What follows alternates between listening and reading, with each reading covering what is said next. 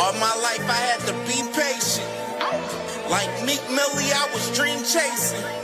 Finger to the law when I see haters. Oh, the feeling when you tell your niggas we made it. Ooh, baby. Ooh, baby. Ooh, baby. Ooh, baby. It's showtime like Kareem Lakers. I make a masterpiece, scene basic. No Meek Millie, but I'm dream chasing. Took the shortcut like Anita Baker. I want the bright lights that you see in Vegas. I need a big house with like 3 basements. Drop an M on the whip, think I'm speed racing. Don't know if it's the Transformer or the Green Ranger. My nigga Mac got the beat banging. Young nigga selling crack as a teenager. Had fiends playing baseball out here free basing. Showing off the rings like a Freemason. My mama gone, but I keep pacing. Trying to keep it all together like I need braces. Family calling when they need favors. When I was broke, they was acting like complete strangers. All my life I had to be patient. Like Meek Millie, I was dream chasing. Finger to the law when I see haters. Oh, the feeling when you tell your niggas we made it. Ooh, baby. Ooh, baby. Ooh, baby. Ooh, baby. Rest in peace, the Nippy was the street savior. Got my credit right now, I need acres. Gotta turn your dirty money into clean paper. Trying to own a franchise without a key player. I go through hoes like I weave laces. Tree blazers, let they mama noodles be flavored. Meat takers that be acting like the sacred. You bust seeing, you would think they on their knees praying. Then I slide like a screensaver. When I'm done, make some scrambled eggs, cheese bacon. Then it's on to the next, I ain't a speed dater. Little bitch ain't gon' hear from me till weeks later. I don't see no things changing. Kids still dodging bullets like they seen Matrix. These young niggas really need saving, but OGs won't teach them that the street's dangerous. All my life I had to be patient. Like Meek Millie, I was dream chasing. Finger to the law when I see haters. Oh, the feeling when you tell your niggas we made it. Ooh, baby. Attention, all boxing fans. Have you ever been to a live fight event? Have you ever seen the leather fly live? Have you ever heard those punches in person? Well, we're trying to give you a chance to do just that. Here at the Angry White Man Boxing Podcast, we're raffling off a ringside seat to see Abdullah Mason, Scooter Davis, Shoo Carrington, and Tiger Johnson, all fighting on the same card in Cleveland on the 4th of July. There will most certainly be fireworks in Cleveland, and we're inviting you to the cookout. For a $10 raffle ticket and your chance to win a ringside seat to get to see all the action live, the event will be taking place at the Wolstein Center on the campus of Cleveland State University in Cleveland, Ohio. All entries will be taken in Cash App or PayPal at D1AWM. That's Cash App or PayPal at D1AWM. Leave your name on the notes. One entry for $10, 3 for $25, and you will be officially entered. We gave away a tank ticket. Now we're giving away future superstars Abdullah Mason and Scooter Davis. Tap in with your boys Friday night at 8 Eastern Standard Time, and thank you so much for listening. You're only undefeated until you're not. There can only be one king.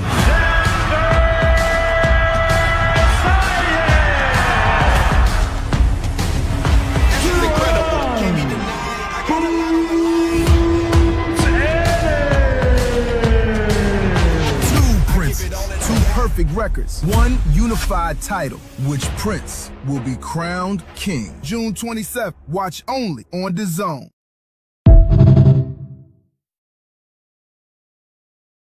Listen to me. Listen. Greatness is a word people throw around like it means nothing. But to us, it means everything. It's the standard, and it only belongs to those who rise above expectation. You can't buy that shit. Greatness lives somewhere colder, and that destination is far. That road is long, that road is lonely, and the cost is real. If it was easy, shit, everybody be great. So I'm asking you, do you want it? Do you need it? Will you do what others won't so you become what others can't? Will you sacrifice everything to stand with the greats? Then remember this, greatness is never given. And the pursuit, well, the pursuit is all we have.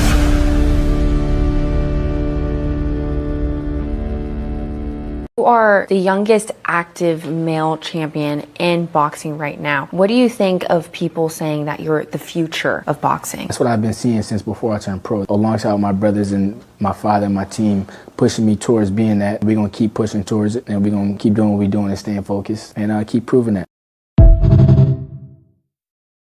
Y'all got me fucked up if y'all think I'm about to lose to Manny Pacquiao, man. I'm about to beat his motherfucking ass on God and them. And I don't know who in them is, man. Flat out.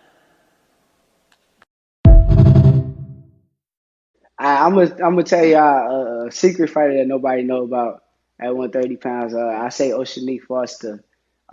If he's 100% and will come at his best, I think that he's the second best.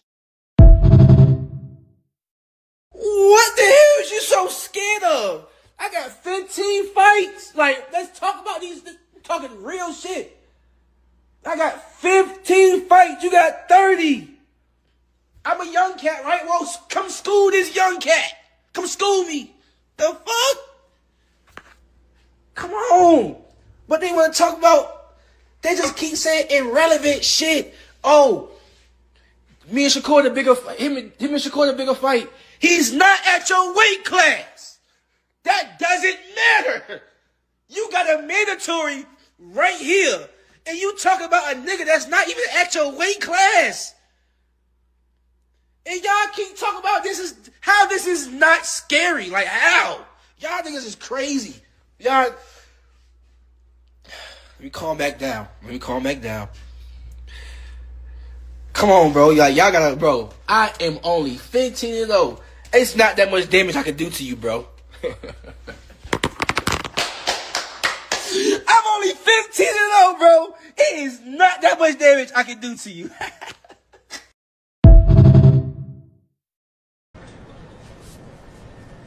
Man, what's up with this meeting? Why are we here?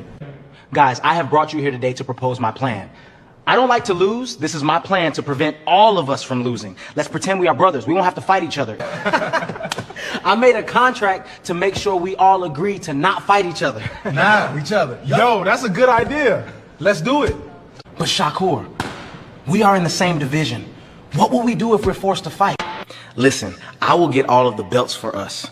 You tell everyone you don't care about the belts. That way, no one can force us to fight, brother. But Shaka, what if I outgrow my division and I have to move up to yours? Listen, little Ray Ray, when I move up, you move up. And come train at my gym so that we will never fight. What about us, Shakur? We are both champions at 140. Gary, tell him you want to fight me last. When the time comes, I will move divisions, little bro.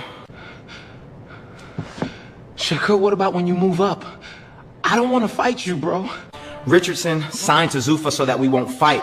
Before you sign, call me out so that it is not suspicious. Now sign the contract to be boxing brothers. Why they want me here so bad? We are not friends. Man, I'm going after all of y'all. There's no friends in boxing, clowns. Abdullah, no. But let me tell you something, D. Yeah, brother? Why don't you come closer? I am not your damn brother! I actually had a good sit down with some of the team today. you know, we're hoping to make that dream possible by the end of the year. You know, we got that's a perfect plan. But you know, early next year would be good. But undisputed is what I want. You know, any of these other, you know, belt holders want it, but I'm telling you, it's an easy fight to make. All they got to do is reach out. Congratulations, you played yourself. You big dummy. You big dummy. You big dummy. You big cold-blooded dummy.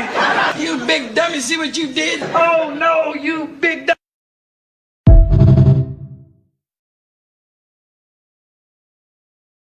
See, you are equal.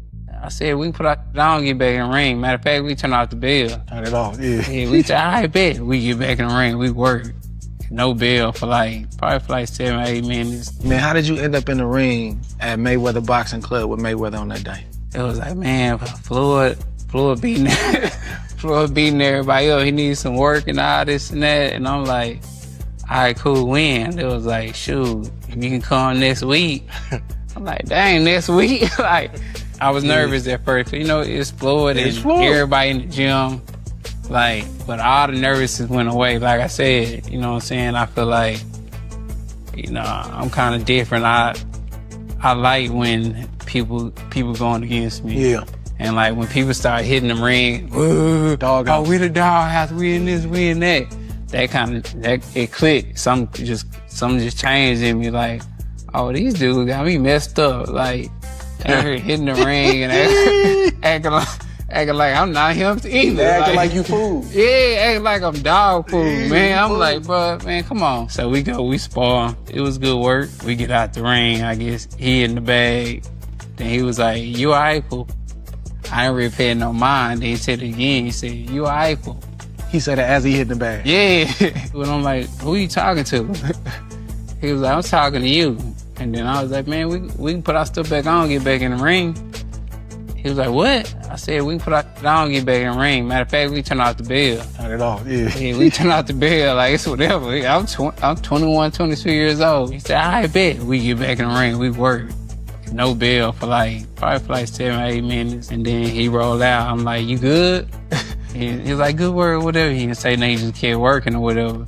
So, I mean, the sparring was good, bro. It was a good experience. Like, just seeing like different tricks he used to do, and like, man, dude, he pinched my nose before with his glove. Come on, bro. He did all type of stuff, but just seeing like how he never really get rattled. He always stays locked in.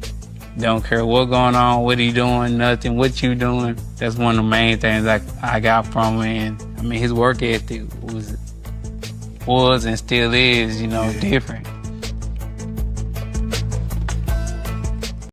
You know, out there, these scopers, man, you know what I mean? Born and bred, man. On these you know, out the east, yeah. That notorious, ever so glorious, Rich Rollin, 77 Greenside Mob, huh? Can you dig it?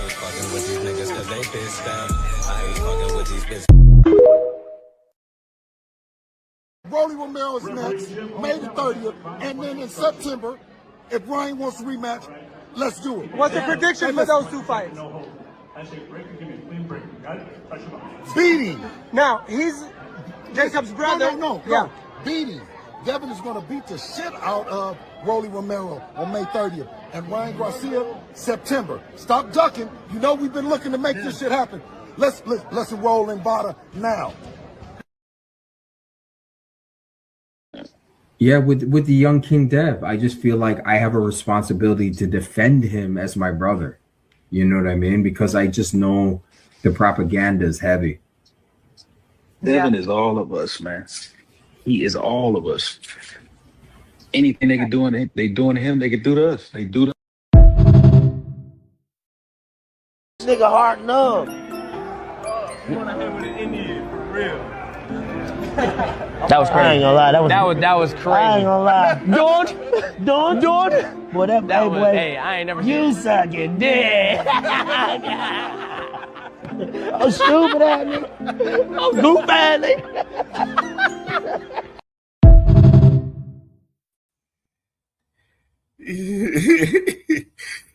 What's popping with the family, man? What's good with the family, man? We here with it, man. What's popping? Late today, Like today, I had a couple things to do before I got started today. You know what I mean? Had to run and get wifey something to eat and everything on her off day and all of that. So you already know the vibes, man. We here with it, man. I'm excited about this show today, man. I was putting this show together last night after the show yesterday, and I was like, man, I want to do something a little interesting today, man. And I had a little concept right here with this concept, and it made me think of some things, man. So with this concept today, with this show, this is chess, not checkers. We definitely gonna dive into the boxing aspect of that. You know what I'm saying? Most definitely for some of these current fights that's being talked about among the culture of boxing right now. You know what I mean? Most definitely. So we definitely gonna get into that. That's the main, main ingredients today. Other than that, the other main ingredients is that Earl Spence interview. Most definitely, man. It's a 2-hour interview. I know. Salute to my sis 2 cents. I know I was listening in. She was doing a hell of a job reacting to the interview, and I was watching it earlier this morning myself. You know what I'm saying? So definitely we're gonna get into some of the interview. I don't want to react to the whole entire interview because it's gonna take a long motherfucking time to do so, for real. But we're gonna try to get into some of the important pieces and stuff. And I got some clips from the interview as well, too. You know what I'm saying? When we open up the panel, to be able to talk about as well when we do open up the panel. And most definitely, man, of course, we got some quick hitters as well, man. Got some quick hitters, most definitely, that we're going to get into most definitely today as well, man. So most definitely, y'all hit that like button, man. Hit the like button, man. Help us in the algorithm. You know what I'm saying? Push this content in the algorithm, man. So we can definitely continue to build on this community that we have over here, most definitely. And most definitely, hit the Cash App, man. Any donation amount is cool with me. It don't matter, man. $1, how, whatever it is. You know what I'm saying? But support the grind, man. Y'all know the boy. Every day we come in here working hard, man. Definitely bringing y'all, you know what I'm saying, the best of the best for us boxing conversation, man, for us, the whole landscape of the entire sport of boxing, man. So if you're new here, subscribe to the channel, man. Most definitely subscribe to the channel. Please do. You know what I'm saying? We at 960 subs right now, so 40 more. So we need 40 more subs to get this 1,000. So that's why it's important to hit that like button, share this content on all of your socials, on Facebook, Instagram, Twitter, Snapchat. Let's push this content so we can get to this 1K subs. Most definitely, man. You know what I'm saying? Definitely sack, most definitely, man. But y'all already know the vibes, man. We here with it and we active. And let's salute to the family in the building, man. Most definitely, man. Y'all already know those vibes. Salute to my cousin, Rain Wild Boxing Podcast in the building, man. My cousin, man. Salute to him. Make sure y'all subscribe to him if y'all not subscribed as well, man. Cousin definitely putting in that work, doing this damn thing. And doing this thing live every Sunday, 6 p.m. Eastern time. And salute to my brother Opulent LDTV right here, man. Salute to my brother, man. Opulent, man. Salute to my Brody, man, for sure. You already know the vibes. Make sure y'all subscribe to Opulent as well if y'all not subscribed as well, for sure. And salute to my sister, my beautiful sister, Miss Joette. Good morning to you, sister. Good morning. I know I'm a little tardy today. I seen your other one right here. But good morning to my sister, Miss Joette, for sure. Always in the building. You know what I mean? One of my biggest supporters, man. I definitely appreciate sis every day, most definitely. And salute to the boy BVO earlier, man. I said BVO. Hey, BVO. Now, BVO, let's do this. I seen your comment because I laughed at because I seen your post and I laughed at it because I'm just looking at what you're doing. You feel me, like from the perspective, outside looking in on what you're doing. You feel me? For us, this whole Ja Overtime, David Benavidez, this shit's been fun to me. It's been funny. It's been comedy for me. It's been hilarious. You know what I mean? This has truly been hilarious for me. You know what I mean? To see what you've been doing on this job overtime shit recently, brother. It's been funny. But hey, like I said, we gonna be in Cleveland in a couple weeks. Cam J, you know what I mean? Mrs. Cam J, we gonna be in Cleveland, you know what I'm saying? And we definitely want to put together this live show. You know what I'm saying? In Cleveland. Cam J, BVO, TD, you know what I'm saying? D1 to be in the building, you know what I'm saying? We're going to put something together real solid, you feel me? And we can debate that live and live in color for us. Mr. Radio Job Opatai and David Benavidez. I know I be having you in your feelings a little bit when I speak about them and I call them radio and everything. You know what I'm saying? I understand that. But this is sorry, but not sorry boxing talk over here. We unapologetic with this shit, man. Nobody ain't got no feelings or motherfucking care about what the hell Radio Job got going over there because he made the dumbass decision to go over there and be with Zuffa Boxing. That was his decision. He went away from what he wanted, which is undisputed by being over there. You know what I'm saying? That's why I told you last night when you was talking about it, my brother VVO, you leaving out context in the situation. You just trying to talk from a Job Opatai standpoint. You're not talking about the whole entire spectrum of the situation from both parties, for real. You leaving out context. You know what I mean? And that's where Cam J comes in. I bring in the context, the full context that's needed in the scenario. That's what we're here for that, you know? But salute to my brother BVO, though. Make sure y'all subscribe to my brother BVO. You already know the vibes. And JJ, salute to my brother JJ in the building, man. salute, man. And salute to my brother, man, D Free in the building, man. D Freezy, man. Make sure y'all subscribe to D Free. If y'all not subscribed, man, that's family, man. Y'all already know the vibes, man. My boy D Free in the building. My brother One Hitter Quitter in the building. Yes, sir. Ooh, baby. Yes, sir, man. Salute to my brother One Hitter Quitter, man. Ohio in the building, man. Every time my Ohio guys in the building, it made me feel real good to see Ohio in the building, man. Every time, man. Real shit, man. Real shit. Salute to One Hitter Quitter, man. Salute to my brother Patrick Bell in the building, man. Good morning to my brother P. Bell in the building, man. Radio Flyer in the building, man. Salute to Radio Flyer. Hey, yeah, bro. I think, I don't know. I think you got some truth to what we talked about as far as the monetization, as far as on YouTube, as far as like how on StreamYard with the horizontal and vertical live. I think it is some truth to that. I didn't get to hear my mans up about it, but I'm gonna hit my mans up after the show and talk and kind of get a little bit more insight on it a little bit. But salute to Radio Flyer. Make sure y'all subscribe to Flyer if y'all not subscribe to him as well. My brother Joseph Bermia in the building, man. Salute to my brother, man. Joseph Bermia, man. Salute to you, Brody, for sure. Lee Jackson in the building. Lee Jack, my dog, in the building. My brother No More Sleepwalking in the building. Salute to my brother No More Sleepwalking in the building for sure. And as well, my brother Thrill Hill in the building, man. Seattle's finest in the building. Thrill Hill was good with my boy Ill Will in the building, man. My dog Ill Will, man. Salute to my dog Ill Will, man. Salute to you, Brody. And my brother, the commissioner, T Hill in the building. The commissioner. Salute to my brother T Hill, man. Hope you doing well this morning, brother, for sure. You already know my brother Isaiah in the building.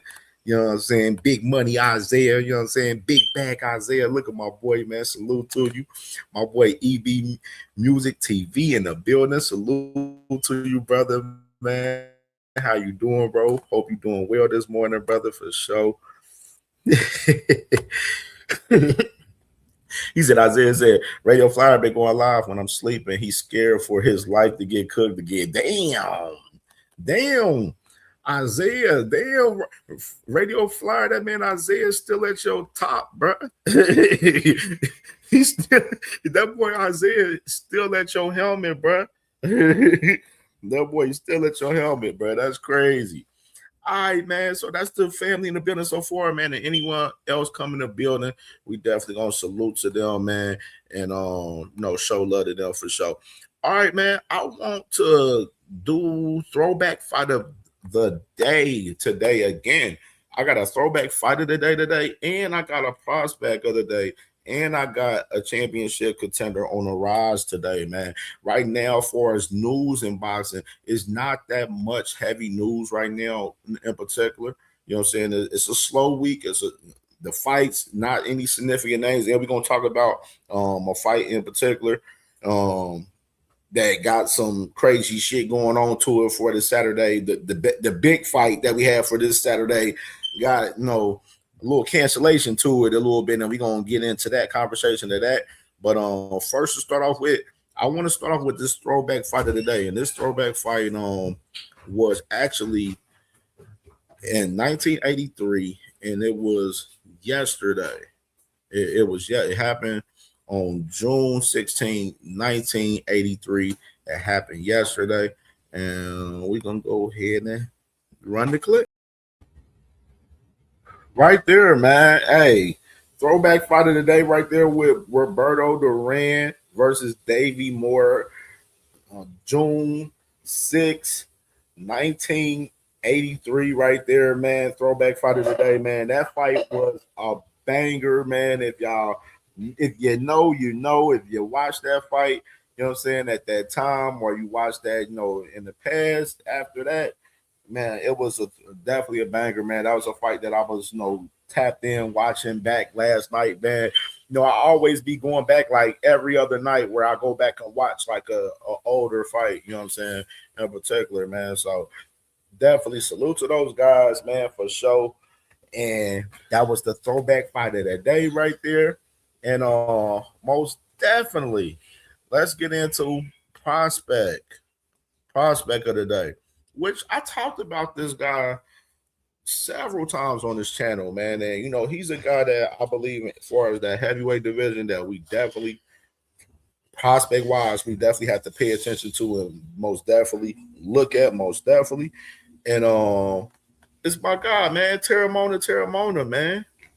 Terramona, man. Out there, man, from Australia. Big heavyweight. 11-0, 11 knockouts, been terrorizing shit, bro. Like since he's been on the scene, man. And he's a heavyweight and a prospect that we definitely have to pay attention to for as the heavyweight division, man, for sure. Like this guy got bricks in them hands, man. He definitely punching out here for sure, man.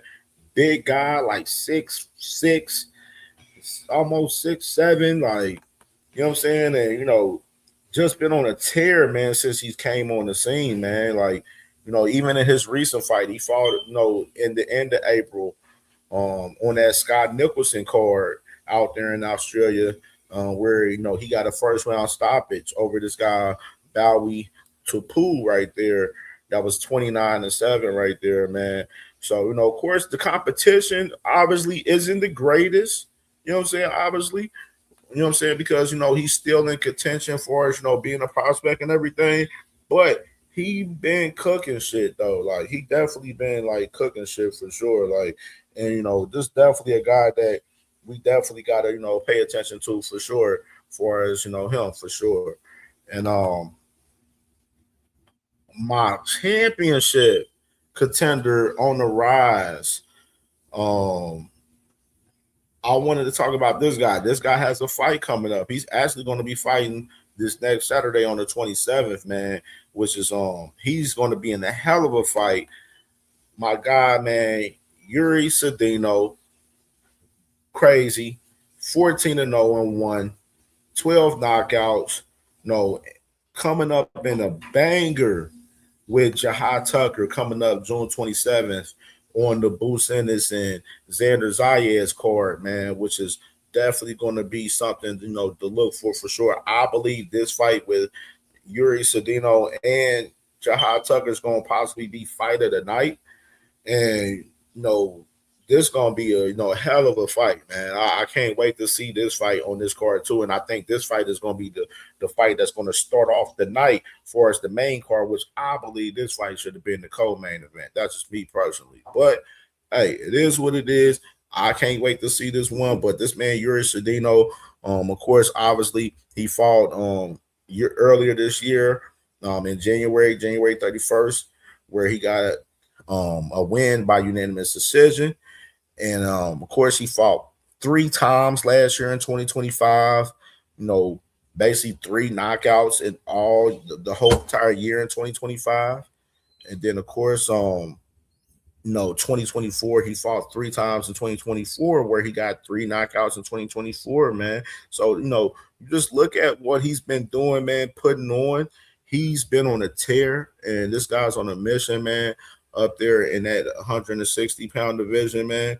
And it's definitely intriguing to see this fight that he has coming up with Jahad Tucker, man. This is going to be a banger fight with Yuri Cedeno and Jahad Tucker, man. And hey, Jahad Tucker better bring his lunchbox, you know what I'm saying, to the scene, you know what I'm saying, to the job, because Cedeno, that boy going to be coming in there standing on business, you know what I'm saying. This is a guy that spars with Boots Ennis and everything, bro. Like, you know what I'm saying? Like, he gets good work in, man. He gets good work. So definitely a guy that, definitely pay attention to for his championship contender on the rise with this fight that he has coming up this next Saturday on June 27th on the Boots Ennis and Xander Zayas card that is highly anticipated, man. Y'all know we've been talking about this fight heavy on this show. Well, not on the show, the channel in general. But yes, this fight is, very highly anticipated, man. And I cannot wait for it next week. The content is going to be crazy next week. So I can't wait, man, for fight week, because we're going to have a lot more content, you know what I'm saying, next week, you know what I'm saying, on the boxing side for next week. And okay. All right. And we got let's go with the next one right here. So we got some quick hitters that we got, obviously. And let's talk about this first one. And this implies into this Saturday, which is sad to hear about it, this is something that I briefly kind of talked about a little bit yesterday and towards the back half of the show. But per the WBO, obviously, Joey Canoy, Oscar Collazo, his opponent, is having trouble with his visa, and he's unable to obtain a visa, man, for his passport to get over here to the States where he's at. So they're canceling the fight as far as that fight, and they approve the WBO as far as Golden Boy. They ended up approaching WBO with the fight with Luis Castillo as the replacement opponent for Oscar Collazo this week. And we're supposed to hear something about it today. Most likely Castillo, from what we're hearing, Castillo is going to take the fight. So most likely we're going to be having Oscar Collazo this Saturday fight Luis Castillo instead of Joey Canoy, because of the fact that Canoy couldn't get it, his passport together where he's at, man, which is definitely a sad situation for real for Oscar, because they've been promoting this fight over the last couple of weeks, and you've been preparing for this guy, and now you got a late replacement in this fight, and then you got to quickly prepare for him for during this fight week and everything. And it's Wednesday right now, so definitely a situation that's definitely sad for us Oscar's concerned, Oscar Collazo. But hey, the show moves on. The show moves on, man. That's just how it goes, man. The show has to move on.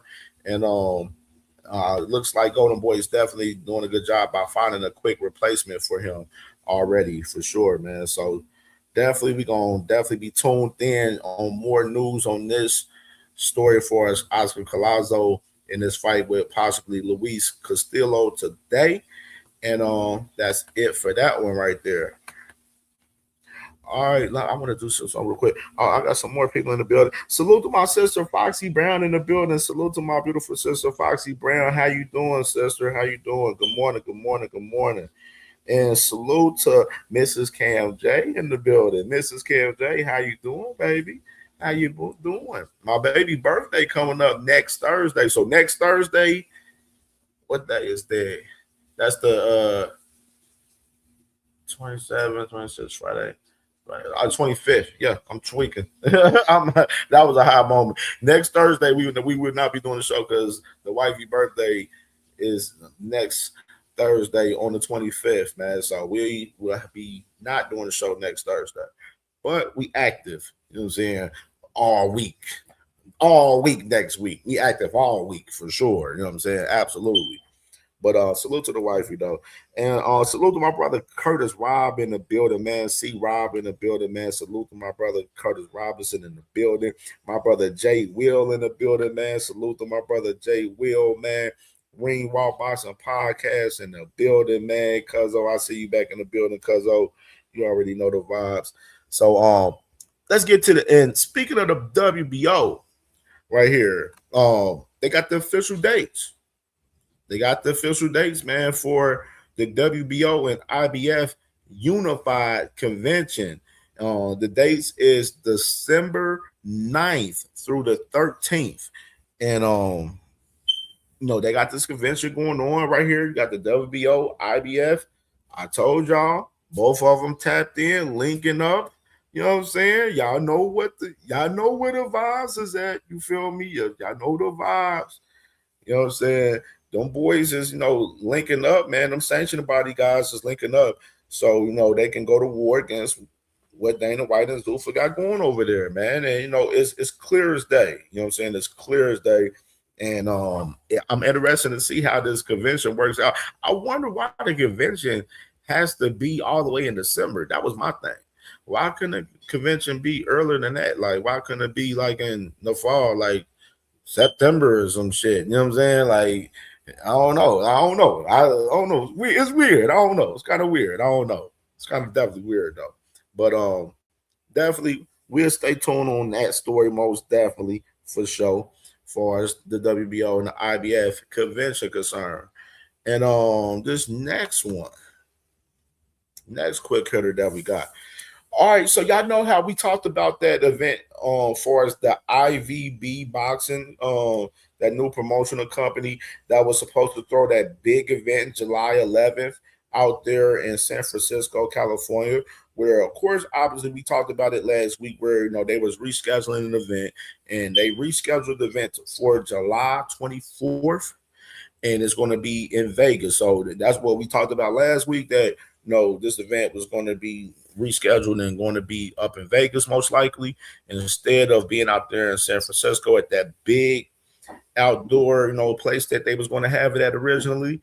And even with Charlie Suarez, I mentioned to Charlie Suarez to y'all that he was going to be on that card fighting Manuel Villa right here, and he's still going to be fighting that fight July 24th with these guys IVB boxing out here in Vegas, man. So interesting to see how that play out with Charlie Suarez.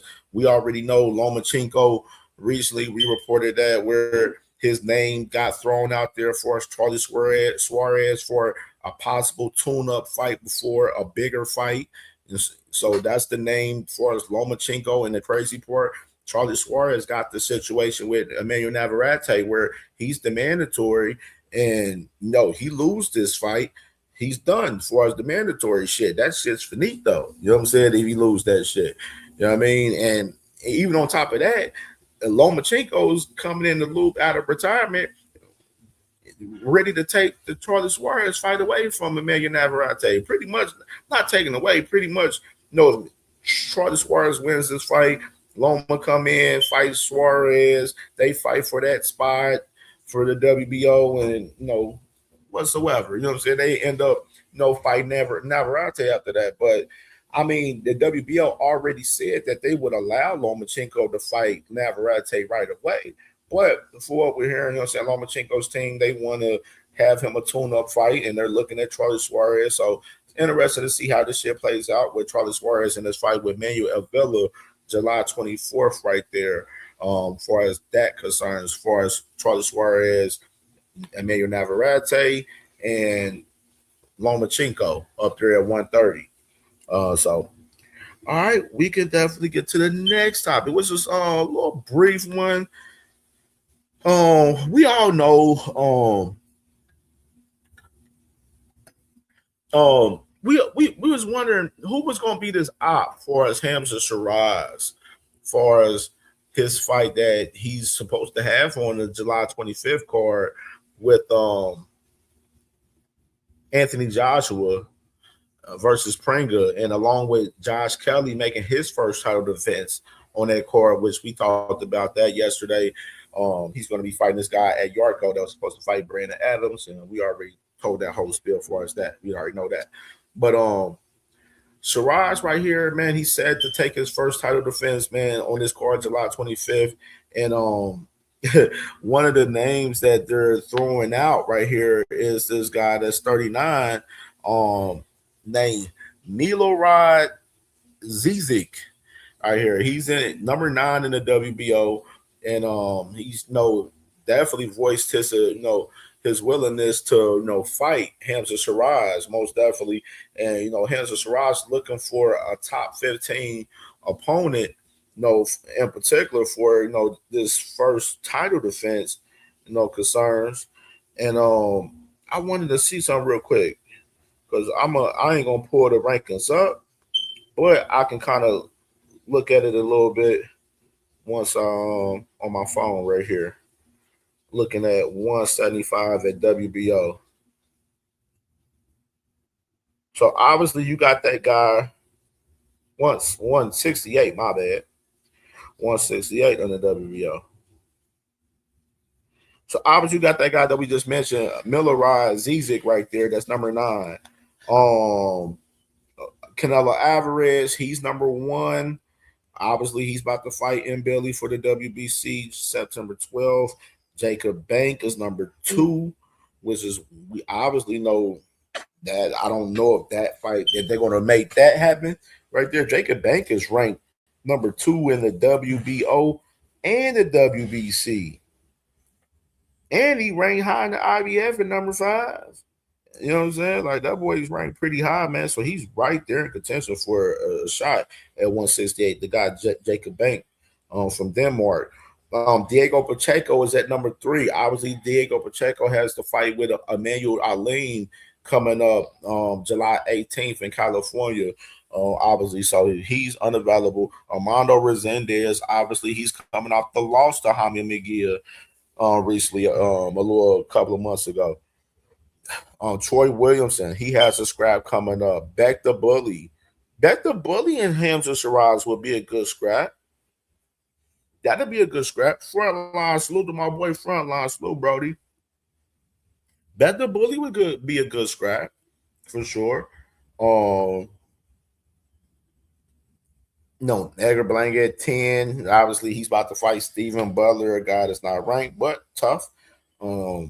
Like, just looking at, probably most likely this guy, Milorad Zizik probably most definitely may be the op for Hamza Shiraz in his next fight. So it's interesting to see how this shit plays out. But we would definitely stay tuned for as Hamza Shiraz op if it's going to be the guy Zizik for July 25th for sure. And I wanted to get it. I seen this on Bam Bam's Instagram right here the other night. So people ain't peeped this right here the other night. This slid by a couple people right here. As far as Bam Bam Rodriguez right here, dog. The man Bam Bam posted this right here for us, anyway, my bad on sponsor. Anyway, he posted this on his IG story with Bam, pretty much, acknowledging that, yeah, he wants to get it cracking with Bam on this fight, man. And we're gonna talk about it a little bit more in depth. When I get into my portion of like the chess and checkers portion of this show later on. But I wanted to highlight this and kind of have this in your mind fresh. So when we do talk about it later on, you know what I'm saying, we're gonna bring it back and talk about it for sure right here. And another quick hitter right here, which was funny. This was funny. I know y'all probably seen this out there in the media right here. For as the man, Conor McGregor, man, he did an interview with Ariel Helwani the other day, which was an interesting interview from what I seen. And the man was saying that the man Bud Crawford turned down the $200 million to fight MMA and boxing crossover fight. Well, you know what I'm saying? That's what he claims. You know what I mean? Which is, I don't know how true it is. Conor be, doing a lot of capping and chatting at times and shit. If y'all seen Conor in the past and everything, but definitely it is crazy though. It definitely is crazy work. And I'm looking at kind of like, I don't know if I believe bro on this shit though, for real. You know what I mean?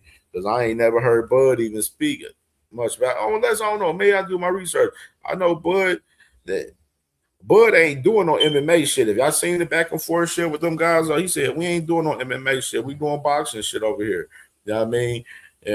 Conor, he want to do MMA shit because he know he can't beat him in no damn boxing. So he want to go to the MMA talking about, oh, Terrence Crawford, you be wrestling and doing all of that. No, Bud ain't fucking with that on Conor McGregor, man. You know what I'm saying? He ain't on that shit, man. So interested to see that shit a little bit. As far as this was funny as hell with Conor McGregor, which is wild. And salute to my boy Frontline, my brother Tunnel Vision in the building, man. Tunnel Vision, man. Salute to you, Brody, man. Salute. So we got this right here. Floyd Mayweather, man, which more issues with Floyd Mayweather financially, of course. And I know y'all have probably seen this over the internet right here with Floyd Mayweather, where he's facing felony criminal charges relating to a 2024 incident in which he allegedly wrote a $200,000 check to purchase a Audemars Piguet watch from Las Vegas-based Gold and Beyond. And Mayweather is being accused of theft value of $100,000 or greater, and draw or pass check with intent to defraud value $1,200 or greater. Right there. So Nancy right here with Floyd, man, with this story, man, with Floyd, bro. Like, I don't know what's going on. But it is looking wild crazy right now. It's looking wild crazy out here, man, for Floyd Mayweather right now. I don't know what it is, but of course he has his fight next Saturday. Floyd's gonna be fighting in Greece. He's gonna be fighting that guy, whatever his name, start with a Z, Zamboski, whatever the fuck his name is. He's gonna be fighting that guy next Saturday, June 27th in Greece, and that fight's gonna be on the zone too, which is weird. Like, that man literally has his fight the same day as Boots. And the crazy part is, like, I've seen some people talk about this briefly too. Like, he got this fight the same day as Boots for what? For what? Everybody's gonna be tuned in to watch Boots Ennis. Nobody's gonna care about watching Floyd Mayweather with that bullshit fight in Greece, man. Some people's going to watch because it's Floyd and shit, whatever. Some people might, but nobody cares about the event for real, honestly, man, to be honest. I mean, people's more sought off on the Pacquiao situation more than, this fight that he has next Saturday with this guy from Greece. He's just getting the fucking bag as far as that fight concerns in general, for real.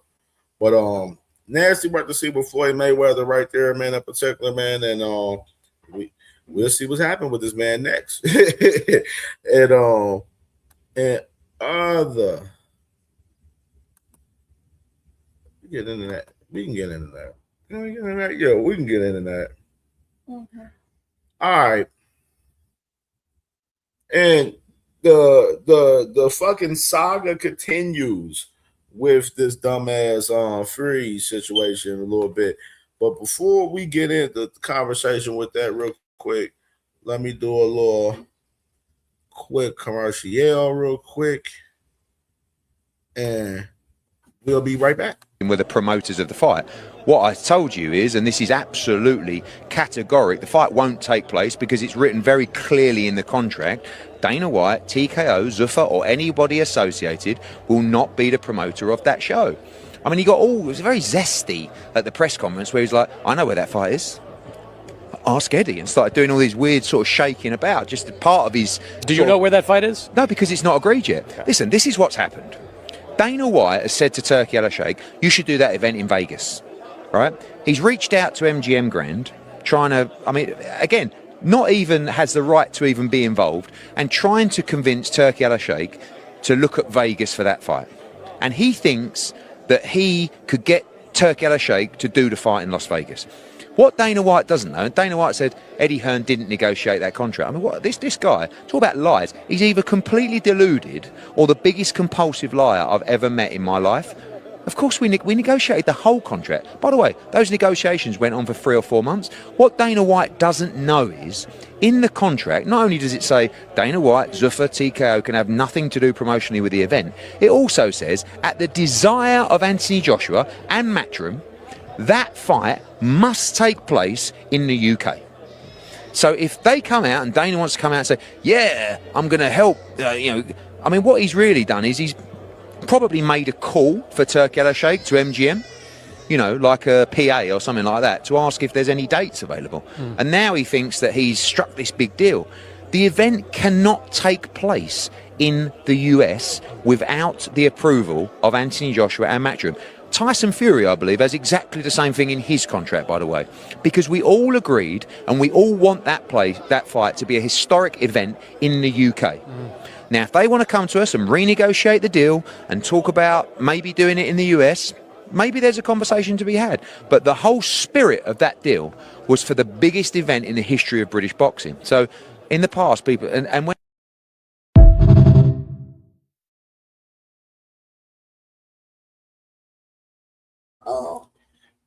Okay, man. So getting into this conversation, obviously, man, Eddie Hearn just told us, obviously, that this fight with Tyson Fury and AJ is supposed to be in the UK. It's contracted to be in the UK, and that Zuffa isn't supposed to have any dealings with this fight. Obviously, we seen at the White House the other night, Sunday, where Tyson Fury, he ended up coming back into the fold, which was crazy to see, him coming back into the country, which we talked about that the last 2 days. And obviously, this starting to come more of a conversation even back again, even more after this Sunday, as far as this fight being in the US, which is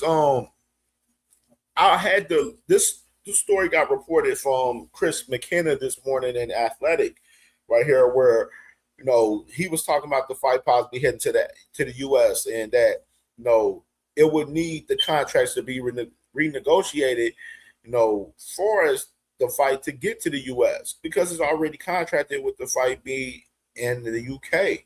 So the thing about the fight, one of the reasons when I read this article, the reason why they're wanting this fight in the U.S., from what I've seen in this article, is because of the weather out in November in the UK. They out there at Wembley Stadium, the weather, it'd be cold and stuff. It wouldn't be the greatest weather for us that particular time of the year for us, the UK. So that was one of the reasons of them talking about the U.S. in particular. But there's still like I said, they had that fight contracted in the UK. So right now, like I said, we haven't heard Frank Warren speak. We haven't heard Eddie Hearn speak after Tyson Fury was there Sunday at the White House and everything. So it's interesting to see, as far as him in particular, as far as what do those two guys have to say about this with Tyson Fury and stuff, and the U.S. now, as far as the White House situation, as far as Turki Al-Sheikh, having Tyson Fury come into the U.S. and all of that and everything. we haven't heard from these two guys. We heard from Eddie before that, but not after that in particular, which we wouldn't be surprised. We'll probably hear from Eddie Hearn. Eddie Hearn, he damn near be doing like 2-3 interviews a fucking week always. So I'm pretty sure we'll hear something from Eddie Hearn soon. You know what I'm saying? But the interesting factor for this fight, like I told y'all before this fight, I said I don't think this fight should be in the U.S. It's not going to sell in the U.S. We don't care about this fight in the U.S. This fight is not no stadium fight, like as these guys was talking about trying to have it at SoFi Stadium, or now they're hearing that they're talking about trying to have the fight in Las Vegas now, instead. From what was reported as well, along with this story for us, the fight being in Vegas now. So we'll see. But I know this was a little interesting factor.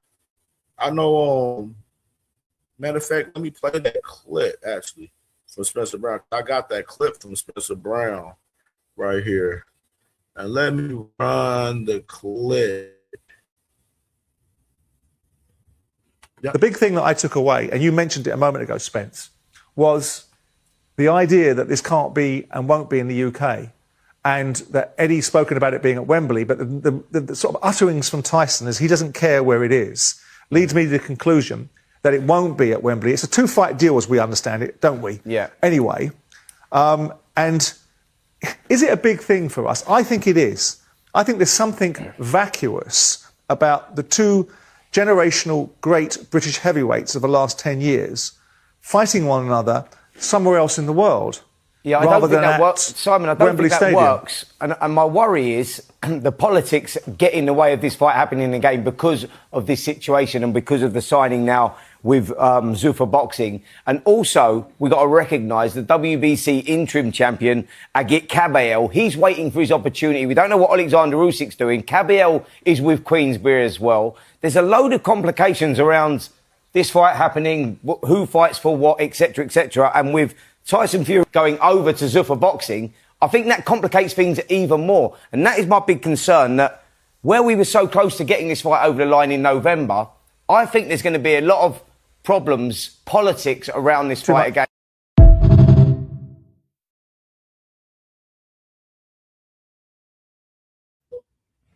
So you got Spencer Brown talking about the fight right there, in particular, which is some thoughts of his. Basically, was saying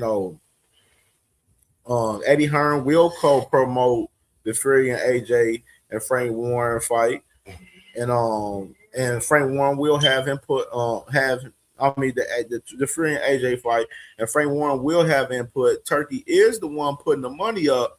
He's the one who brought Tyson Fury to the USA. He promised Fury he would bring him back to the US. Whether the fight is on the US, that is a decision for Turkey and Netflix. Only Turkey knows if Dana will be involved right there. And then as well, he also said, I'm going to jump on a phone call with George Warren and Frank Warren to see what's going on with the August warm-up fight for Tyson Fury. Frank Warren will have input on the Tyson Fury versus Anthony Joshua fight. So they are planning this whole August warm-up fight for Tyson Fury in August, which it makes me believe, is this fight going to be on the August 8th card? Is Tyson Fury going to be the main event for the Zuffa August 8th card? That's what I'm wondering. You know what I mean? And the crazy part, it really makes me wonder and scratch my head for us Tyson Fury. No, he has not officially signed with Zuffa. Now, Tyson Fury did tell us, which was weird, from the aspect of like the crazy part, why these guys don't be asking these guys the right questions. That's why I always be wondering.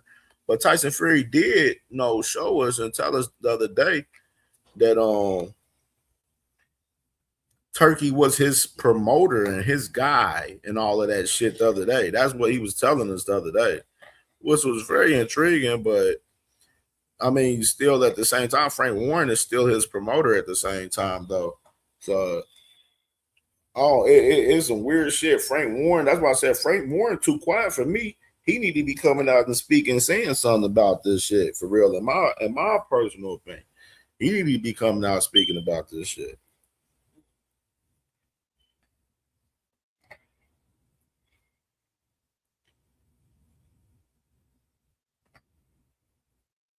What's going on in the chat? Oh, I don't know.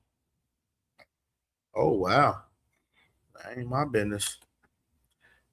All righty, so we're going to the next, man. To the next. Are we saving that? Yeah, we'll say that.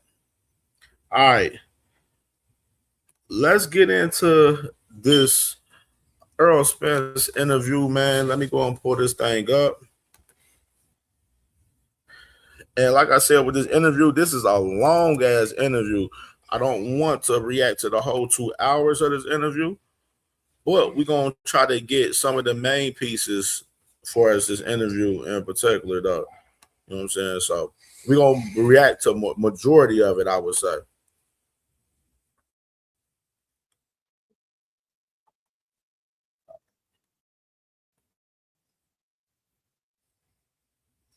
All right. All right, we got that right there. Oh, shit. Let me go ahead and let me just go ahead and share the Scrizzy.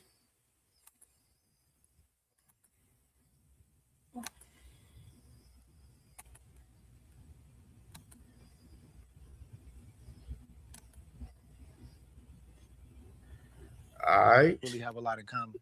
It's not personal, it just is what it is. Man, that's facts though. But man, I'm happy to be sitting with you, bro. Brother, you got a fight coming up. We ain't just talking. We in the training house right now. Yeah. I got me when I came up here. I say, man, I got them training camp vibes, man. So, you seem like, bro, you taking this serious, obviously, because you want to bounce back. But we're gonna get to the fight in a second. Let me ask you how you feeling, and then we're gonna take it back to the beginning. How you feeling in camp, man? How's everything going so far? I'm feeling good, man. Good thing I started camp early, cause stuff started. You feel stuff like aches and things that I don't know if I felt them 3 years ago, but they feel like new. Like I was like, man, this ain't never hurt before. Like it just started aching. Like you feel, I don't know, you just feel different, but you still gotta wait, you gotta work, and now, you gotta take some time off.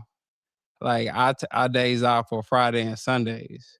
Like back before, it was like I was grinding like 6, 7 days a week, like just grinding myself down really. Not really working. Now I'm working a lot smarter than I'm working hard. Like I'm still working hard, but I'm taking the time to listen to my body. Like, nah, we gonna chill today, or nah, we're not gonna go hard every day. You can't go hard every day, especially when you like older fighters used to tell me this, but now I know once you get a little older, your body will tell you like, nah, like chill today. I already gave you 3 hard days. Like we gonna take it light today. So it's been a huge adjustment that I had to do, a real shift in like how I train and how I go about things. Yeah, you could, when you're grinding the way you've been grinding, you feel like you're doing something wrong, taking that day off, or not going on a schedule, a work day. Yeah. If you wake up and I was always blessed to have Burge, man, because even when I was like at my peak, I would always, if it was just left up to me, I would blow it. Yeah. Because I had the desire to want to win plus the fear of losing. So it'd be days he'd call me and just be like, take off today. I'm like, nah, I gotta go to the track. And he said, listen, how you feel yesterday? I said, I felt great. Sparred 12 rounds. Still 3 weeks out. Take off today. So I take off. Then the next day I come back and spar, I feel amazing. Yeah. So just, needing that kind of voice, man, is powerful. But that's the biggest thing you could do, bro, right now. Nah, that's dope. I watched some of y'all interview, like the highlights and stuff.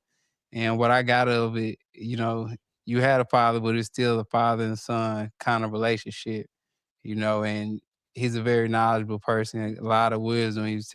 Like just for him to tell you, like, take a day off, you went too hard. Like, and with me, I go spar 12, 15 rounds, run crazy, jump rope and do everything. And then the next day, I'm doing the same thing. Even if I'm dead tired, I'm doing it all over again, even though, it's hurting, it's painful. I'm young enough and I can still go and do it. But you just gotta be smart and just be like, nah, I'm gonna chill today. But Yeah, gotta work smarter, not harder. You know what I mean? Which is Earl's basically saying like later on in his career, him taking these 3 years off, it's allowed him to understand, as far as working smarter, not harder. You know what I mean? I didn't have it. I was just doing working, it in the Texas. Dank, salute to my Brody. Dank, man, salute, Brody. Heat, working. Bro. Yeah. This Texas heat ain't right. Yeah. It ain't right, bro.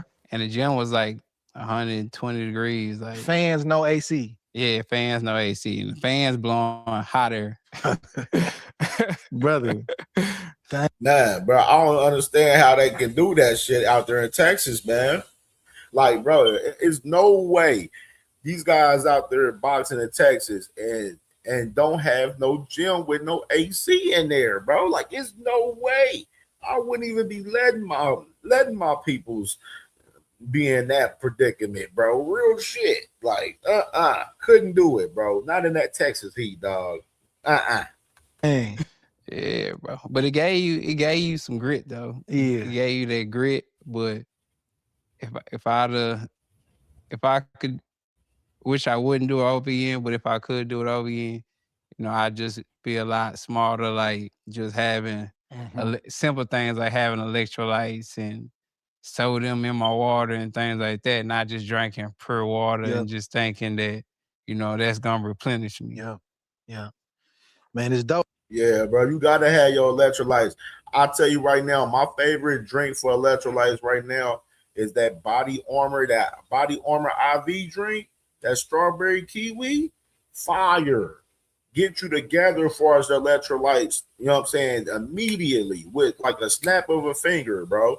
You know what I'm saying? Like, you know what I'm saying? You got it, as an athlete, you gotta be, having, your electrolytes, bro. You know what I'm saying? As an athlete in all these sports, bro, especially in the summertime. You know what I'm saying? Especially, I tell my high school kids in football, like, you gotta stay hydrated, especially, June and July, out there, practicing it, out here in this Ohio heat, man, for sure. Like, it'd be crazy. So definitely, man. Oh, bro. Hey, wisdom come with age, man. Yeah, nah, for sure. That's facts. Wisdom Take me back, come with man, age. to DeSoto, Texas, man, in the early days. Like, what type of kid was Errol Spence? You 6, 7, 8 years old.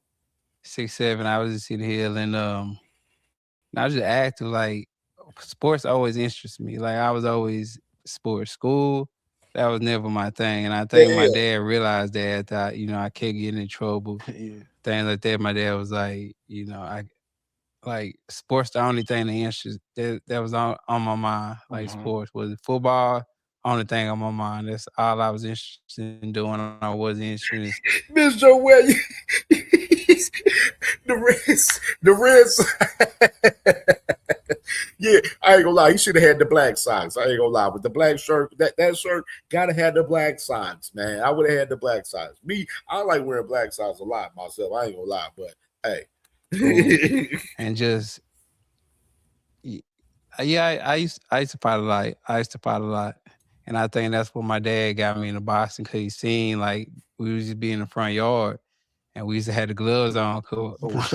One of my partners, I guess his cousin used to box, so he used to walk around with boxing gloves. Oh, for real? Yeah, he used to walk around with gloves, trying to get people in the gloves. So we used to be in the gloves, just, going at it, getting ready for other guys, going to parties and stuff like that.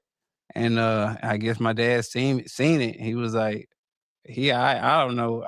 I asked him now. I asked him, like, why did you get me in boxing? He was like, man, I don't know. I'm just trying to keep you out of trouble, because I got in boxing during summer school, and he knew I had a lot of out of time on my hands. And I'm that type of kid, when I'm bored, I'm going to do something. You're going to get into something. Whether it's nigga knock or, throwing rocks at cars. We used to make slingshots where you got a bottle cap, and then you rip out a plastic bottle, and then you put a balloon on it. Then you put the cap Mm-hmm. on the balloon in the bottom. And you Shoot it out. stretch it and you can shoot it out. Yeah. And we had alleyways, so we. That facts trade skills, bro. No cap, bro. The summer in Ohio, bro, it'd be like literally.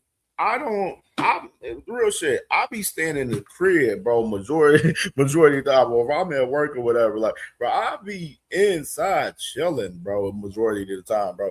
I won't pop out till later on in the day, bro. Real shit. And if I'm popping out, I'm popping in and out, and I'm coming back in the crib, bro. Real shit.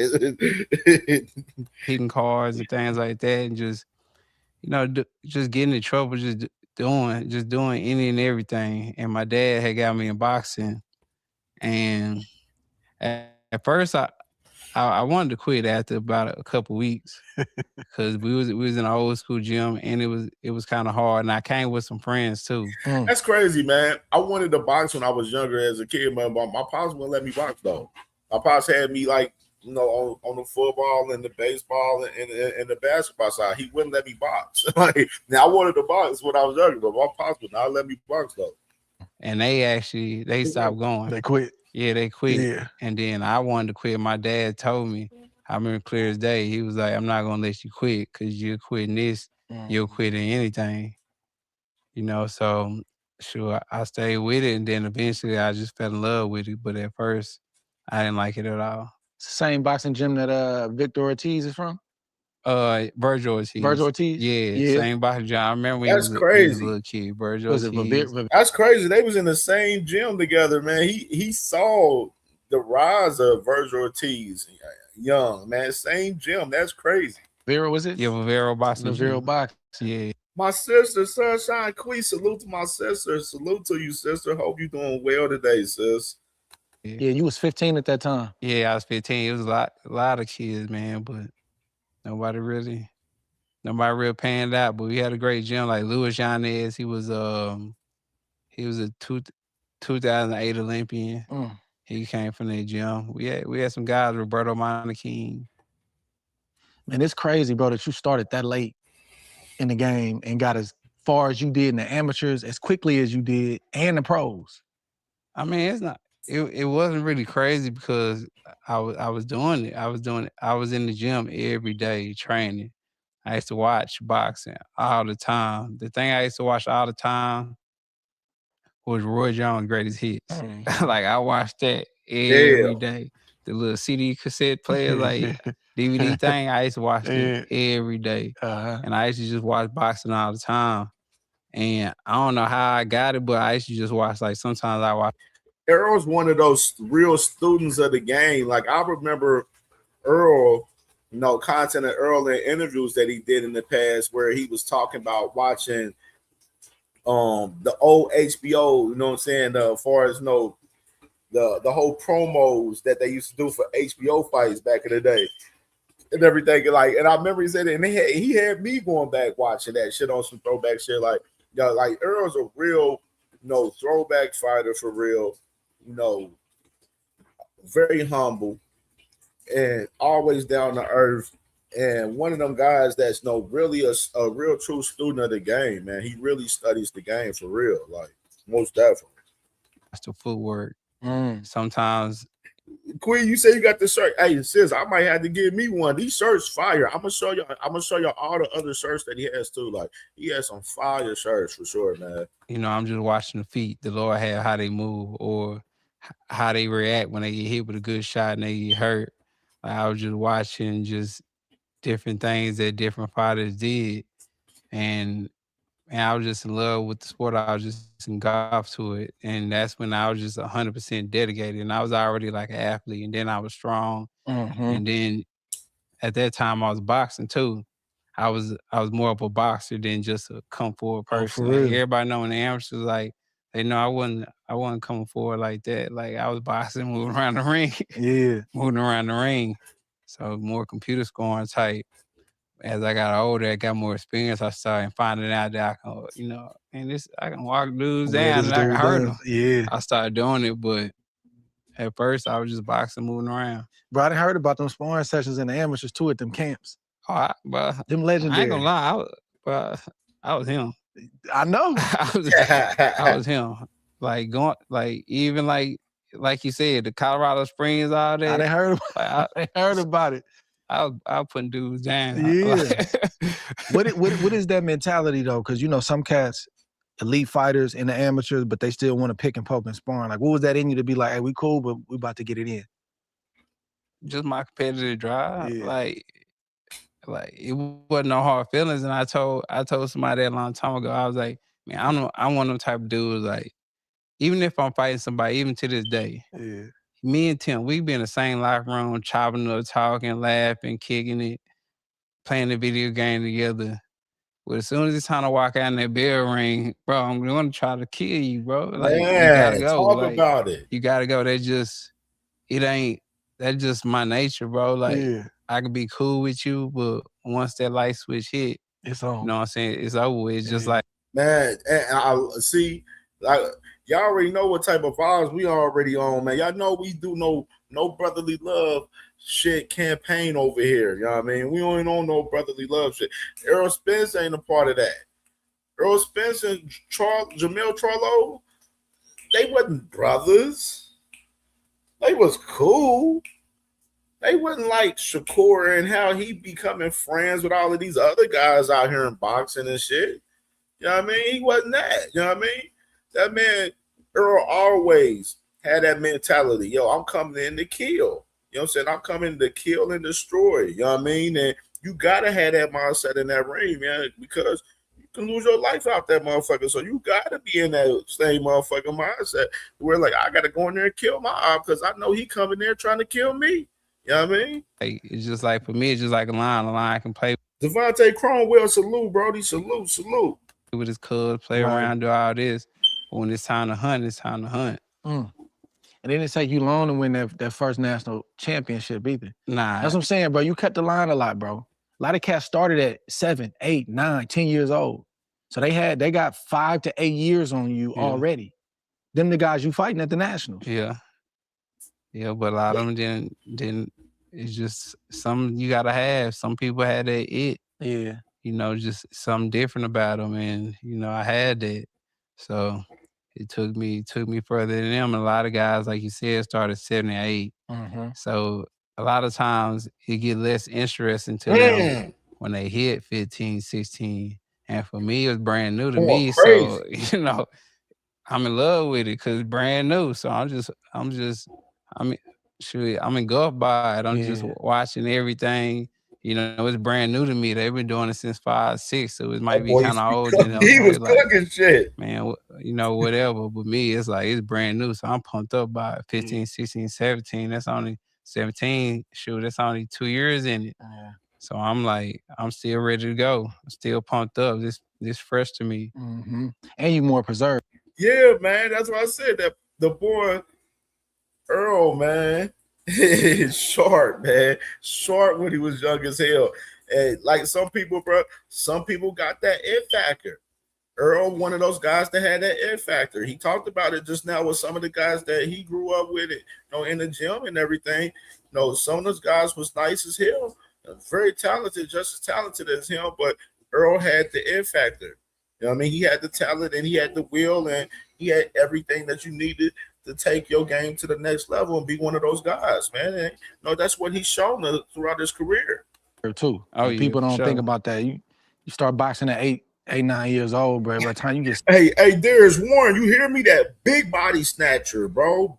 Always been that, bro. Like that's why I'm so excited for July 25th, bro. I can't wait to see my guy get it cracking, man. I really can, man. Like, I can't wait, man. And salute to my brother A-Dub in the building. Make sure y'all subscribe to Darius Warren, man, as well, man. My brother doing a hell of a job on the basketball talk on his channel, man. If y'all not tapped in, man, make sure y'all subscribe to my brother Darius Warren, man. That's family right there, man. That's dang near 10 years in. Yeah. That's a lot of punches, a lot of camps, a lot of sparring and stuff like that. I tell a lot of these dudes, cause you see them, and I'm like, man, like my kid, like he boxes, but he trains. Like he hit the bag and hit the mitts. Like my son, I finna spar, 5, 6, 7 years old. Like his brain not fully developed yet, Not bro. at all. Like, Yeah. like my son not doing that, bro. I know what this could do to you. I'm Straight like, nah. Straight up. And these kids be in there, some of their daddies be having J-Man, salute to my brother J-Man in the building, man. Salute, Brody. Salute.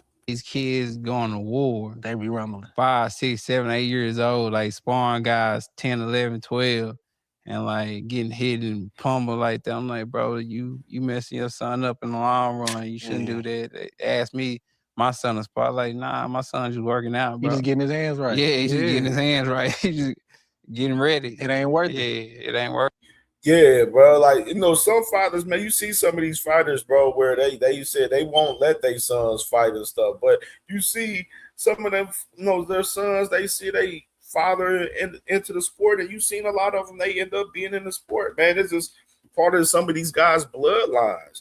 I know David Benavidez, I know as far as his son, you see he have his son all the time in the gym with him. And, you know, he said, like, his son ain't gonna do nothing but fight. He said he's gonna make sure his son be a fighter, man.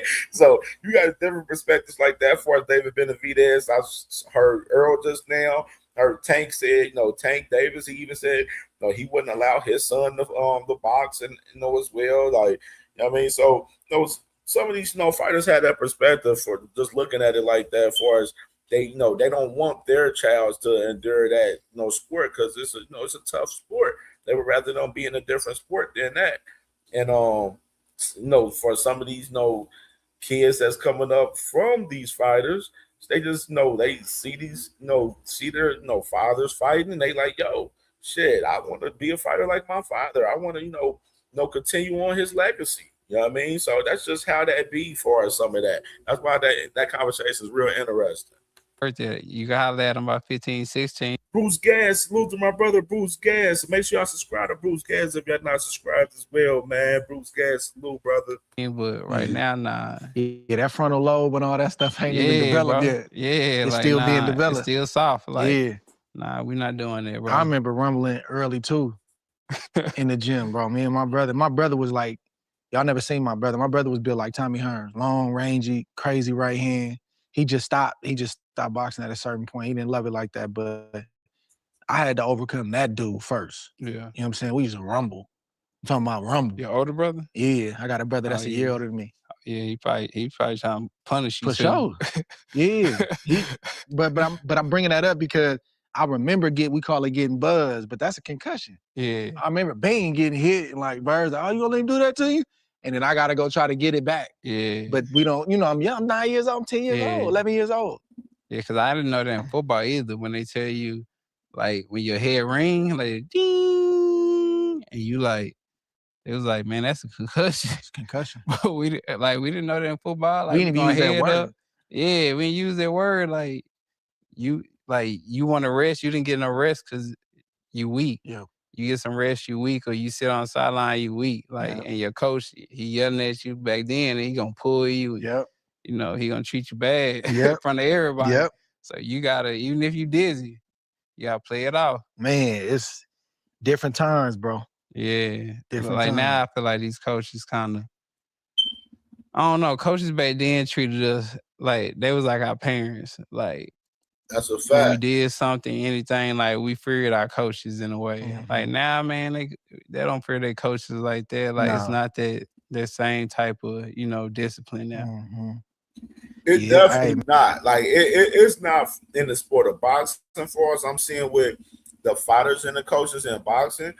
Far as other sports, far as basketball and football, like I see it first person. Like some of these coaches, I know some hard-nosed coaches out here in Cincinnati, far as like on the football scene and basketball scene and everything, but some of them be, you know, soft on these kids, man, for real. You know what I'm saying? Like, and you know, it was like that where, you know, you would look at some of your coaches as, you know, possibly like a father figure in the sense, you know what I'm saying? Especially if you don't have your father in your life. Even though I have my father in my life, you know what I mean? My father has been, you know, great in my life, my whole entire life, man, for sure. But, you know, some people that not fortunate of having fathers, you know, some of the coaches pick up the slack for us that, and, you know, become father figures for some of the kids that don't have fathers and stuff, and be stern on them. And you just don't see stern coaching far as sports nowadays, far as a lot of the coaches, far as in general, want some of this newer generation, and then some of this newer generation, they're like, they're emotional, they're very sensitive. You know what I mean? Like, you cuss at them and tell them, yo, you ran this route wrong, or you threw this punch the wrong way. You know what I'm saying? They want, some of them get emotional about it and stuff and want to quit and all of that. So it's just a different generation. You know what I'm saying? And I grew up with coaches where coaches, they was always stern on me. I love when the coach cussed me out and put me in position and Cam, you fucked up. Hey, get on your shit. You got to be right here. Like, you know what I'm saying? Like, I love that shit. You know what I mean? That's what's needed. You know what I mean? And that's what's needed, man. Man, I think our era, I'm a little bit older than you, but you was born in what? 90. Yeah, I think the 80s and the 90s, like living through the 90s and early 2000s, to me was like the greatest era, bro. Yeah. Straight up. Like, I was born in 84, I'm an 80s baby, but the 90s and early 2000s, I be telling my kids, like, y'all don't understand. Yeah, you couldn't be sensitive. Nah, y'all don't understand. Yeah, good times, man. But so you rattled off 3 national championships before you got on the 2012 team. Yeah. Again, that's a crazy feat with a dude that just really started boxing a few years earlier. What was it like getting on a team and then going to the Olympics? It was dope. Yeah, A-Dub, for sure, bro. Like, if your people's don't have the mental for it, then you definitely can't. You know what I'm saying? You can't put them in position to be in that sport, man, for sure. Like, you gotta have the mental for it 100% to be in any sport, especially boxing. Mental is the biggest aspect of the sport for us boxing, along with the talent and everything. You know what I mean? Man, salute to my Brody Crush, man. Salute to my brother Crush, man. Make sure y'all subscribe to Crush the Legend if y'all not subscribed, man. That's family, man. Salute, bro. Hope you're doing well today, brother. It was a really experience, like just the whole like Olympic training center and going up there, and then we had guys. I see my boy Rasheed Warren right there, man. Rasheed, salute to Rasheed Warren, Cincinnati shit. Get in. Like Lamont, Sean, Adrian, Anthony Durrell, like coming up there, training with us and stuff. It was a real dope experience. And one thing I wish I would have done, I wish I would have sat in a little more in the moment when I was there, because I was always thinking about tomorrow or what I'm gonna do. I never really just sat in the moment. Even when I got pro, I never really just sat in the moment. I really just thinking about tomorrow. I wish I would have sat in it more. But man, it was a super dope experience. Like meeting LeBron, Kobe Bryant, Russell Westbrook. Just meeting everybody, and see how everybody's just chasing them. Still, like, it was a real dope experience, bro. Just going to Olympic Village and just meeting everybody, seeing everybody, and just taking it all in, bro. I wish I took it in a little bit more. But, when you just in the moment, you really just, saying you're young, you really just going. Yeah. Then you ended up getting to the quarterfinals. You had the first fight, they said you lost, that was overturned. Yeah. That was crazy. Yeah, that was crazy because that hurt me. That really killed everything. Because after I lost that, what they supposed like, I started like, I think I went to, cause they got different like food places. I went to McDonald's. Yeah. They got the cafeterias. Huh? In the Olympic Village, they got the cafeterias. Olympic Village, they got all different types. At McDonald's right there, went to McDonald's or whatever. And then in the morning, it was like, it's overturned. But I felt like that same fire wasn't there, even though I fought a dude from Russia next. I fought the dude from Russia. Salute to my brother Ramon, man. Salute Ramon. Salute, Brody. And I actually beat him in Russia, probably like 3 months prior. I beat him in Russia at the it was Pan Ams? Oh no, it wasn't Pan Ams. It was like I don't know, something they had in Russia. But I had beat him. I actually beat him. And he beat me, and then I was like, man, I'm going professional after that. Yeah, I'm going pro after that. That's it. You only lost by what, 1 or 2 points? Yeah, I only lost for like 2, like 1 or 2 points, probably 2. Yeah. Who was coming after you at that time? Manager wise. Manager. Shoot, everybody was. I'm saying before you even turned pro. Oh, before I even turned pro? Oh, I don't know. That's something you gotta ask my dad. Yeah. Nobody. Oh, they didn't get to you? Nah, they couldn't get to me. Okay, so 3 months later you turned pro. So from the time you left the Olympics until then, who was you? You said you was talking to everybody. Was Al around at that time? Yeah, Al was around because I didn't know, but the people he worked, the people who were under him, like Brad and them, they had came to the the Olympics and everything. They was trying to talk to my dad and stuff. My dad wasn't talking to him. That's what happened. Yeah, he wasn't talking to him because they told him at the Olympic Training Center. They said, do not talk to like any managers or anybody because that could get your fighter disqualified. Really? So he wouldn't even. He didn't know if they was He didn't know who it was. He didn't know if it's real or not. So he didn't talk to anybody until it was time to turn professional. Did you turn with Al initially? Yeah. You did? Sure, yeah. Did you meet Al or was you just talking to his people? They call Al the ghost, brother. You don't see Al that much. Yeah, I was fortunate enough to see Al. I feel like I seen Al more than most boxers have. Like even talk to him. Like I still talk to Al. You know what I'm saying? But man. And I've been trying to tell y'all, and I've been hearing little dumbass dudes out there be like, "Oh, is Al Heyman alive and everything?" Shut your bitch ass up, bro. Al Heyman's fucking alive, dude. Like you just don't see the man. Everybody else does that works with him. Earl Spence sees the man. He talks to the man. He just told us that he does. You know what I mean? So we just gotta acknowledge that fact right there on that shit. Al, always a real one. You know what I'm saying? He's going to talk about Al a little bit more in depth right here as well. At first, it was a couple people. It was like, man, I was talking a lot. I was talking top rank. I didn't really get too much talking into Prince. I think he was going through my coach or whatever. But I was talking to top rank really deep. Like, and top rank, they was offering me a huge signing bonus and all that, this and that. And my dad was actually the deciding factor in who I was going with. Cause I wanted to go with top rank because it was giving me $250,000. Like, I need that. I need that. Like, and Al wasn't giving me nothing. He was trying to give me like a stipend, like $1,500 a month, $1,500 a month, and I was getting paid by USA Boxing probably like $2,000 a month or something like that. Yeah. So I'm like, man, like he ain't even trying to give me nothing.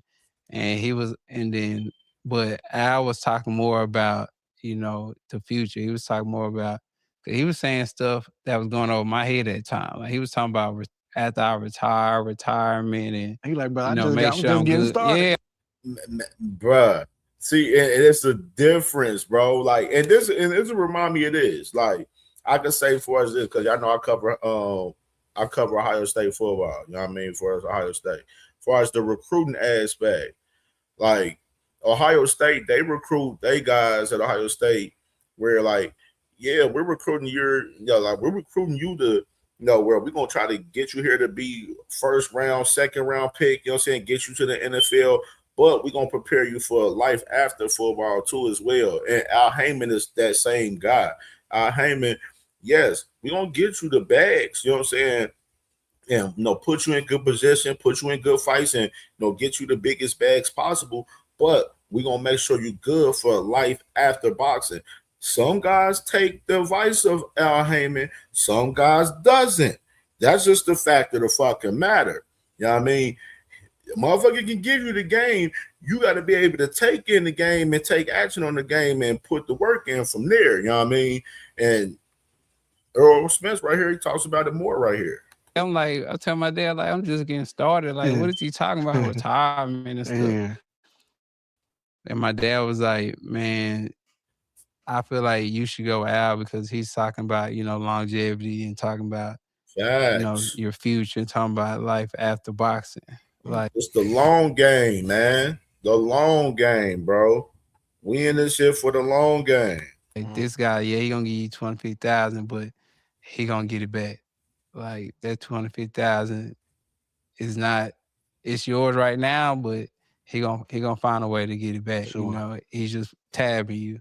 That's the start of your bill. And I just and I was like, and I just listened to my pops and was like, I bet we're gonna go out.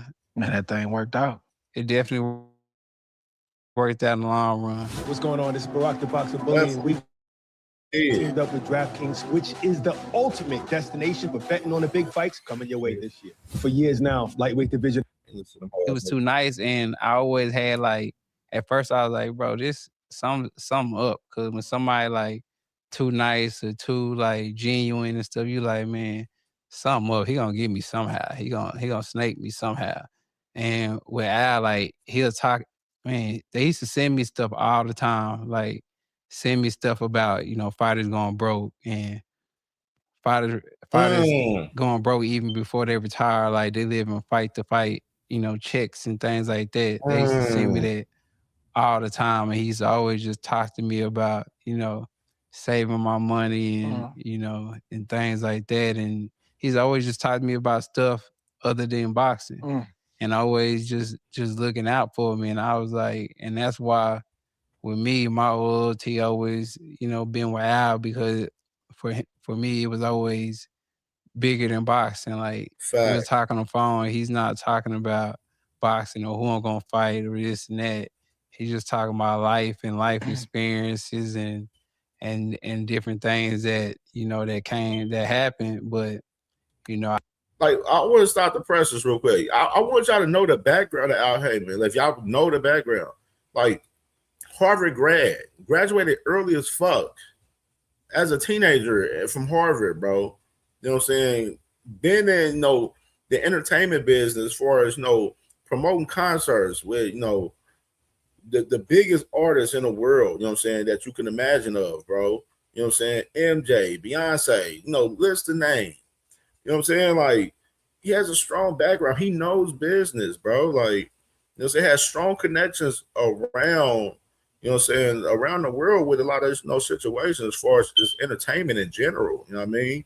And he's been in, you know, he's been through some things. So he gives the right advice to these guys. Like I said just now earlier, it's up to these guys to take that advice and, you know, and move on with it and move good with it. I didn't really realize what he was talking about, but B King, salute to my brother B King in the building. Salute, Brody. I knew what he was saying. I was listening, but I didn't know what he was talking about. Like, I'm a young dude. I'm like, Trying to get to the bag, man. Yeah, I hear what you're saying. You know what I'm saying? I'm listening. Yeah, I hear you. But for him, he was just genuine, bro. He was just genuine. Always, you know, checked on me. Even to this day, always checked on my family. And that's dope. And he one of the people that always, you know, looked out. Like, he stayed checking on me. It don't matter when I lost, car accident, you know, he came to the hospital, you know, checked on me and stuff. And I didn't even know he came to the hospital. They were seeing me. Man, yeah. Real one, man. You know what I'm saying? Ohio shit. You know what I'm saying? Al Heyman's from Ohio, man, by the way, too, if y'all didn't know that. You know what I'm saying? Ohio, you know what I'm saying? We real ones out here. He came to the hospital. I was telling him about who I wanted to fight when I get back. Come on, man. Yeah, I was telling him who I wanted to fight when I get back. I was like, yeah, I want to fight this dude. Yeah, I want, like, yeah, when I get back. And it was like, man, they didn't even know if I was even gonna come back to boxing, but he always looked out for me. It don't matter what legal stuff I was going through, anything. Like, he always made sure, you know what I'm saying, I was okay or I was good. Man, that's rare in the game. And he helped me cause my experience is this, like, not after, but like right now in my career, bro, like a lot of dudes, yeah, you make a lot of money, but after you fight, you start bleeding again. Like, yeah, you patch it up, but as soon as you fight, you get some more money, and then you're not fighting for a year or whatever. You bleeding out because you have no investments, nothing going on or anything. Right. Like, what I told him, I was like, man, like, yeah, I make a lot of money, but when I'm not fighting, money's just coming out and, you know, nothing's coming in. Like, I know I couldn't I couldn't sustain because when boxing over with, like I'm just gonna have money like flying out and nothing coming in, and you know, Al helped me out, put me with his people he worked with personally, advisors and all that, and you know, and helped me out and made sure that, you know, I got that peace of mind that, you know, when boxing's over, I'm gonna be okay. I'm gonna be good. Like I can live like I'm living now. So, you know, that's why I say, you know, I feel like he a blessing to me just because I stuck with him and stayed with him, and he's helped me out thus far. And he made sure he gave me that comfort that when boxing over with, I'll be okay regardless. And I feel like that's, as a man, that's the biggest comfort you know you can have, especially financially, so you know your family good. Yeah, but that's what you call success. For sure. We could talk about the wins and losses and all that stuff, you know, that come with the game, and we know what comes with it. But to be able to have your legacy intact, don't mean you ain't been through no bumps in the road. It mean that you overcame it, you got through it, and then financially having your stuff right for them babies and then, you know, whoever your wife is, whatever your home situation is, that's success, bro. For sure. You know, so I love to hear it, bro, because, and that's why I love this platform and being able to talk about these things, because not just for the young fighters, older fighters too. We weren't taught this stuff, most of us. Man. And it's hard. People be like, oh, you went, another athlete went, bro. It's hard to budget when you have a lot of different stuff going on. You got a fixed income, it's different. You got 10 bills, okay, you could look at that. When you got 30 bills, when you got 40 bills, how you gonna budget that? How you know the difference between, okay, there's a need and a want? Okay, what about this investment? It's easy when people say, invest your money. Invest it into what? Yeah, man. Who can I trust? Right. So it's really cool, bro, hearing that, man, and that make me, I be at peace, man, when I hear people like yourself talk about things like that. It just make me feel like, man, we growing, man, you know, as fighters. Facts, You know what I mean? So I appreciate Al even taking that route. And I've heard that from him before, because I think I don't know if it's true, but his brother, I think, boxed and got a raw deal, and they threw him in, and he got, you know, just what I think that was kind of the catalyst of him saying, I'm gonna get in the game and change something. Yeah, and change it. You know, is that what you heard too? Yeah, I heard the same. Well, I know he just told me the story where his brother was a boxer. Yeah. And he fought Sugar Ray Leonard, and you know, he got pennies. Man. And he just heard about different fighters getting pennies. He was like, you know what, I can change this. And he came in the game and, you know, tried to change it. I feel like a lot of boxers didn't listen to him, and a lot of boxers don't ask. Like a lot of people are intimidated, I guess, by Al's mystique. But, you know, even my dad told him too, like, can you ever help Errol save, you know, not save his money, but, you know, invest his money and help it grow. So when he's done with boxing, you know, he'll be okay. And, you know, that's what I did. Like, he hooked me up with all his personal people, and not only hooked me up with them, but I also be there in the meetings with them, you know, just making sure everything's right and everything good. Yeah. It's a blessing, man. It's a blessing. Man, you quickly became an ESPN prospect. It seemed like you was kind of on the fast track, like you wanted to move fast. I think right around that 2012, 2013. My boy BVO in the building, back in the building. Salute BVO. My boy FaZe in the building, man. FaZe, I see you in the building, my Brody, man. What's good, Brody? Team, you had that infamous sparring session with Floyd Joy Mayweather. Yeah. Tell me about that day, man. How did you end up in the ring at Mayweather Boxing Club with Mayweather on that day? Louis Aries and Jalen Love had hit me up. It was like, man, Floyd beating Floyd beating everybody else. He needs some work and all this and that. And I'm like, all right, cool, when? It was like, shoot, if you can come next week. I'm like, dang, next week? Like, and then I was like, okay, I was like, all right, bet. And then once I got there, I'm not gonna lie, I was nervous. I was nervous at first. You know, it's Floyd and everybody in the gym. Like, but all the nervousness went away. Like I said, you know what I'm saying? I feel like, you know, I'm kind of different. I like when people going against me. Yeah. And like when people start hitting the ring, dog, oh, we the doghouse, we in this, we in that. That it clicked. Something just changed in me. Like, oh, these dudes got me messed up. Like, they were hitting the ring and acting acting like I'm not him either. Acting like you fool. Yeah, acting like I'm dog food, man. I'm like, bro, man, come on. So we spar. You know what I'm saying? It was good work. And then we get out the ring. I guess he in the bag. Then he was like, "You all right, Pooh?" And then I ain't really just I don't know who he was talking to, so I ain't really paying no mind. Then he said it again. He said, "You all right, Pooh?" He said that as he hit the bag. Yeah, as he hit the bag. Cause Floyd talk when he spar, he gonna talk crazy too. And I'm like, "Who you talking to?" He was like, "I'm talking to you." And then I was like, "Man, we can put our stuff back on, get back in the ring." He was like, "What?" I said, "We can put our stuff on, get back in the ring. Matter of fact, we turn off the bell." Turn it off, yeah. Yeah, we turn off the bell, like it's whatever. I'm 21, 22 years old. So, Go. you know what I'm saying? He said, "I bet we get back in the ring. We work. No bell for probably for 7-8 minutes or whatever we work." And then I got you, Crush. When I opened up the panel, bro, I ain't gonna go throughout this whole interview because I got clips from the interview and stuff too. But I want to get to some of the main parts of it though, for sure though. You know what I'm saying? I don't want to leave out because he had some in between shits from some of the. It's like Earl, one of them guys, was like a rapper where like the in between. You know what I'm saying? Like the filler before the punchline, you know what I'm saying, is key. You know what I'm saying? So I definitely want to get some of the moments in this interview. And then I want to get to this portion of this is chess, not checkers. You know what I'm saying? And then we go from there. he rolled out. I'm like, "You good?" You know what I'm saying? Like, "You good?" You all right? Yeah. He's like, "Good work," or whatever. He didn't say nothing, he just kept working or whatever.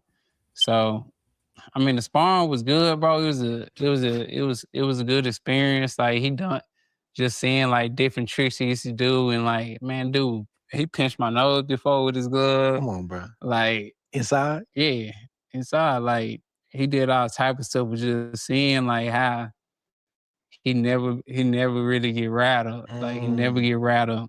One thing about him, he always kept his composure. It doesn't matter what he doing, what happened, how you coming.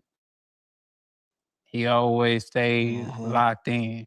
Don't care what going on, what he doing, nothing, what you doing. He always stay locked in and always just kept his composure. That's one of the main things I got from him, and his work ethic. Like always working. I don't know how he do it, but he'll be up 1 in the morning at places just talking, chilling. But I think he go to sleep. Like he don't wake up till like 1 o'clock. He comes to the gym like 4. 3. Like 3, 4.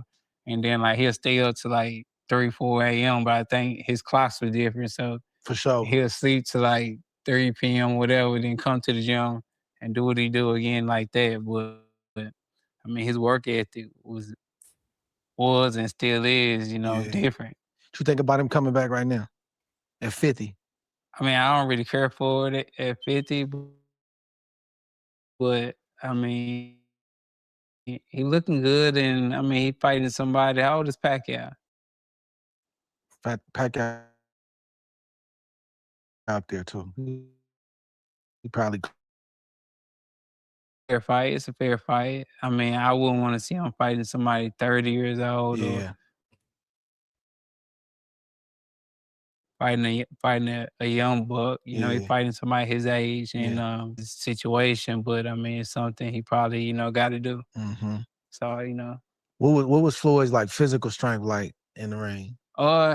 He was strong. He's strong? Yeah, he's strong. And he's always balanced. Like what that pop feel like? Can he hit?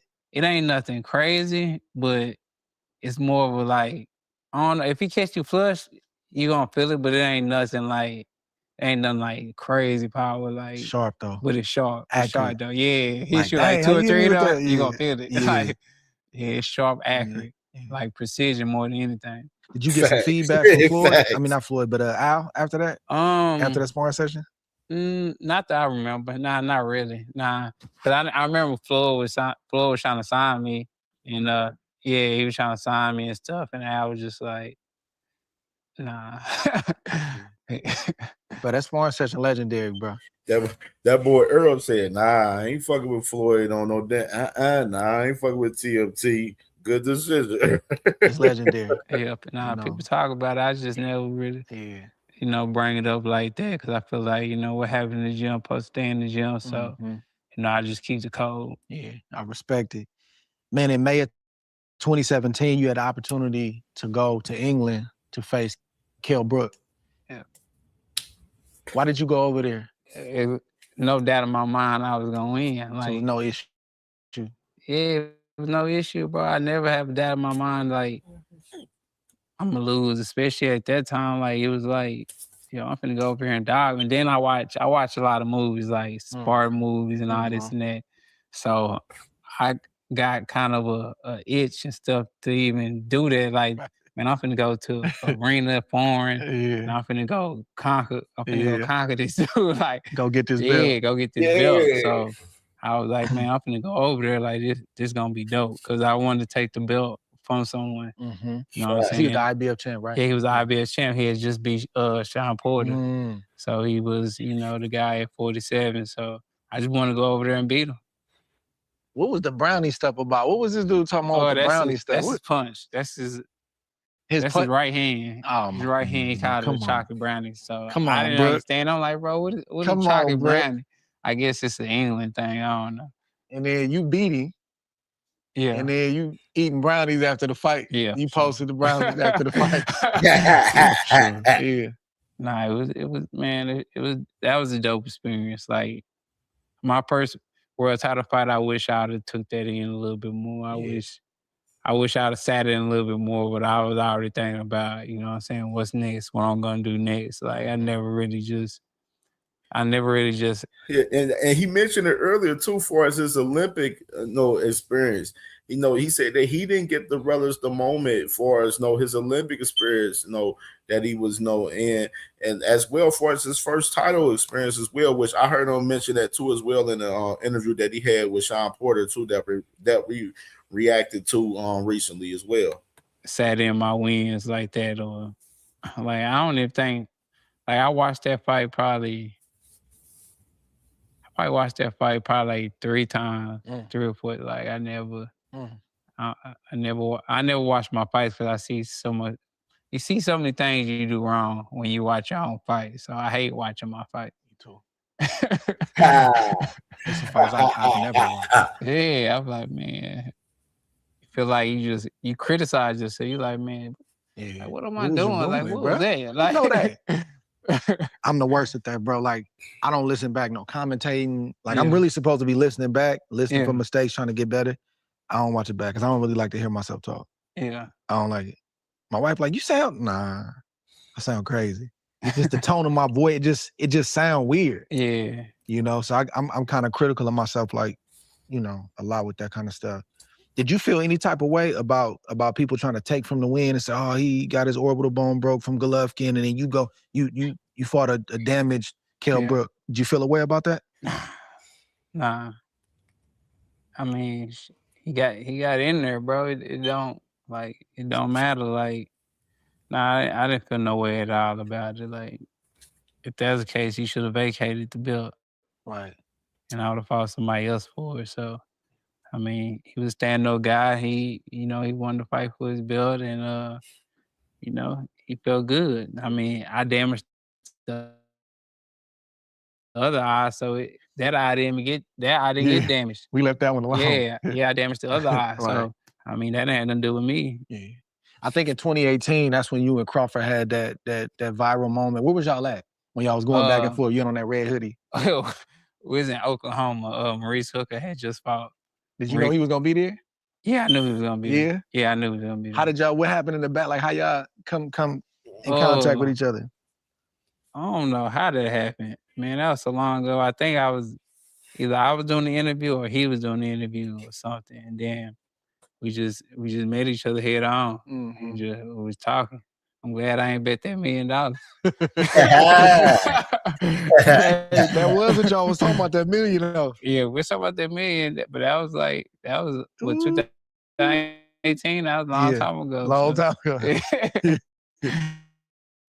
Yeah. Tell me about your relationship with Jerry Jones. How did that come about? Let's go fast forward. I only signed one contract with Al. Like even today, I'm a free. I've been a free agent. Till a Like, handshake. yeah, just handshakes and just, you know what I'm saying? I know Al always treated me right. So, yeah. you know, it's about Now, all right, stop the presses. All right, this right here. We know with the Derek James situation, where his situation with Derek, for us, I remember covering that last year when, you know, of course, you know, Derek James had the lawsuit on Earl and stuff and everything, where you it's crazy to see it in the paperwork of that lawsuit. No, it was like basically Earl saying that their relationship was off of a handshake from when he was an amateur on up. So they had a certain percentage that Earl was giving him, and Earl was even giving Derek James bonuses, from some of his big fights that he had with the Mikey Garcia, the Ugas, even the Crawford fight. He got a bonus for the Crawford fight and everything. So that's why everybody was looking at Derek James with that lawsuit like, what the fuck you doing? Why is you suing this man? He paying you the percentage that you get, and he's giving you bonuses on top of it, but he looking out for you. What is the issue? Like you looking to be greedy. You know what I mean? But the relationship with Al, you know what I'm saying? Al shown his loyalty from the beginning. And Earl's just one of those guys, like he's just one of those loyalty guys that's built on loyalty, man. Like, you know what I'm saying? It's weird, in boxing, you even got Eddie Hearn. Eddie Hearn said, even with his situation with AJ, like it ain't, he's talked about some of his closest, close fighters that he has, like AJ and some of the guys in the past, where, they got handshake deals, you know what I'm saying? Which is, it happens in boxing. I don't agree with it because, obviously you see what's going on with, the new landscape of the sport with Zuffa and, what they got going on and other promotional companies and stuff like that. You ain't got them fighters locked in, man. Other promotional companies come in and offer a bigger bag, and then, your fighter end up going to them. You know what I mean? With you not having that paperwork locked in, man. So it's definitely risky to do the handshake agreements. It's risky to do it. But if you got a close relationship and you loyal and locked in with that guy or that person, whatever, you know what I'm saying? You know what I'm saying? It shouldn't be no issue. You know what I'm saying? Unless that person fucks you over. You know what I mean? stick with, but even to this day, that's just how we always been. And Sexy Kendra, salute to my sister. Sexy Kendra, salute, sister, salute. And he gave me anything I need. I don't ask for nothing too crazy, but I just ask what I think is right. Yeah, right. Yeah. So what type at this point, like what type of businessman is Errol Spence? Like you starting to catch on how it works and what to ask for, or you kind of just letting Al still take the lead? Well, now I'm saying after the Mikey Garcia thing. Oh, after the Mikey Garcia thing, I was still letting Al kind of take the lead. Yeah, I was still letting him take the lead right there. But as it started going a little bit more, I started like, man, I got a little bit more power. Like, Yeah. You know what I'm saying? I got a little bit more power. Let me ask for this. Let me do this. Let me do. Yeah, he said, when it came around the Mikey Garcia fight, he was allowing Al to, take the lead. But after that, you know what I'm saying, that's when it took off where he started wanting to do more of shit on his own behalf. You know what I mean? And with Al Heyman still advising him in the same sense. You know what I mean? That and Al was the type of person he always, you know what I'm saying, he always came correct. It was never anything disrespectful, anything like he was trying to cut me, undercut me. No money missing, nothing like Yeah, that. no money missing, anything like that. Like he always came correct and was always solid. Man, at this point, Errol, like, I mean, you had the world in your hands at this point. You know, like it's you don't know how high that star is gonna go, how bright that star is gonna be. And I'm looking from the outside in, and it don't look bad what I'm saying, but you see, Brody. Hey, Floyd, man. Floyd better get his paper right, man. Got to get his paper right. No, he him. Yeah. You could just tell the way you moving, and you see the respect you get when you in certain crowds, some other fighters and just people in general. had you started partying? I don't know if you was a big partier, but was you starting to drink a little bit at that time? Like when you know, was you, because you know, you start to kind of feel invincible, and I'm Yeah. not sure if that's how you felt at Yeah. around that time, like right before the Sean Porter fight.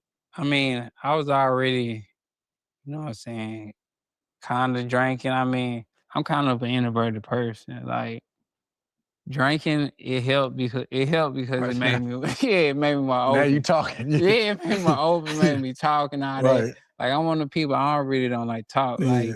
everybody was in the house talking all that. I went for a walk.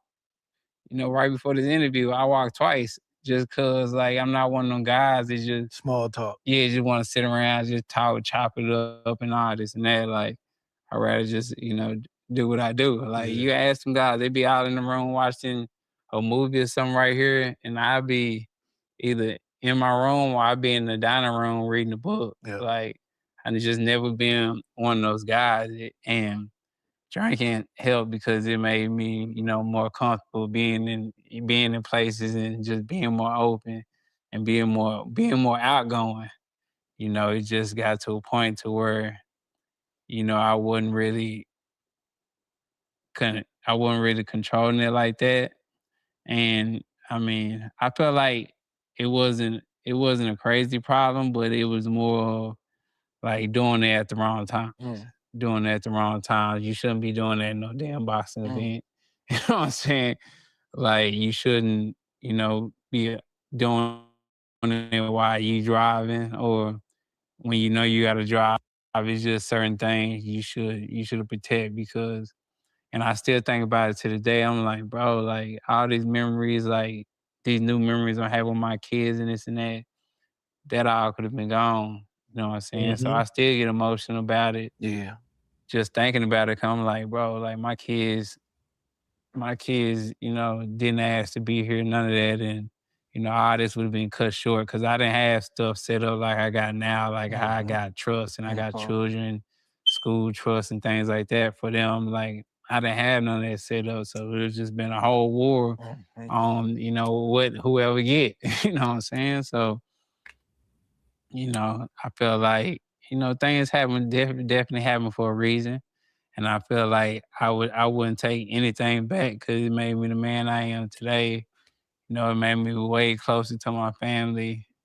You know, made me, you know, get a lot of people out of my circle and just, you know, lock into what's really important. And that's, you know, and that's family and that's just being around people who really love me for me and don't care about boxing and don't care about, you know, if I ever put on gloves again, you know, that I tell them I'm going to return. They ask me, am I sure? Like, is that what you want to do? You know what I'm saying? My lady hate training camps. I hate when when I'm about to fight and all this and that. My mom do too. My mom talking about she gonna drive down here.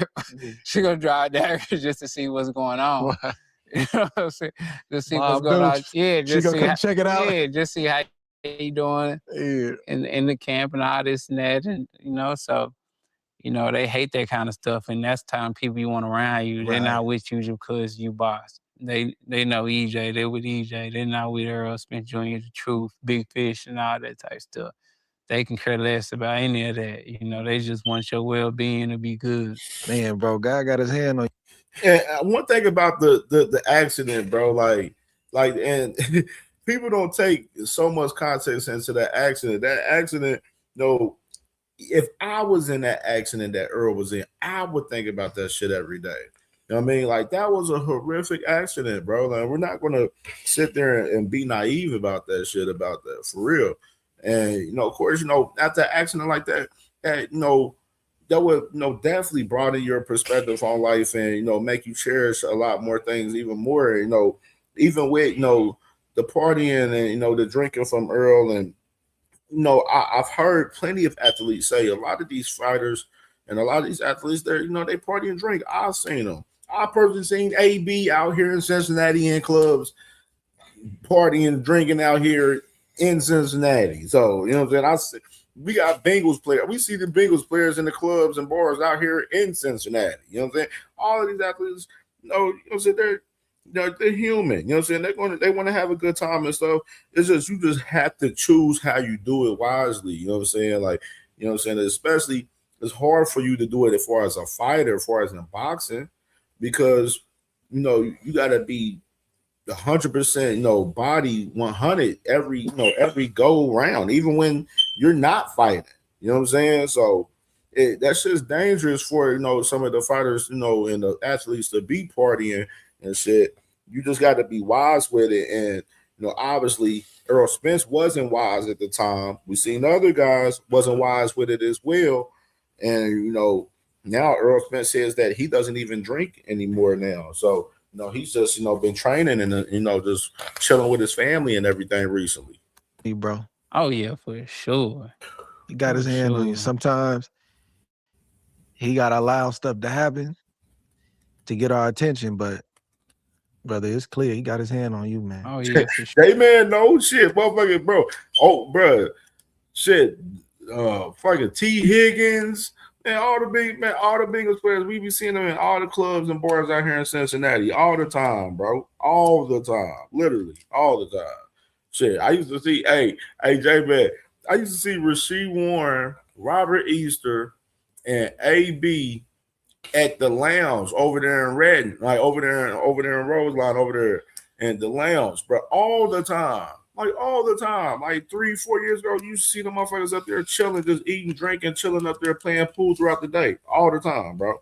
All the time. IFF, salute to my boy IFF, man. Salute, Brody. Sure, cause I mean I'm super hard headed, and I told my lady, I'm like, bro, I was like, yeah, I'm hard headed, but it's like it's a double-edged sword because my hard-headedness got me to where I am now. But then again, my hard-headedness, you know what I'm saying, got me in stuff I shouldn't. I ain't gonna lie, I'm hard-headed with a lot of shit too. I ain't gonna lie. So I understand where he coming from for that shit. I'm hard-headed as well. You know what I'm saying? A lot. You know what I'm saying? Wifey, business CamJ be cussing my ass out. And like, Cam, you was fucking procrastinating on this, woo woo, like, you know what I'm saying? Like, hey, I'm hard headed as well, so I totally understand for sure. But I was just hard headed, so it's like a double headed sword. Once you get older, you learn to control it. But I had to learn, and I learned the hard way. But like you said, God had his hand on me because a lot of situations and things like I feel like I should be here, but I shouldn't have been here if you go by, the stats of, when that happened to people and stuff that happened. And I'm still here to even talk about it, so. Brother, you fought that's a again. whole blessing, man. You have fought multiple fights since that. Man. Yeah. Who you telling? Being alive is one thing, but you fought, bro. Yeah. That's that, man. Bro, just the fact that this man has fought after that accident is still mind-boggling to me, bro. Like even I remember when it actually happened. Like I was thinking about this earlier when I was watching this interview earlier this morning, and I'm looking at this interview. Then I was sitting back thinking about the time when this happened. At the time, I was like thinking that this man Earl might not make it, man. But then the news came out that he was he was stable, he was cool and everything, and I was like, that's a blessing, man, because that accident was just so wild right there, bro. And just sitting back thinking about it, like this man fighting after that, winning championships and everything, bro. Like it's an amazing story, bro. It's really a crazy story, bro. Like that's why I say when he have his documentary gonna be crazy, real shit. He gonna make M's on that documentary, real shit. If it's ever like a Bible call them memorials, like things you remember, like, man, I remember God was here. I remember when he showed up for me here.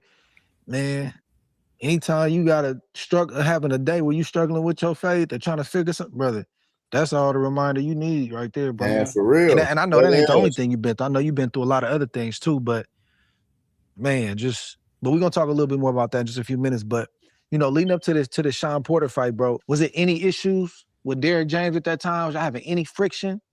I mean, we never really just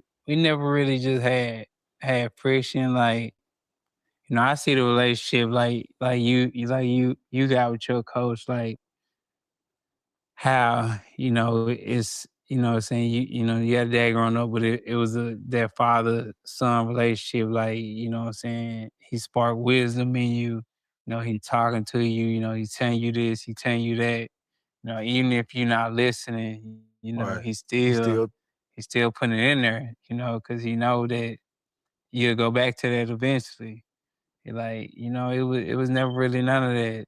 You know, it wasn't really that he wasn't really that steward to where, you know, he was telling me different things and, you know, trying to help me out with different things. And it probably could have been me too, because I'm a closed off person. Like, I'm not a guy to just go around tell my business or just be, you know, upfront with people and this and that. I'm kinda like, I go to the gym, we get our workout, and I'm gone. Like, I'm out till next time type thing. Or if I'm not fighting, then sure, I'm not talking to you. like, That's like that. crazy, So, bro. Stop the presses. That's crazy though, bro.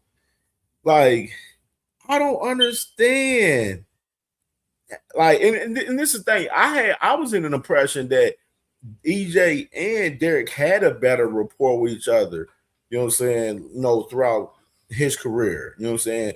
But for him to come out now and be like, yo, shit, no, me and DJ, we ain't really have no real good crazy relationship. Like, we wasn't hanging with each other after the gym and after training and stuff like that.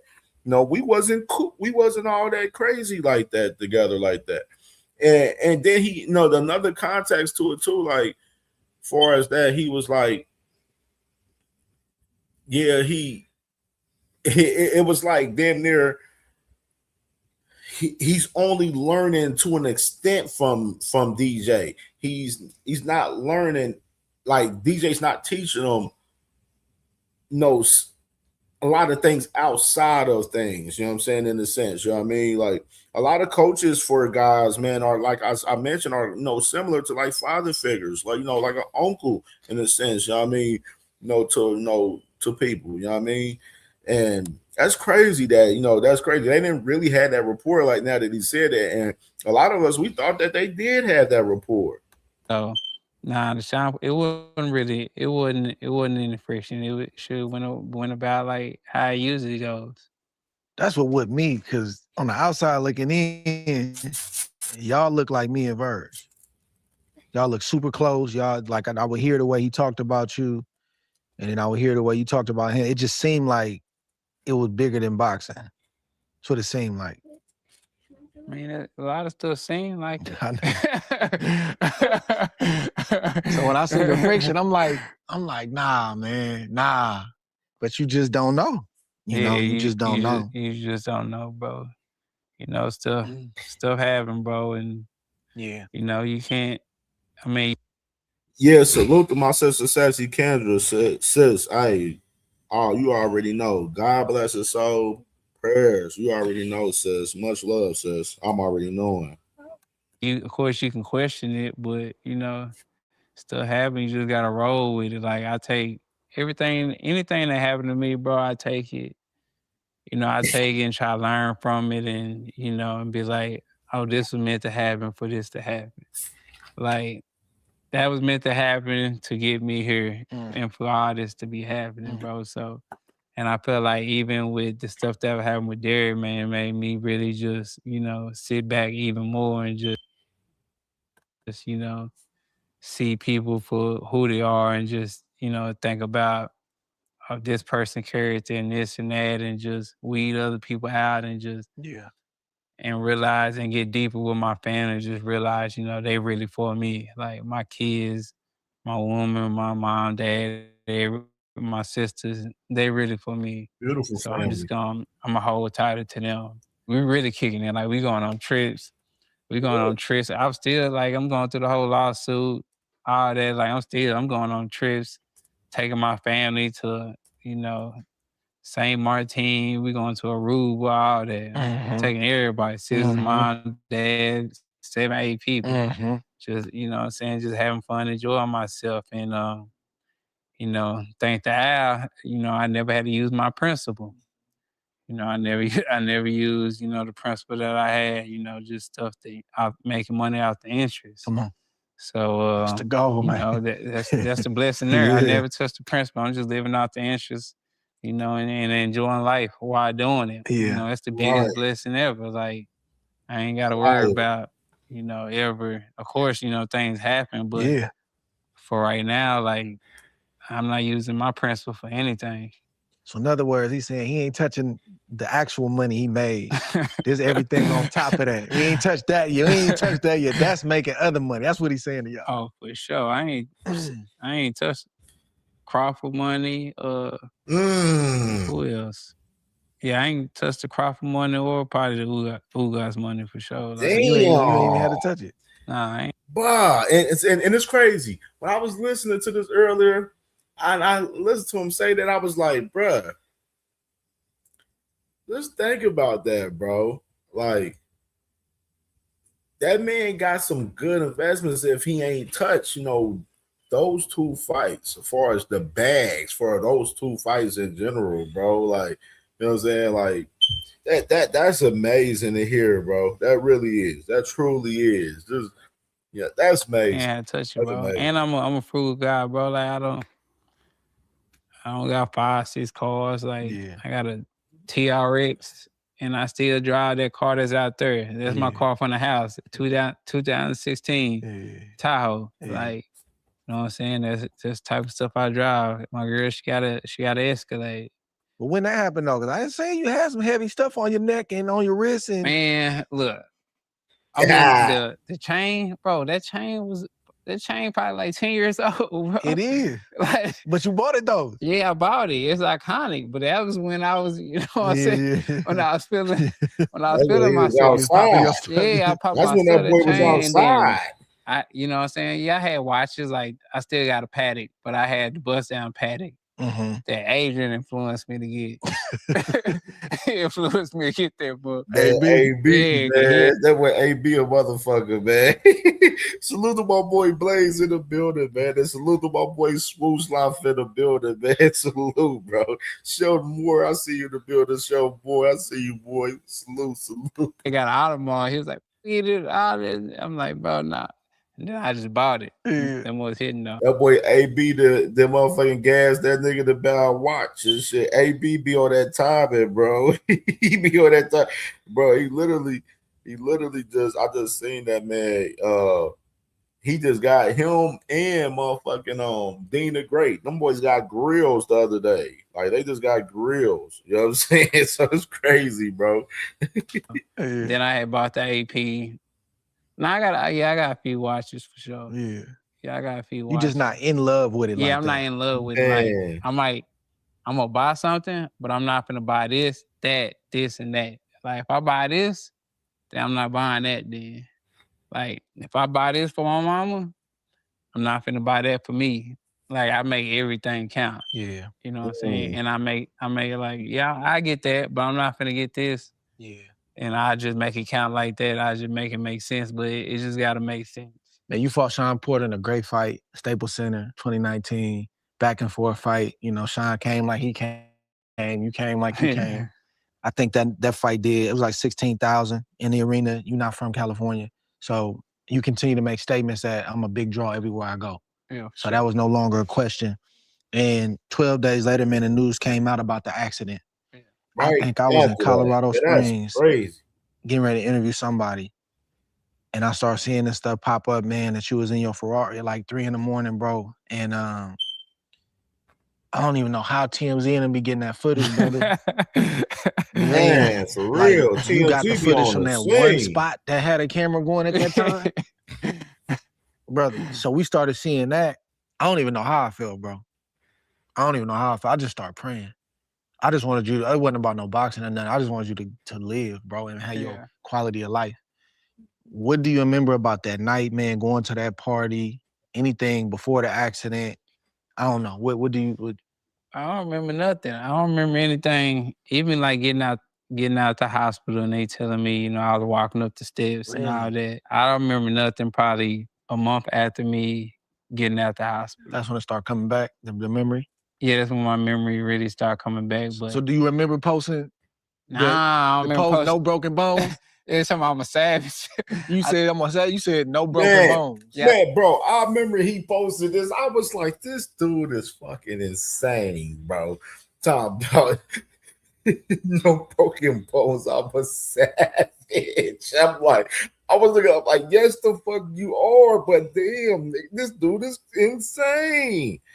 This dude's crazy, bro. He's crazy. I said no broken bones. I'm a savage. Yeah. You on there posting that? Nah. Dang, bro. Like, They didn't take your phone. That was all subconscious. Like I guess I was still like, cause even like when Al came in, Al said I was talking to him. Like everybody said I was talking to him and all this and that, but that wasn't me talking. Like that was just, I don't know, my subconscious or that was me talking, but that wasn't me. That wasn't me talking, bro. That was somebody else. I mean, it was me, but that wasn't actually me. Like, I don't remember none of that. Like, my girl telling me stuff like I was on Twitter saying different things and, you know, the way I was talking and all that, I was like, bro, I don't remember none of I that. heard the news, seen the footage, and then went to Instagram. This boy talking about no broken bones, I'm a savage. I'm like, I said, well, first of all, that's good. He back. He alive. Yeah. You know what I'm saying? Look like he gonna make it, but I'm like, boy, he cold for that. Yeah. He a bad That's motherfucker, just bro. my mentality, bro. Like, that's how I was. I mean, that's how I still am. Like, that's why I'm going to Australia. Like, I'm not tripping, bro. Life is about experiences, bro. I done had a lot of experiences, and I feel like it'll be a dope experience. Just go over there and conquer somebody in their hometown. Yeah. So you get out the hospital. You said you don't remember that. When did stuff like when you got back home and started getting settled? Like when? Salute to my boy Bodywork in the building, man. Bodywork, salute Bodywork, man. Make sure y'all subscribe to Bodywork if y'all not subscribed, man. My brother had a fire show last night, man. Salute the bro, man. When did your mind start coming back where you like start processing like, dang, bro, I've been in an accident? And did you watch the footage? I didn't watch the footage till probably like a year later. Yeah. I didn't watch footage probably a year later, but bro, I don't know. It never, like, I knew I got into an accident, but I never really like really reflected on it. Like I was still just going, bro. I was still just going, bro. I was in a dark spot. Cause bro, I started growing my hair out like I was looking like Kodak Black. Like I was growing my hair out. Like I had a whole full beard and everything. Like I was just going, bro. Did you remember talking to Derek at any point out after the hospital, like them, you know, getting feedback? My boy D Lynch, B Moore's finest, man. Salute D Lynch, man. Salute, Brody. Back from them, your dad, your mom. Oh, I remember talking to Al. I came to the gym probably like 2 months later and tried to hit the bag, but like stuff was hurting real bad, so I stopped going to the gym. And she was just really chilled out. Still going to clubs and stuff. Still? Yeah, for sure. For real? Yeah. That nigga still outside. After the accident. Yeah. Was you driving yourself? Uh-huh. Oh, you hard head for sure, bro. Oh yeah, you hard head for sure. Nah, bro. Was I driving myself to the club? And you were still drinking? I wasn't driving myself to the club. You were still drinking? Yeah, for sure. Oh, you hard head for sure. Yeah. Brother, you just walked through a miracle. Yeah. And you went right but back. I didn't see it like that though. Well, how was you seeing it? But I wasn't thinking like that. Like it was just like, you know, I got through it, you know what I'm saying? I'm cool, I'm good. Like, dang. Yeah, it is. Like that just was my whole mentality, been my mentality. Like just like it's cool. Like anything that happened, like my mama always say, she like, you don't take nothing serious, cause like something could happen, something I just be like, all right, or yeah. I'm just like, she like, you know, you don't take nothing serious. I'm like, well, what I'm supposed to do? Like, so that was just my whole mentality, you know. I was just like, dang, I didn't know that, EJ. It is what it is, bro. Like, I thought you was in the house the whole time. Nah, I was in the house sometimes, but sometimes, you know, I was still, bro. I don't know. I was kind of stuck. I was stuck. That's just him being young. Like at that time when you in your 20s and stuff, and you outside and you just like, I know how it is, bro, because I remember how I was when I was in like my mid 20s, going in about to be 30, bro, where I was just outside, like partying heavy, promoting parties and stuff outside. It's like, well, you damn near living it up, bro, to the fullest. You know what I'm saying? Like, can't do that all the time, bro. Can't do it all the time. Just something that Gotta be able to manage that shit. You know what I mean? it was just stuck, and it was just, I don't know. I had something on my back. You know, I had something on my back that I couldn't get off. It wouldn't get off my back. It was riding me.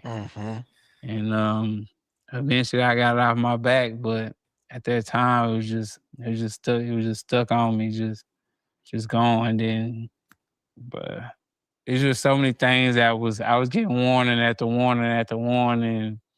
You know what I'm saying? I know God ran.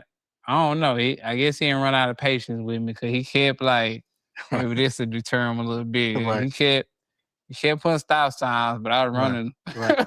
Passing through them things. Yeah, I was running the stop signs. I was running them, but eventually I feel like, I got it. I for sure got it now, but I was just hard headed, bro. Just going through the stop signs, bro, and not, and ignoring the signs, bro. So when you pop back out after what you just went through, what people saying to you? That's like somebody coming back from the dead, bro. Like, hold on, bro, that's Errol. Yeah. Yeah, for I mean, real. nobody really saying nothing. Like, They didn't? Not to me.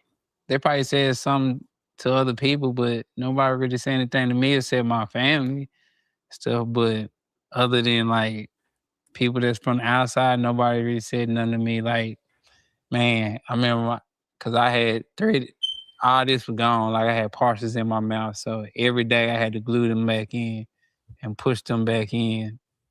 Crazy. And it was just, bro, I really was just mentally, bro, I was just out of it. Like, I didn't know if I was gonna live or die, or really just really care. I don't think I was depressed. I don't think I was depressed at all. It was just, bro, I was just going through the motions, bro, just going through. And then that's when I was just, you know what I'm saying, getting tatted, bro. And I feel like all my tattoos, like, you know what I'm saying, most of they mean the one I got, like, like right here, like, it's a man right in here. He's trying to keep his head above water while he got clothes on. You know how hard it is. Keep your head above water while you got clothes on. But if Hey, salute to my sister, 2 cents. Salute, man. It's one of the best in the game. Salute, sis. You already know the vibes. he drowning, he go down. Zoop. There's sharks and stuff Salute down to there. my sister, Jupe in the building. Salute. You know what I'm saying? That's with demons and all that. And then, I got my kids, my mom, my dad, everybody, my girl and everything on my back and stuff, and just, keeping the strength. But,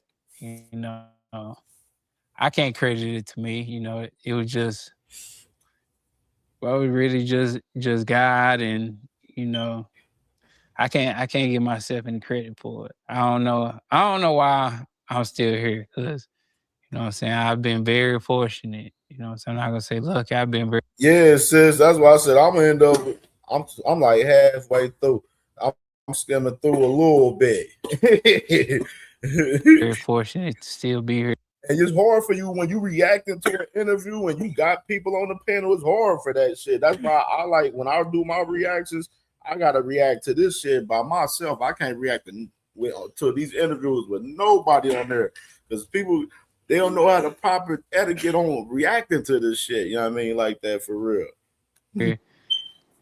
And still to be even functional, be able to even talk to you. And not only this, but even still boxing. Like, a lot of dudes not doing that, wouldn't do that. Like, it'll be over with, and just still be here and be able to be, functioning, still talking, still be able to run and play with my kids and wake up, no aches and pains and bruises or anything like that. I mean, bro, it's really a blessing. Man, did you have a reconnection with God during that time when you was healing? Or maybe did that come later? Yeah, Yeah, I did. Yeah, I did. Yeah, I did. Probably that came later though. It came a little later on. I was still kind of, I guess, ignorant. You know what I'm saying? That came a little later on. That probably came. My connection with God probably came after the Crawford fight. Yeah. They came probably after the Crawford fight when I really just, sat down in it, and then I really sat down because I lost that, and then Derek came with that, boom. You know what I'm saying? I was just like, I was super down. Yeah.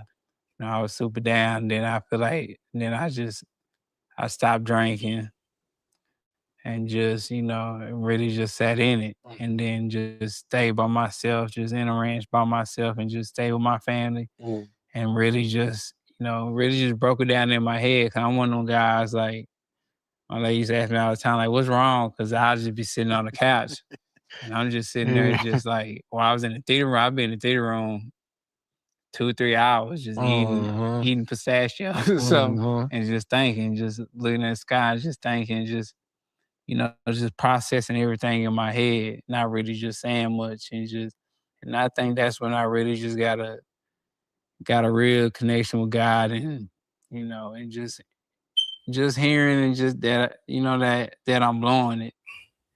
That I'm blowing, and if I'm going to come back to boxing, I gotta be right. I gotta be right. I gotta be right with myself, and I just gotta be 100. And Right. if I say I'm a family man, and and I'm living for my kids, and I'm living for my family, I gotta really do that. I can't just say I'm doing something, but then in the dark doing something else. Like, I gotta be 100% all in. And I was like, I'm not gonna come back to boxing until I'm 100%, you know what I'm saying, all in with the things I say I want to be right with, and I want to be right with my family, and just, want to be there and want to be present. And that's the first time. I feel like that's the first time I was really present with my family and with my kids. After the fight, because I wasn't going to the gym, and I really had to find myself, because I wasn't boxing, so I had to find things I was good at. Early birds. Shit, I mean, it comes with time, man. When you go through some things, man, you know what I'm saying? It comes with time with the growth, man. The whole day. Right. You got the whole day to Yeah. yourself, and really getting your thoughts and see what you like, and just find out different things. I start, playing soccer, and, going on walks with my mom, and I just started reading books. And things. So just doing different things that I never done, just to keep my mind, active, and just it was done. When you go to the gym, Nah, I think the Crawford part on the back half of it right here. you done for the day. When Too you go tired to do running, anything you good else. for the day. And that's what it always been. Like, I was never good at anything else but boxing. Like, I was good at, like, basketball, football, things like that, but I never had any other hobbies, because boxing had always been that thing for me. And after boxing, it was nothing else. I didn't care about nothing else. It was go to sleep, wake up the next day, and box some more. Like, so now I wasn't boxing, so I had to sit in and, see the things I really like, and I found out I like traveling, I like seeing the world, I like seeing different cultures, and being around my kids. I enjoy being a soccer dad. Like, That's good. You like being around your kids. Some people don't like being around their man, kids. that's crazy to me. They don't like being around their kids. Yeah, that's crazy to me. And I'm always around my kids. Like, I'm in Houston now, my kids, Daddy, when you coming home? Or, Daddy, where are you? Like, cause they're not used to not seeing me. Like, they always see me with they're at any event, I'm there. Like, it don't matter what it is. Like, last week, I went down to Dallas because my daughter's graduating from the 3rd and 4th grade. Went popped up on them and things. Or my son had a game, I popped up. If I wasn't doing an interview, I would have drove to Dallas to see my kids, her soccer game. She had a soccer game today. She got 2 games today. I would have drove down and watched both games, you know. It's just certain things like that being present. You know, I feel like that's more impactful than money or anything because at the end of the day, they just want you there. And a lot of dudes, they're not used to be around their kids because they're always gone. They're always doing something. But with me, I take my kids everywhere. Yeah, you I had your travel babies someone. in camp too. Oh yeah, yeah. My kids always in camp. I get Airbnb in Dallas and All right, let's go all to that. fast forward. Went to Vegas and you know, you had to do the odd thing with her. I was seeing clouds. I was seeing it was cloudy. I was seeing clouds. Yeah, it was messed up. And and I went to go to the eye doctor. You know, you guys get the eye doctor, get checked and all that. He's like, what do you? He was like, I think he seen it, but he didn't want to. He wanted me to tell him. So he was like, do you see like anything clouded? I'm like, nah. I'm like, nah. Like, I don't see nothing. He was like, you sure? Yeah. He said, you sure? Yeah, he's like, you sure? I was like, nah, I don't see nothing. Like, it looked clear, like I'm good. Trying to get that approval. Yeah, trying to get, and then he was like, then he stopped. He was like, man, he was like, yo, man, your eye messed up. Oh. And I was like, oh, like, what you talking about, man? Like, my, you know what I'm saying, my good. And then I really was talking because the dude who was with me, I don't know if he was with PVC or whatever, but he was with me. He was in there or whatever. And I was trying to tell the doctor, like, man, just let me fight. I'll be good or whatever. I read that. Yeah. I read I was that. like, I'm not tripping. Like, I sign whatever you want me to sign or whatever it is. Like, I don't, like, I'm not tripping. I'll fight. I'll be good. I'll make sure. I told him I'll make sure he didn't hit me in my eye. I told him I'll make sure he Yeah, I remember at that time too, bro. Hearing the reports, this man was trying to fight Pacquiao at all costs. Like, no, bro, sit back, man, sit back, dog. hit me in my eye. He was like, nah, man, if you fight and you get hit in your eye the right way, he was like, you could be blind in your eye. And I was like, man, I'll sign whatever you need me to sign. Like just let me fight. He was like, nah, I can't let you fight. And I think, you know, that was a blessing in disguise because if I would have took that fight and something would have happened, you know, I'd be wearing a patch over my eye right now and I wouldn't have had the fights that I had, you know, or made the money that I made or the accomplishments, things like that. Everything happens for a reason. Everything happens for a reason, man. I just feel like that was a blessing in disguise for me to. Man, you sure be getting blessed a lot, man. Man, I don't you know. sure be getting blessed a lot, man. I don't know what it is. I don't. Hey, God, hey, he is highly favored by God, man, 100%. Real shit. Real, man. Real talk. I mean, I'm favored, I guess. I see it. Highly I favored, guess I'm bro. favored, man. I see it. When God got to intervene in your life, he intervened. Yeah, he intervened. He's like, nah. He like, if I leave it up to you, I'm like, yeah, he leaving it to me, I was just gonna crash. He know that too. Yeah, he knows. I'm about to shut this down. Man, just let me fight. Like, whatever you need me to sign, whatever, like, I do it. Yeah. It's like, nah. And I didn't get wild, but even the whole time, like, I had to take, like, a year and some change off, or whatever. And I feel like that rest helped me come back stronger. Because even with when I got the Ugas fight, because Ugas beat him, I was like, all right, yeah, go ahead and give me, go ahead and give me Ugas. I want Ugas now.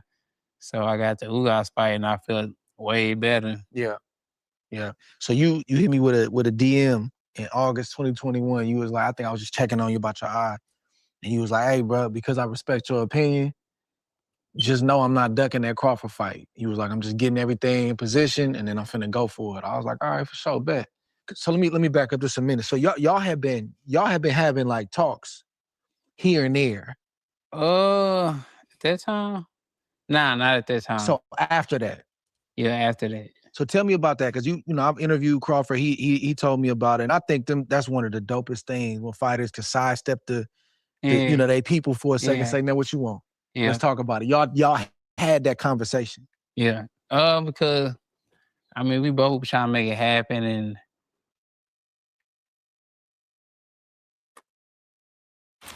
Hey, Meta. Man. Let's hear this story right here. That man, make y'all smash the like buttons, man. Smash the like button if y'all ain't hit the like button, man. Get into the juicy part right here. he gonna make sure you maximize. You know, he gonna make sure you get everything you supposed to get and some. Like he gonna make sure you Gucci, because you know he worked for the other guy.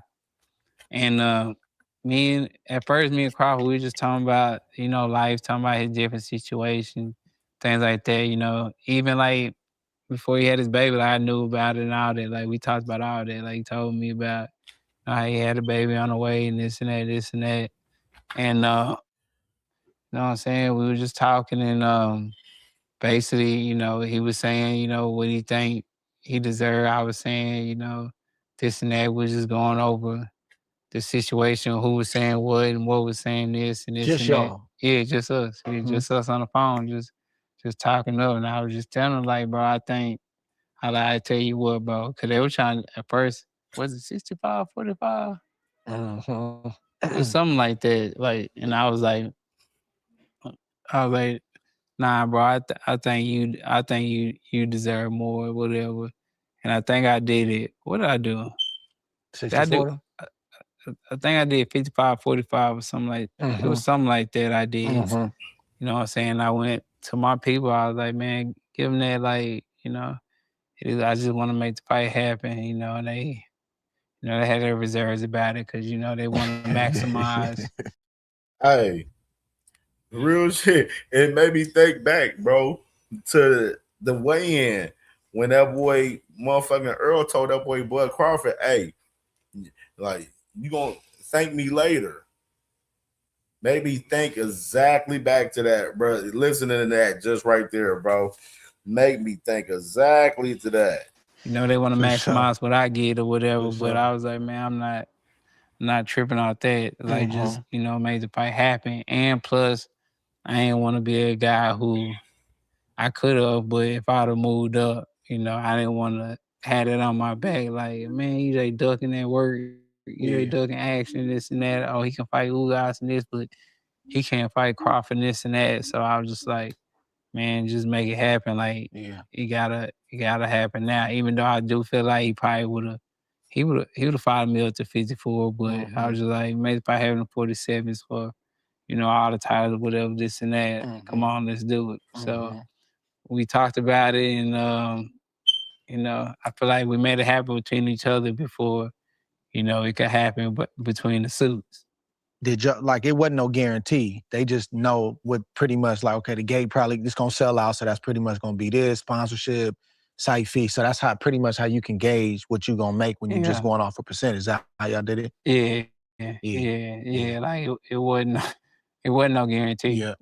Like, But you knew the fight was made, been talked about for years. Everybody wanted to see it. Yeah. So it wasn't like we ain't gonna make no money. It just mattered. The question is how much. Yeah, the question was how much you was gonna make. So it wasn't really no guarantees, and I guess they wanted me to maximize everything. So they was, you know, trying to get a huge number, and I think, you know, it could have happened if, you know, we'd have waited out longer. But oh, really? Yeah, but Could've been bigger.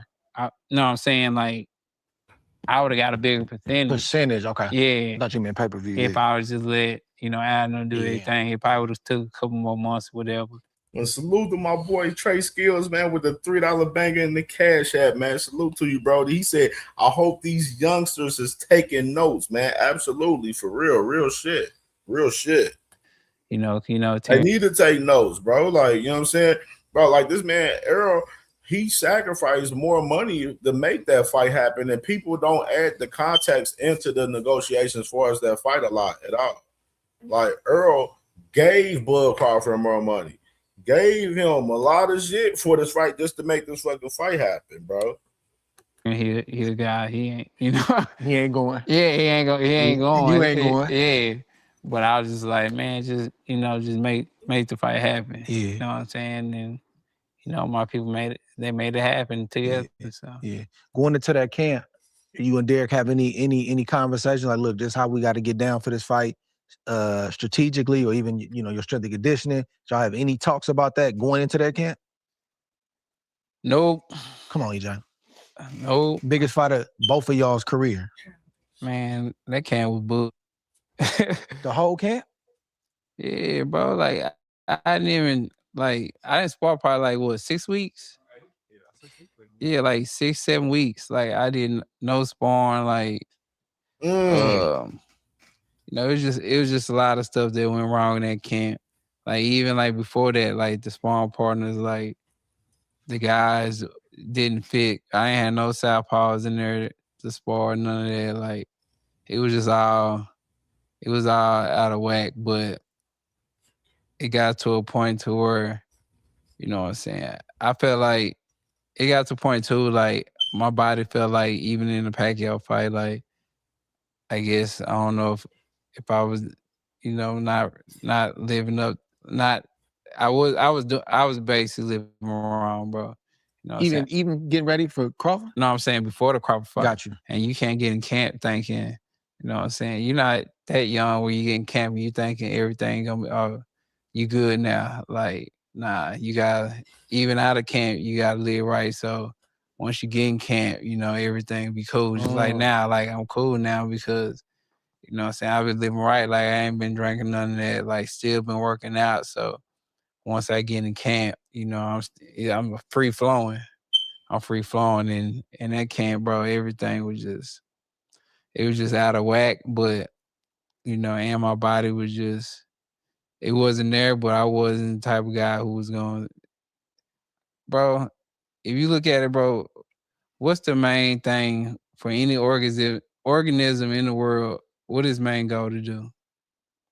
I don't know. Whatever kids or it has is to preserve that and keep that going. So for me, I knew that this maximum payout, is going to take care of my family. Even if I'm not here, it's going to take care of my family. You know what I'm saying? It'll take care of me, and I didn't know if I was going to box again, ever again. You know what I'm saying? Yes, you felt like that before the fight. Yeah, I felt like that before the fight. I didn't know if I was going to box again, ever again. That's why I took so long off. I took this long off. I didn't know if I was going to box again. Yeah, I'm going to talk about this right here.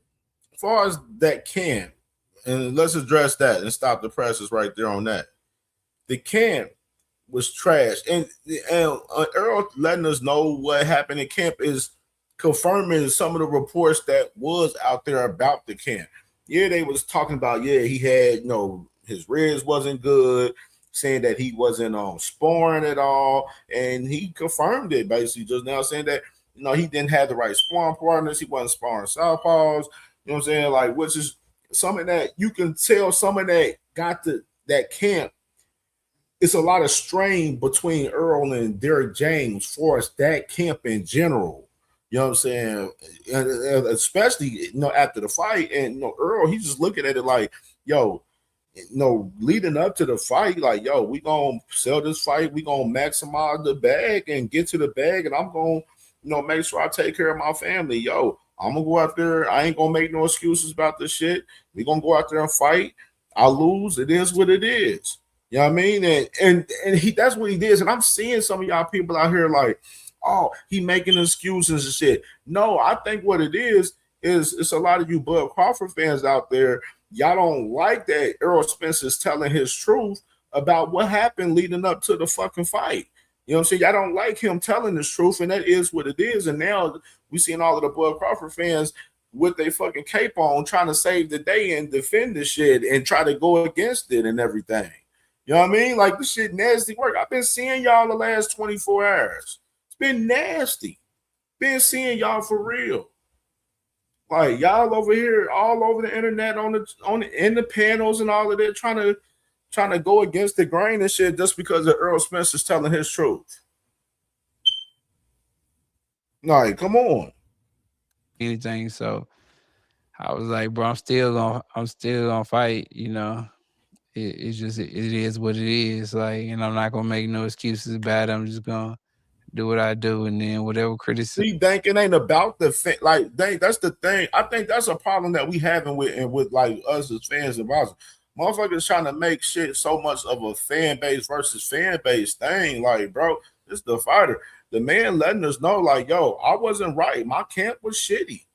That was the shittiest camp I've had in my career right there. It is what it is. I ain't made no excuses. I went out there and fought, and it is what it is. I went out there and got the bag for my family, and I'm not going to regret it or, sit there and fucking whine and fucking cry about it. Like we seeing a whole lot of other fighters. We seeing fighters crying and shit, about fucking, dumbass shit out here. Dumbass shit. Motherfuckers crying because they can't get, a motherfucker fight at the catch weight and all of that shit out here. We seeing so much fighters cry about bullshit. Africa, Richardson Hitchens crying about people saying that he dug Duarte and shit. Still crying about that shit, trying to prove his case in that shit. Like, we seen a whole lot of fighters cry about less.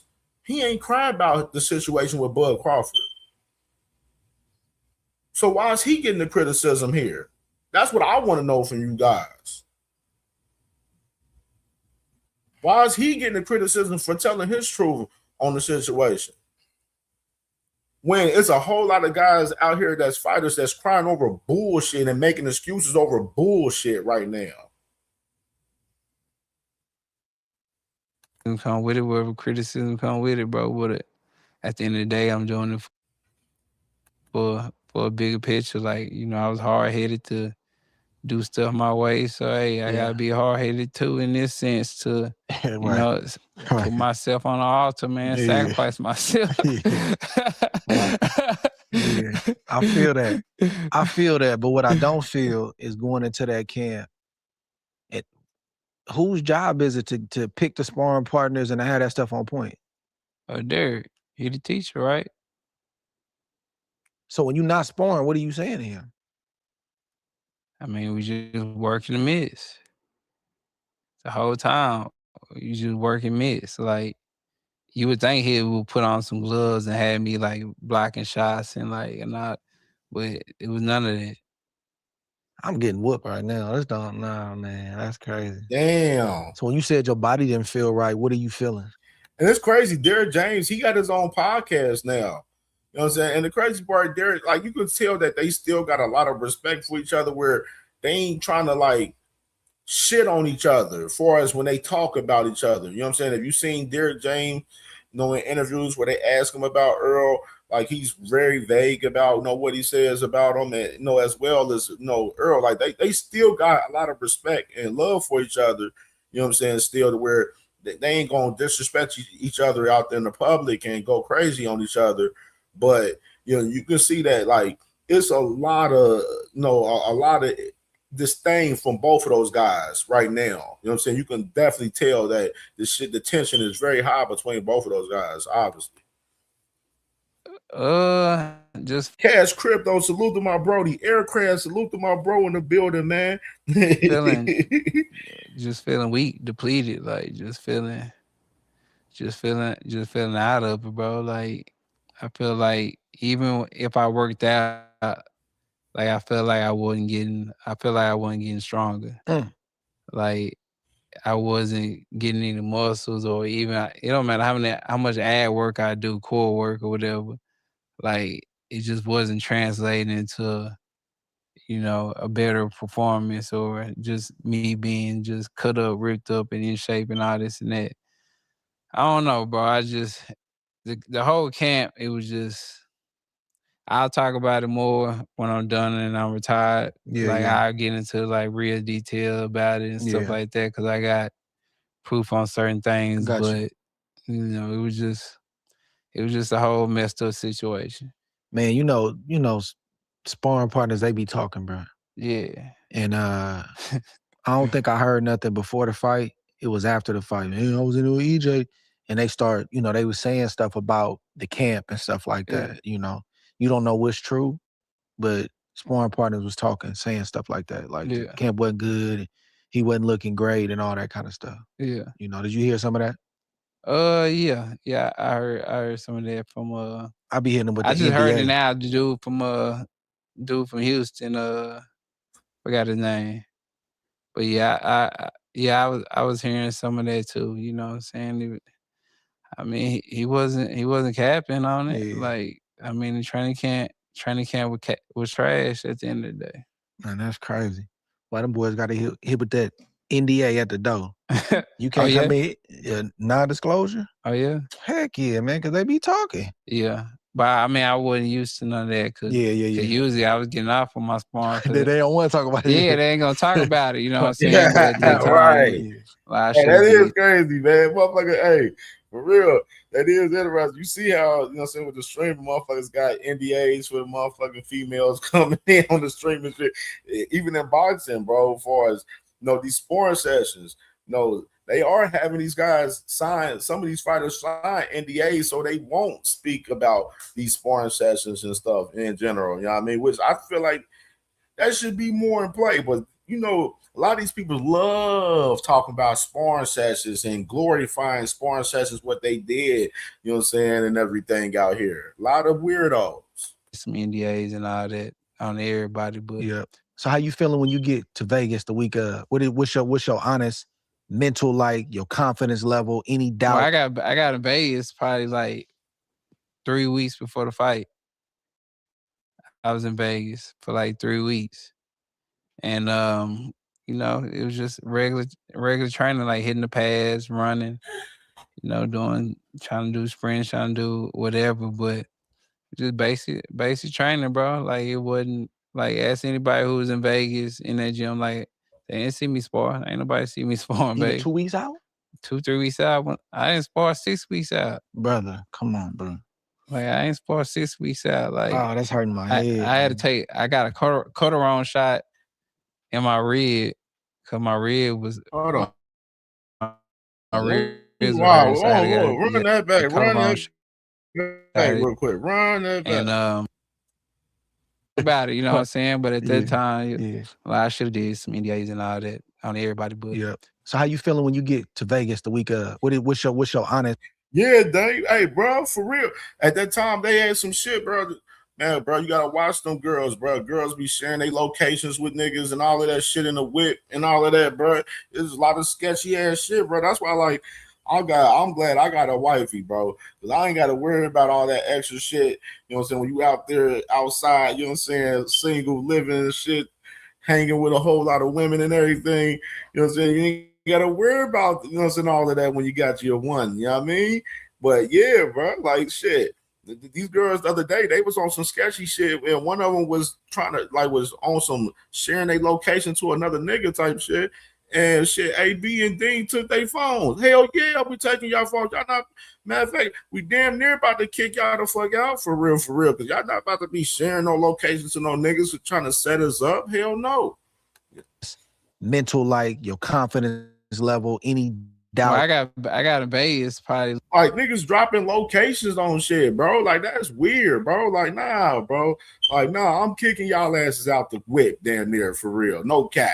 You getting kicked out. Like, nah, y'all stay. Y'all can have y'all phones. Y'all gonna have y'all phones right here on this motherfucking highway. That's what the fuck y'all about to do. Like 3 weeks before the fight, I was in Vegas for like 3 weeks, and you know, it was just regular training, like hitting the pads, running, you know, trying to do sprints, trying to do whatever. But yeah, LA, bro, shit, you already know. PNB Robbery, bro, there's a whole list of name of entertainers and athletes and stuff that, you know, that got killed out there in LA, man, out there in Cali, man. That shit real, man. That shit crazy out there, man. Just basic training, bro. Like, it wasn't like, ask anybody who was in Vegas in that gym, like, they didn't see me spar. Ain't nobody see me spar in Even Vegas. 2 weeks out? 2-3 weeks out. I didn't spar 6 weeks out. Brother, come on, bro. Like, I ain't spar 6. This motherfucking Earl basically said he really didn't spar this whole entire fucking camp pretty much.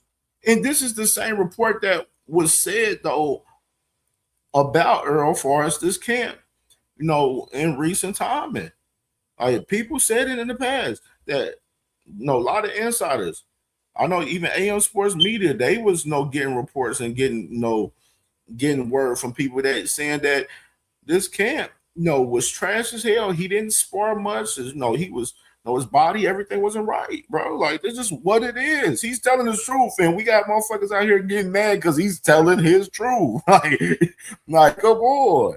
But is he making excuses about it? No, he's not making excuses. He's just telling what fucking happened. And y'all act like y'all motherfuckers mad about it because it y'all feel like it downplays the win for Bud Crawford. We understand you, Bud Crawford, y'all Bud buddies out there on that shit.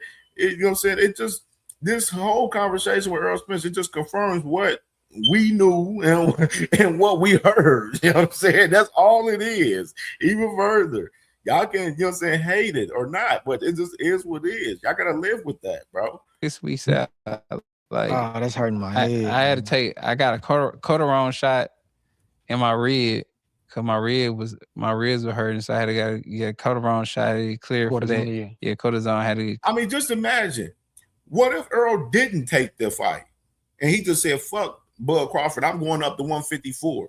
He could see me at 154. What if that happened? What if that was the scenario? That would have been Bud Crawford not getting that opportunity right there. Like, y'all should be damn near more respectful to the Earl Spence of the fact that he gave the opportunity because he didn't have to give the opportunity. And we know that.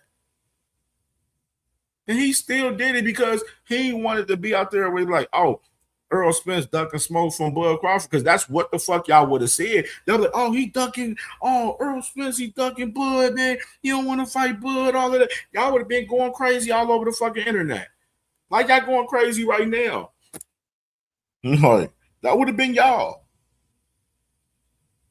So y'all should be respecting him and showing him love of the fact that he did get an opportunity because he didn't have to.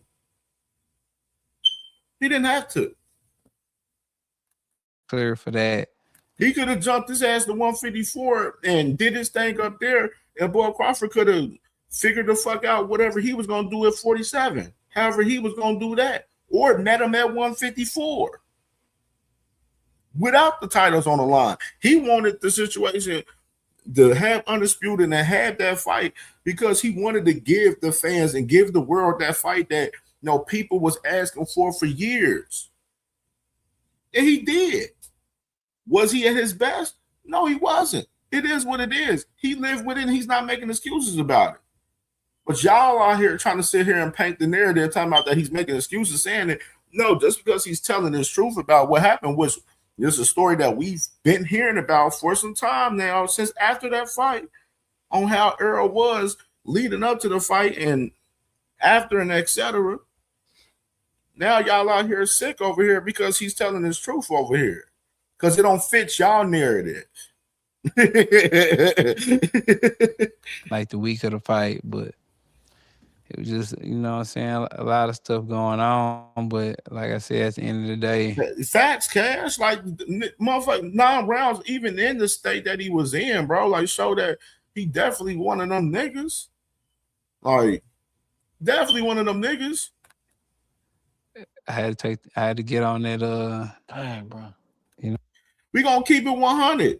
The boy Bud Crawford and them, they seen the advantage and knew the timing was right on it. You know what I'm saying? And then that's the part that y'all even gonna hate even more. Me saying this too. Some of y'all Bud Crawford fans, I know y'all gonna be y'all feelings. Me saying this because this plays in to the whole spectrum of this show. Far as chess, this is chess, not checkers. Some of these fighters, bro.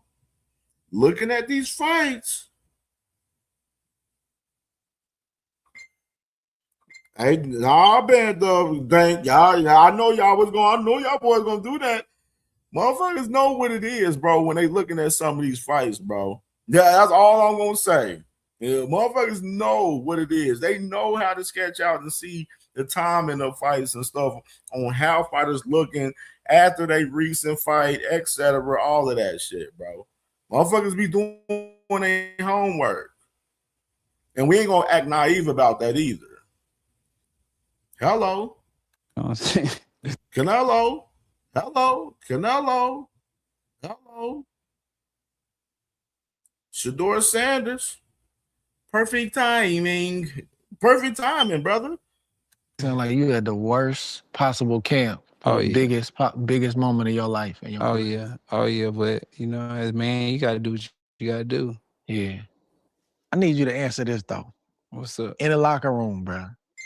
People saying EJ looked sleepy, he looked tired. Was it, because I know this too, like sometimes, bro, like sometimes you're dealing with a lot of pressure. Yeah. Like you can get that sleepy feeling. Like I didn't felt that. I'm like, bro, wake up. You gotta shake yourself. Like the pressure's so thick. Sometimes it can make you in that state, and you gotta kind of snap out of it. What was? We ain't gonna act like these fighters, bro. Come on, bro. We gonna get into it. Just wait. What's going on in the corner pre-fight? I mean, in the locker room before the fight. I was tired, bro. Like I ain't really sleep like that because I already knew what you felt it. Yeah, I already knew what I don't know, like, bro, in my mind, I thought this fight was gonna be competitive and I could win. But you know what I'm saying? I've been felt it like probably for like a month and some change, like damn, like, but hey, just saying in my head, like, you know what I'm saying, you doing this for your family, like you doing this for your family, but you know what I'm saying, I kinda felt like, it could be bad. It could be bad, but at the end of the day, you gotta be a man. I wasn't gonna not fight, and then I don't know when I was gonna return. Like I could have been returning now 3 years later type stuff. And I wasn't gonna be one of the fighters that do that. So, I had to do what was best for me. Yeah. So you get in the ring, man, and I think early on he like might have buzzed you with a jab or something like that. I didn't have that happen to me. That's a crazy feeling. That jab is strong if it land in the right spot, especially early. You know what I'm saying? It's like a right hand, or in his case, a left hand. But as that fight is unfolding, what's going on in your head? Getting caught with shots, you trying to get your shots, but you're not really landing. Like, I think you landed a couple good shots. Yeah. I mean, nothing going on in my head. I mean, I was fighting, bro. Like, you ain't thinking like, dang, it's happening. Like what I felt is happening. You ain't thinking. Nah. I don't know. I just don't be having them type thoughts in my head. Like, it's happening. Like, you be having them type thoughts? I mean, I be up most of the time, so like, I be going. Like, I'm just going. Like, shoot, I'm trying to fight. Like, that was all in my head. Like, I'm just trying to fight. Like, and I guess I'm asking because that had never happened to you before. Yeah. So sometimes in them type of moments, maybe your brain will take you a place it ain't never took because this has never happened. Yeah. You always on top. Yeah. You know what I'm saying? Nah, I was just trying to fight, bro. Like, that's all I was trying to do, just trying to fight. Like, it ain't never occurred to me, like, oh, man, like, you getting woods and all this and that. Like, even when I got off the canvas, it was just, you know what I'm saying? You didn't hesitate. You just, got up. You went down, you got like, up. I was just fighting, bro. Like, that's just who I am, bro. So anything that Crawford had that night that you wasn't expecting? Man, you would think, like, we would go over, like, him and his southpaw stance, like me blocking the jab. We didn't do none of that in training camp. Like, that's crazy. Hey, we didn't do none of that in camp. You'd think, like, we'll go over there, like me keeping my hands right here and catching it and shooting back and all this and that. But it was none of that. Like, when he came out, making me mad. Derrick James, bro. This is nasty right here. This is nasty. Nasty. Derrick James, bro. This nasty, bro. I was just holding my shit like this, and I was like, you know what I'm saying? It was a lot of stuff that that could have been different or could have been prevented. Even if I wasn't sparring like that, we could have prevented a lot of things that shouldn't have happened. You know what I'm saying? Like, just simple placement and me catching the jab from his southpaw stance and things like that. You wasn't telling him like that. We got to work on this. Nah. And let me be clear too. I want to be clear. This is for this particular fight right here. You know what I mean? Earl ain't speak about prior fights. I don't know what's his issues for us. If Derek had some of these same issues in prior fights, but you gotta look at I think that's the question that you really got to ask yourself.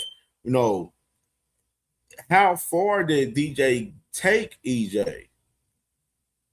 Or, is it more so DJ, took EJ as far as he can take him, you know what I'm saying, for us leading up to, that Crawford fight, pretty much to where it probably should have been a switch from there, you know what I'm saying, before that, you know what I'm saying, after the Ugas fight, probably should have been a switch. But EJ, him being who he is, he's a loyal motherfucker. He's loyal as hell to Derrick James, and he wasn't going to cut ties from Derrick James, you know what I mean, because his loyalty is tied to him.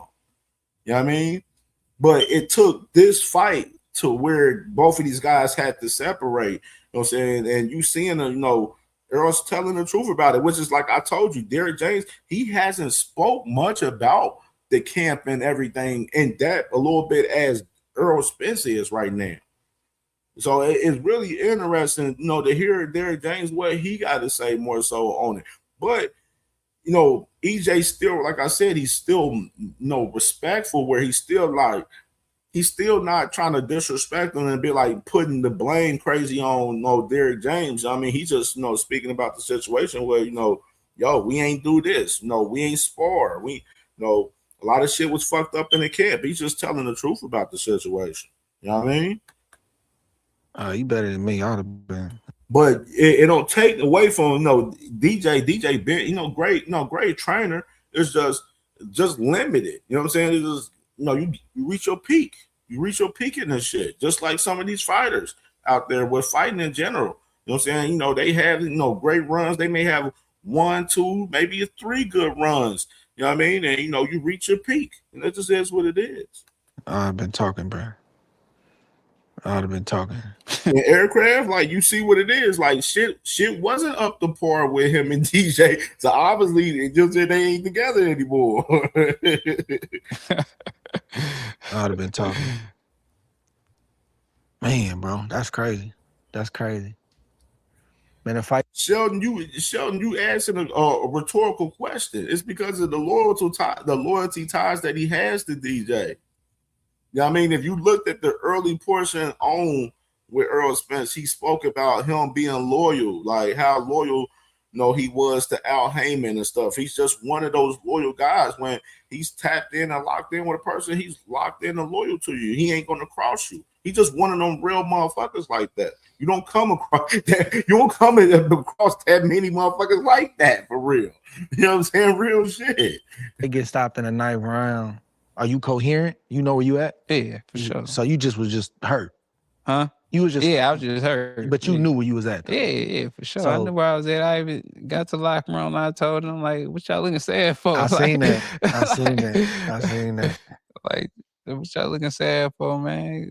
True up. Like, you know what I'm saying? It happens. Like, I done did a lot of people like this. Yeah. Like, this would come with it. Yeah, it come with the game, man. Yeah, I started looking so damn sad, like somebody died. Yeah, I remember that. They had the camera on you when you said that. You know what I'm saying? That's how it was. Was there any party that was relieved that it was over? Been talking about this dude for 4, 5, 6 years, whatever it's been.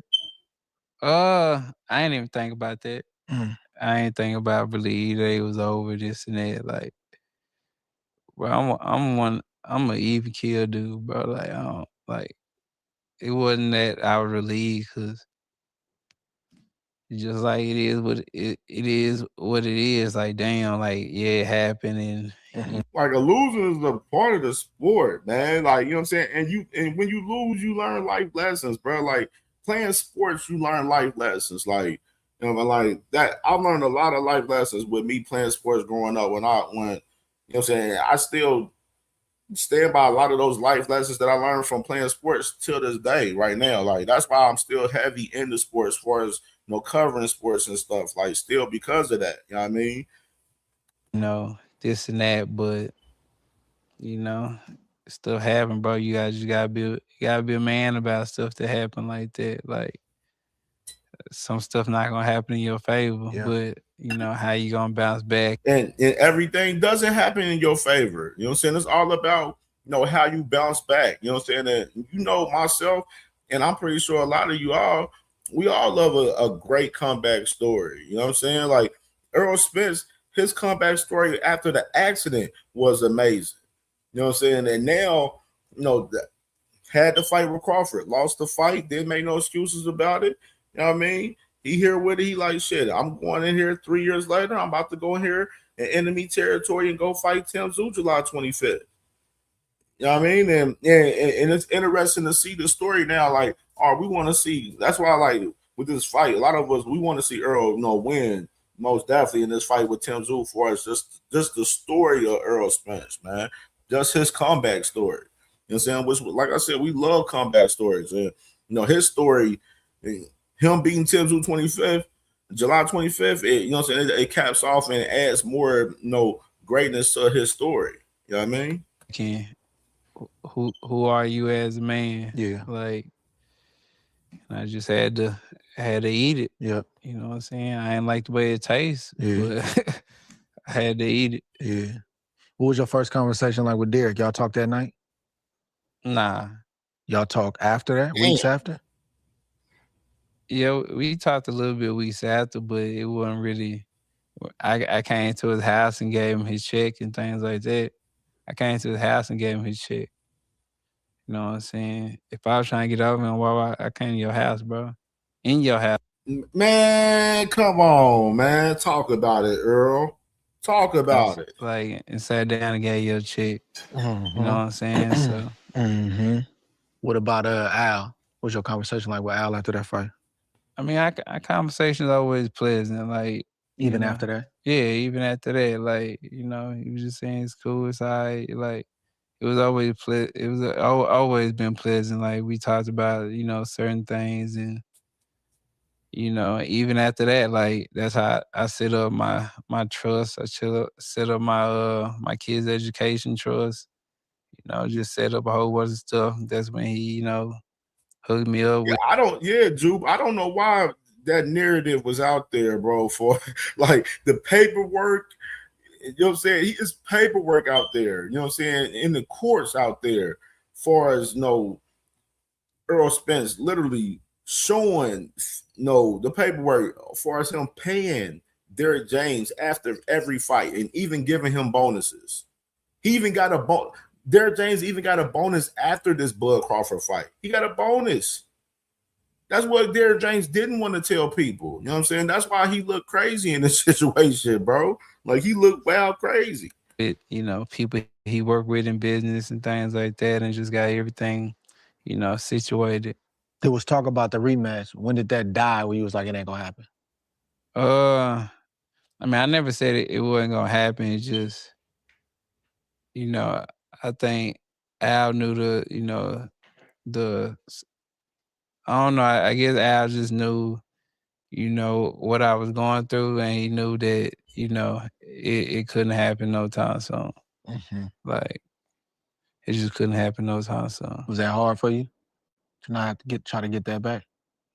Yeah, for sure. For sure that was hard, for sure. But, you know, I needed that break and that time off, you know. Yeah. It definitely was a positive, me taking that long off from boxing, that long off from going to the gym. Yeah. And just not just physically, but just getting everything right mentally and just becoming more of a what I say, a man, but just being, you know, a man with, you know, with morals and stuff. And really saying who I say I am on camera. Yeah. Couple more, I'm gonna get you out of here. What have you learned about people since that loss? City, people in general. Like, what's some of your takeaways on that? I mean, I wouldn't say people are fake. I just, you know, people are just who they are. Just because somebody don't check on me, or I don't think nothing wrong with them just cause, you know, people got their own life. You know, and a lot of these people got bills they got to pay, they got jobs, Yeah. you know, they got kids, they working. Man, you'll be surprised how many people that live in paycheck to paycheck and just trying to make ends meet. So I really don't take it in a negative where people didn't hit me up or, you know what I'm saying, didn't really just, you know, keep in touch with me and things like that. Cause at the end of the day, I didn't keep in touch with them either. You know what I'm saying? You know what I'm saying? It go both ways. They probably like, dang, why EJ ain't, you know what I'm saying? I never kept in touch with them either. So, Oh no, yeah. so you know, I took it for granted. So, you know, just got deeper and connected with my family and just, you know, and really just used them. I hugged down to them tight, you know what I'm saying? Cause it always been like that. Like something happened to me and I go to them and just, you know, they always been my safe place, you know, and I just learned from that to like. All right, we go to this part right here. Let me see. Cause I feel like I still got something and man, it'd be boring, bro. I need some excitement. Yeah. That's why I wanted to go to Australia. Right. Cause I mean, I could have found Dallas and all this and that. He said that boy.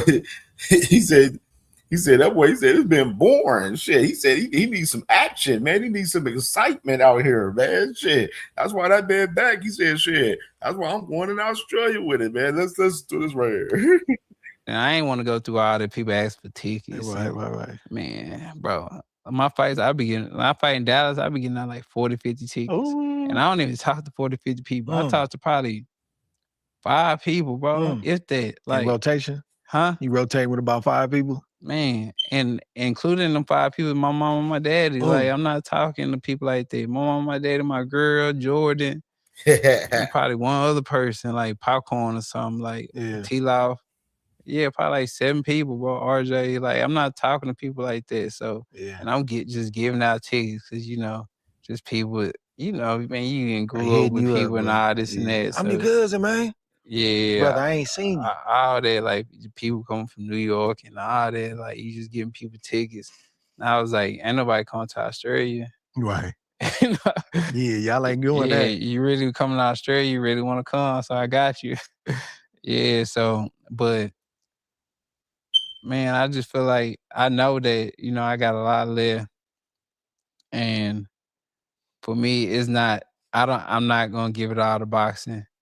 You know, it's really a fight by fight basis. I might be done after this. You know, it just all depends. You know, training camp,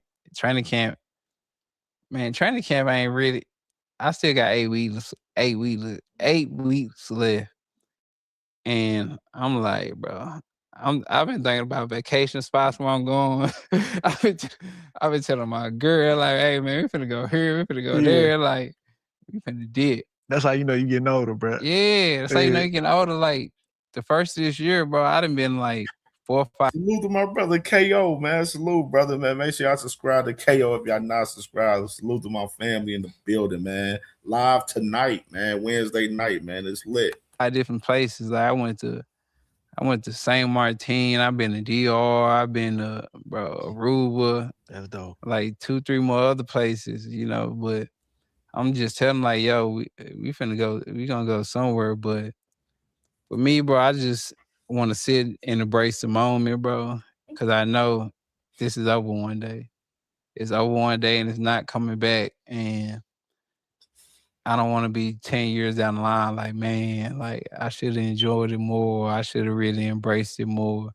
So, you know, this time I'm going to fully embrace it. You know, live 100%, you know what I'm saying, to what I say I'm going to do.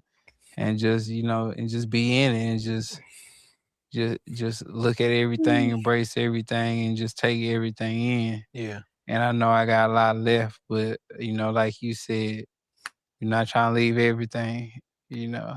Like, he seen me spar, Jordan's like, man, you still got a lot left in the tank, bro. I was like, yeah, but I'm not trying to get them everything that's in the tank. Yeah, that's right there. So you just got to know when to fold them. And we'll definitely see. But I'm excited about this, bro. I'm excited. It's kind of like a pro debut, kind of, because you know I ain't fought in so long. Yeah. And people keep asking me, why don't you take a tune up? Why don't you? Like, bro, like I don't want to tune up, bro. Yeah. You You ain't know never what I'm saying? did it. Yeah, I never done it, bro. I feel like if I take a tune up, I'm gonna take. I'm not gonna take training lightly, but I don't know. It's a difference when like I think they got me down on the odds or something. Yeah. So that excite me, bro. Yeah. They get me pumped up like, oh, Yeah. they doubted me. So I love the doubts because they had all the doubts with the Danny Garcia, with the Ooh guys. They were saying I'm a shell of myself. They were saying this, saying that. So that just get me more excited to show everybody that I am who I say I am. Still got that fire though. I seen in the and then when y'all announced the fight, you still got that fire though. You try to shake your hand and you had to let him know like, nah, we ain't gonna do that. Oh no, that fire not. That fire We ain't not. gonna do that. You ain't gonna bump on online and then try to Yeah. I was good to see. I say he told me because it might have been because I just seen where he told me he gonna do me like Fundora did Keith Thurman, and I'm like, bro, like what? I'm like, all right. And then when he trying to be all, I'm like, nah, bro, we not doing that, bro. Like, nah, this ain't that, bro. Like, this ain't that. Yeah, this ain't that, bro. Like, you got to say you say you gonna do this, you gonna do that, bro. Yeah. We gonna handle it. Yeah. I love to see it, bro. Yeah. Hey man, listen, brother. I appreciate you, man. I appreciate you, bro. Like, it's so many things about you that, your life is a book, man, and it's still, them chapters still being written, Sure. And I appreciate how your rise, I appreciate how you was on top, and I appreciate how you dealt with not being on top. Yeah. Probably more than you being on top, because we don't see that. We don't see cats like sticking that out. We don't see cats finding themselves and reinventing themselves and pressing in further to their family and pressing in further to their faith and just being better after something like that happened. And you didn't have one hardship after the next, bro. You still standing and you still here to talk about it, brother. So I just appreciate you, man. And I know a lot of people gonna get a lot from this interview, man, because we can't just show when we up. We can't just show when the money good and I'm on top, man. When life start lifing and stuff start happening, who are you? Yeah. And I appreciate you showing the world who you still are, brother. So, man, you got my support for life, bro. And Appreciate it. beautiful. Appreciate you man. again, bro. Man. That's it, man. Fire interview right there, man. For Earl Spence Jr., man, and Andre Ward, man. Definitely fuck with the interview heavy, man, for sure, man. I'm pretty sure when we open up the panel, we definitely gonna get y'all thoughts about this, man, with this interview. I know it was a little lengthy, man, but I definitely wanted to break down and cover that, man. Most definitely in that, man, for sure. Because Earl Spence, one of them guys, man, one of my favorite fighters. You know what I'm saying? A real one, always standing 10 toes on this shit. You know what I mean? And you know what I'm saying? I'm excited for July 25th. Now, you know what I'm saying? Him breaking down, I ain't gonna lie. I see my brother KO. Him breaking down, telling how the camp went and everything with Bud Crawford. I don't think the camp is the same way with Rodney Shields. I don't believe the same way. But I am interested to see how his body is as far as this fight with Tim Tszyu, man. It really is. And I'm looking at like some of the odds. FanDuel doesn't have Earl Spence and Tim Tszyu odds on there right now, but they got a whole bunch of odds up until September right now. But right now on some other betting sites, man, they got Earl Spence like -60 to as like the favorite. You know what I'm saying? It's like pretty much like a 50-50. You know what I'm saying, spot right now. If y'all looking at some of the odds for us this fight with Earl Spence and Tim Tszyu right now, man. So it's close. We gonna see. I'm interested to see how this play out for us, Earl Spence, in this fight coming up, man, for sure. And definitely we gonna be tapped in July 25th, man, for sure. Now, let's have a little fun a little bit. Let's get into this before we open up the panel, man. I wanted to have this little conversation a little bit as far as like chess and not checkers, like the situation, because Bam Bam, Bam Bam right now, he's talking about fighting Chris Medina right now for that WBO, which is the WBO. I seen them, they was like, yo, we would love to have that unification with, Bam Bam and Chris Medina. And if you kind of look at it, it looks like, from Robert Garcia, I've seen an interview with him, like, where he's like, yeah, we want one fight at 118, and then maybe another fight, possibly. It's like they're building, in a sense, for the fight with, with Nawa anyway. You know what I'm saying? As far as, building into the weight class, in a sense, possibly. I seen Sean Zattel mention this, you know what I'm saying, as well. Like I seen him mention it as far as, a possibility, of Bam looking at Ramon Cardenas at 122. You know what I'm saying, in particular, which was, kind of interested in that factor. Like, that will be a good scrap for him and Nawa anyway opponent and everything. So you see, in a sense, like, Nawa anyway, he's pushing for the fight a little bit instant. You know what I'm saying? If you kind of, see it with, him posting this on his IG story, basically talking about him and Bam. But Bam, it looked like they having other plans. They trying to build themselves into that fight with Nawa anyway, which it comes into like the play where it comes into like exactly where like it's definitely on some chess, you know what I'm saying, chess, not checker shit, you know what I'm saying, which is Nawa anyway, he looking at it like shit. Maybe I can get this motherfucker Bam right now with him just coming into that 118 class. And then you got Bam like shit.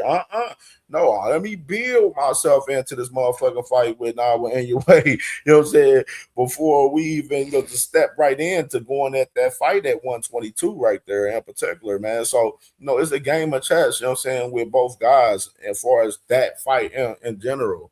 You know what I mean? If you look at it in that perspective. And even along with like, I did a show talk about David Benavidez playing chess, not checkers, with with Ja Opatai, which we know that whole scenario. Like Ja Opatai right now looks like I said before, y'all know where I stand at it. Radio Ja Opatai looking like one of the the fucking the dumbest fighters out here in boxing right now, because he's at a place to where he can't get undisputed. He wants undisputed, but he's over there at Zuffa, and he's not going to be able to get undisputed over there. And you see, David Benavidez pretty much fucking boxed out the division, which I already mentioned before. Boxed out the whole division pretty much with that shit situation with beating Zerto and getting that WBO and that WBA strap, and then looking like, yo, I'm at 75. I'm WBC champion down there. Hey, Noel, I want that strap at cruiserweight now too. I'm pushing my position for that strap at cruiserweight now. And you see the WBC, they ordered that fight, and Noel got to fight him, or he gonna get stripped. And we gave out a report from Noel's team the other day where his team said, yo, we ain't fucking giving up our position.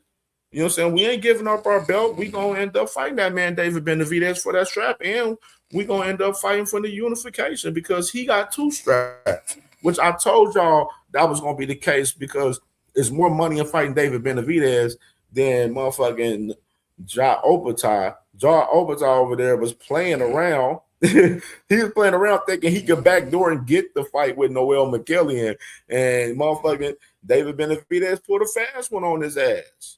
And you already got to understand the sanction of the bodies ain't too crazy and kind of the fight of the guys at Zuffa. You know what I'm saying? That's just the fact of the matter. And you got to look at it too with Ja Opatai. Ja Opatai, he was trying to fight Noel McKillian. Noel McKillian, he's with Don King. It wasn't a for sure thing that fight was going to happen anyway, because Don King got a lawsuit on Sella right now because of the Michael Hunter and Big Baby Miller fight. As far as Turkey trying to go behind Don King back and get that fight going. So you gotta add the context for us that, as far as overtime right there. It wasn't a for sure thing that he was going to get the motherfucking the David Ben, not the what's it called? It wasn't a sure thing he was going to get the Noel McKillian fight. It wasn't a sure thing. You know what I mean? So and it gives me weak because I'm looking at this clip of John when we was playing this shit yesterday on the show. I'm looking at this dude like, this dude is crazy. Like, he realized, still think he in the game. Look at this goofy motherfucker right here. I actually had a good sit down with some of the team today. You know, we're hoping to make that dream possible by the end of the year.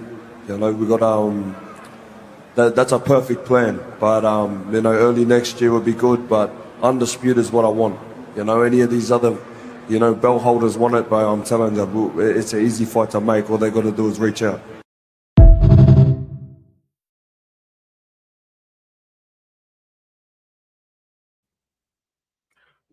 Crazy, bro. Like, crazy, right? Like, this man is delusional as fuck. He still think he can believe that he can fight for undisputed this year. How? When you don't got no fucking straps to unify with and fight for undisputed.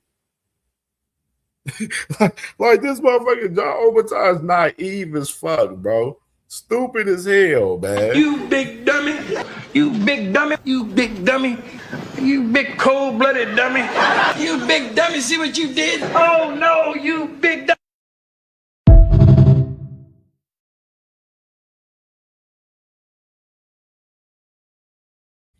That I got to sit out here and listen to my guy BVO, you know what I'm saying, out here on his shows, try to push this narrative of David Benavidez ducking John Obertai when the man John Obertai was trying to fight Noel McKillian next. He wasn't trying to fight David Benavidez. That's my problem with you guys. Y'all guys got to stop going by these call-outs, bro. A lot of these guys' call-outs don't lead to action. That's just the fucking fact of the matter. Y'all worried about what these motherfuckers are saying and not worrying about what they actually doing. What John Obertai was actually doing was trying to get a fight with Noel McKillian, and then he was talking about fighting the winner of Chris Billiam-Smith and Ron Rozicki. Which right now it looks like, to me, it looked like motherfucking John Obertai, he may be defending that little Zuffa belt over there versus Chris Billiam-Smith since he just won a couple weeks ago. That's what it looked like to me now.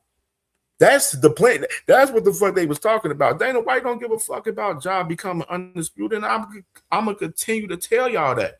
He don't care about John becoming undisputed. You think Dana White signing fighters over there at Zuffa for nothing, for the cruiserweight division for nothing? Like, and he's signing some of the top cruiserweight guys in particular too? Like, come on. We got to make this make sense. That man, John Obertai, he won't undisputed, and he at a place where he can't get that shit. And that's just the fucking fact of the matter. Whole test dummy for the Zuffa belt. He's the first Zuffa champion. Like, the man's literally over there brainwashed, looking stupid as hell right now. Like, stupid as hell. And it's chess, not checkers with David Benavidez. Yo, I'm about to get all these titles at the cruiserweight division. And if you really, truly want this motherfucking fight, you're going to do what it takes to come get this fight. Because I'm going to have all these titles, and we're going to be waiting on you. Because we're not coming to you for that fucking fight over there to Zuffa. You coming to us. We're the A side. Once we have all these straps, we'll see what the fuck you want to do. Because we got what you truly want. What you've been wanting for the past several years. Motherfucking John Obertai ain't fucking fought nobody for real since he fought fucking Breeders.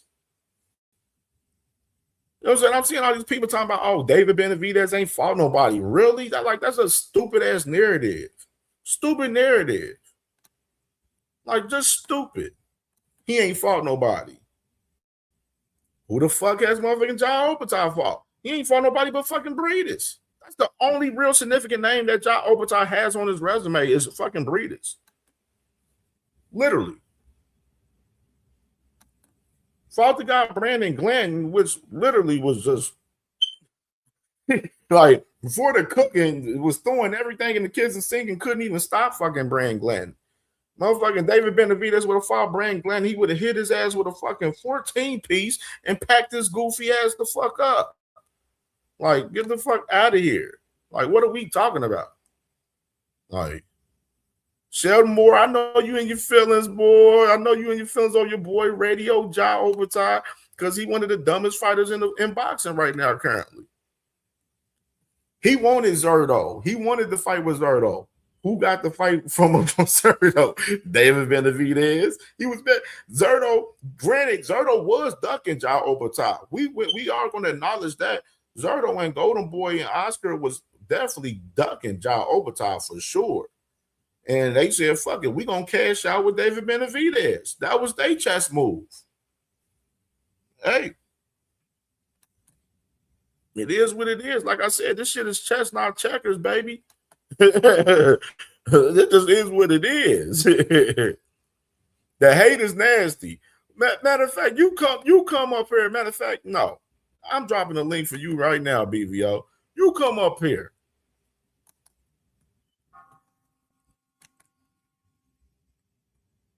You come up here.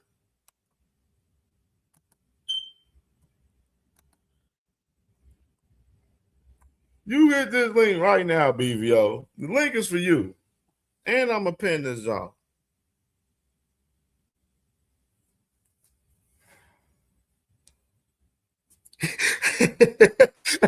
Damn, Dave, you said I'm cherry picking? Damn. They said I'm cherry picking, BVO.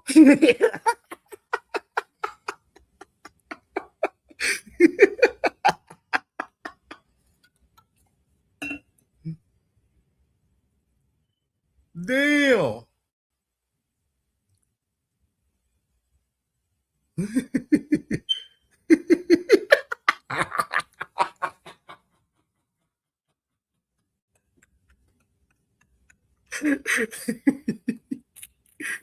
Damn. Damn, I'm crying. Oh, man. Hey, I'm crying, man. Yeah, man. But like I said, bro, you know what I'm saying? It's chess, not checkers, man. You know what I'm saying? As far as the man, David Benavidez and Ja Overtime concerns, you feel me? Like, that's just what it is, bro. Ja Overtime, his dumbass team, they act like they don't know what the fuck is going on. Like, they don't know it's a whole war going on with Zuffa and the sanctioning bodies right now, along with the promotional companies, too. You know what I mean? Just to add context. My good brother, what's popping? What's the word, man? How you feeling? I'm feeling great, brother. What's going on with you? Hey, man, you know, I gotta always say something. You know, I see you go out of your way to hate on the fighters, man. Hate on the fighters? I don't know, man. Shout out to all my Polynesian and South Pacific Islanders, man. We doing some big stuff, man. So just seeing what you doing is nasty, bro. It's nasty, man. Telling the truth is nasty. Oh, you didn't hear what Jose said about he could fight Bivol, who's got a bad back, or Beterbiev, who's old as LeBron James, and that's a better fight than fighting Joe. That's the problem, brother. You worried about what's being said, what's being done. Your guy is out there trying to fight in a well and look like he's not going to get that fucking fight. On top of that, your guy mentioned that he wanted to fight the winner of Chris Billion Smith and Ryan Rozicki.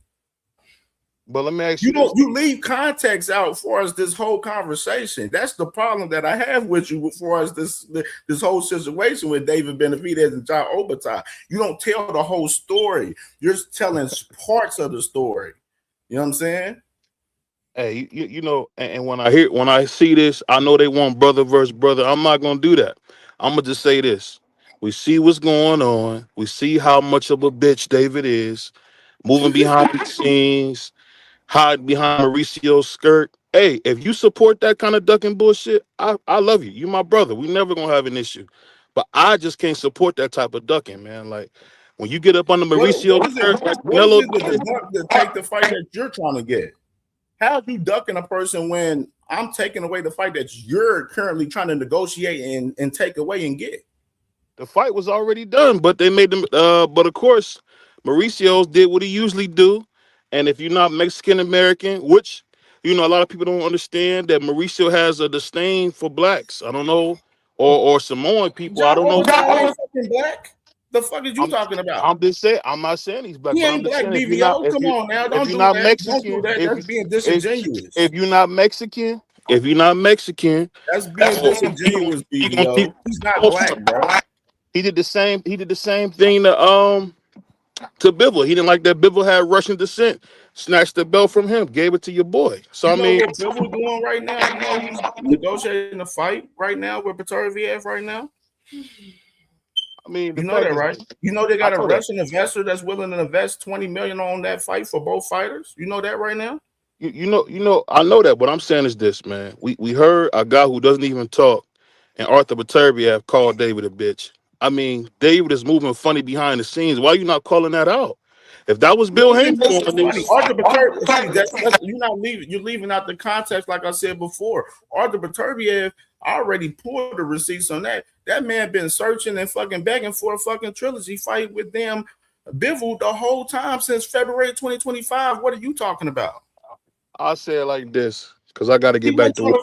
I feel like this. See, that's why I'm talking BVO. That's the problem. Stop going off of the call outs, bro. Stop going off of the call outs. Hold on, listen. About your actions, bro. Please. Hold on, let me say this. You my brother. Salute to my brother CamJ. I got to get back to work. Just wanted to show some love, man. Keep doing your thing. I hope to see you. I'm gonna be front row. Most definitely, bro. We gotta do a live show when we link up that weekend. Oh yeah, shout out to my brother. I think my brother Boxing Source gonna be in the building too. So we're gonna have a lot of fun, man. So I can't wait to see you in a couple weeks, man. Yeah, the link up gonna be crazy. We're gonna do a meetup and everything, bro. For sure. Peace. You already know.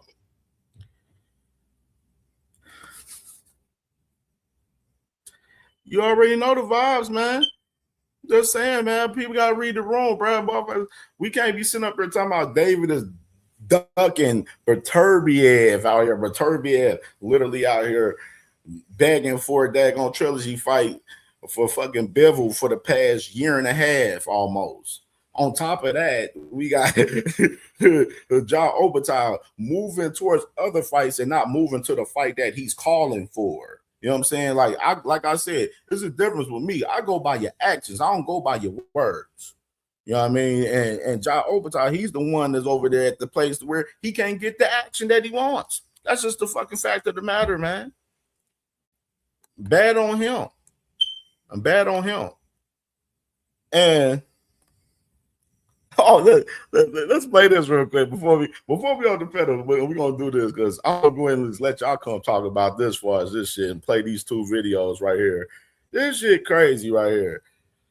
Nose Candy Bill, man. Old school Nose Candy Bill right here, dog. You know I said these scopes, man. You know what I mean? Born and bred, man. On these things. Out the east. That notorious episode, glorious, rich rolling. 7-7 Greenside Mob. Huh? Can you dig it?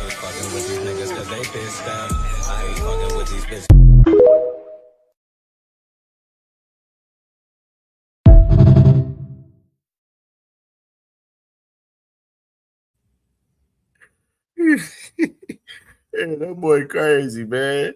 That boy crazy. And all right, man. That infamous little clip yesterday, man, surfacing around with Devin Haney over there on this platform. And speaking about this Shakur fight, man, which is these guys once again, they continue to press upon this Shakur Stevenson fight. Just the other day, the man Devin Haney was talking about, Keyshawn. He tweeted out talking about Keyshawn and everything the other day. You know what I mean? And now you got him in this little clip right here where he's once again, they putting the full court press on Shakur Stevenson for us this catchweight at 144, man. Come on, man. Champ side, 144 is. Whoa, what's up, champ? Come on with it. 144, baby. We gonna get it on. Say it again, champ. 144. 144 is a weight, and then we can make it happen. So, Dev, can you hit up Shakur and get the fight done? What's really stopping y'all from fighting on his end or on both of y'all ends? Man, Champ, I'm in the gym right now, but all I gotta say is 144, and we can get it on. What about Keyshawn? Shakur first, 144. For sure. All right, champ. Hey. man. Hey, man, Appreciate it only you. happens on Trap's side, the baddest brand in the land. You're going to get the exclusive that you want to get. All you got to do is stay tuned in because Trap's side, got the beat and the pulse of the boxing. You dig? Did you just hear it from me, Trap's side? I heard it.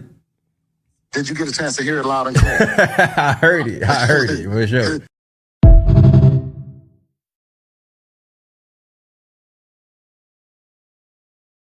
Man, bro, this shit crazy, bro. Like it's crazy that these dudes. It's like, to me, it's like their Zuffa deal depends on this damn Shakur fight, and that's why they pressing upon it. That's what it looked like to me. That's what it exactly looked like to me. It looked like this Zuffa deal depends on motherfucking Shakur Stevenson fighting them. That's what it looks like. Like that's what it absolutely looks like, man. And no, it's a game of chess and checkers as far as them too, as far as that. No, Devin and them, they trying to catch. They like, yo, shit. We put the full court press on you. You don't want to fight at 47, shit. We gonna fight you at 44.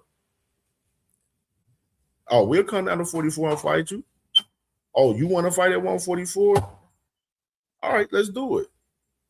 Now, all the harness is on Shakur Stevenson to, put up a shut up on the shit. But at the same time, all of this talk in as far as the public from, both parties, nobody's behind the scenes really truly going to the table. Unless, Like, that's what I'm saying. This shit is stupid, bro. This is stupid at the end of the day. It's fucking both fighters are trying to find an advantage out of each other. You know what I mean? In this fight. Like, yeah, but in the same time, this motherfucking Devin got a whole mandatory order going on with Keyshawn Davis, and he don't fight that man. He gonna be end up giving up that motherfucking strap. They doing all of this Shakur shit when they got something real on the line right now with Keyshawn Davis right now. And putting a full court press on a guy that has told us literally 4 times that he's not fighting, he's not negotiating anything with this guy, Devin Haney, right now. And he said, oh, you fight me at 144? And now the point, what I'm saying? Shakur put himself in a sticky situation because he said, yo, meet me at 44, and then they put the full court press talking about, oh yeah, we'll meet you at 44. Now the harness is on him. Now it looks stupid on his behalf, let alone with the Oshaki situation. It looks stupid on his behalf on that too. Because you told us about that shit. If he gave Bray Ford the opportunity, you'll fight that man. And people in the ways looking at that fight too, like shit, if you ain't fighting Devin, you need to be fighting Oshaki, which I've been saying that. Like, if you're not fighting Devin, let's get this Oshaki fight then. So, like I said, bro, a lot of fighters, both of these guys trying to find advantages out of each other in the fight. And it looked like this fight, like I told you, I don't think Shakur's going to fight the man. I just don't see it. And it's interesting if that shit is, if that shit is like that, then, you know what I'm saying, it's going to look crazy. But panel open, man. Link is in the chat. Y'all can pull up, man. And I'll play this shit back with B. And KO was like, what? He said, where the fuck that come from? Man, bro, this shit started servicing around the neck the other day. No More Sleepwalking sent it to me. But I seen it, though, on TikTok myself the other day. The motherfuckers was servicing this Bill Haney Oakland clip around TikTok the last couple of days, man. You know, out there in Stoker, man, you know what I mean? More than Fred, man, on these out the east. Yeah. That notorious episode, Glorious, Rich Rolling, 7-7 Greenside Mob. Can you dig it?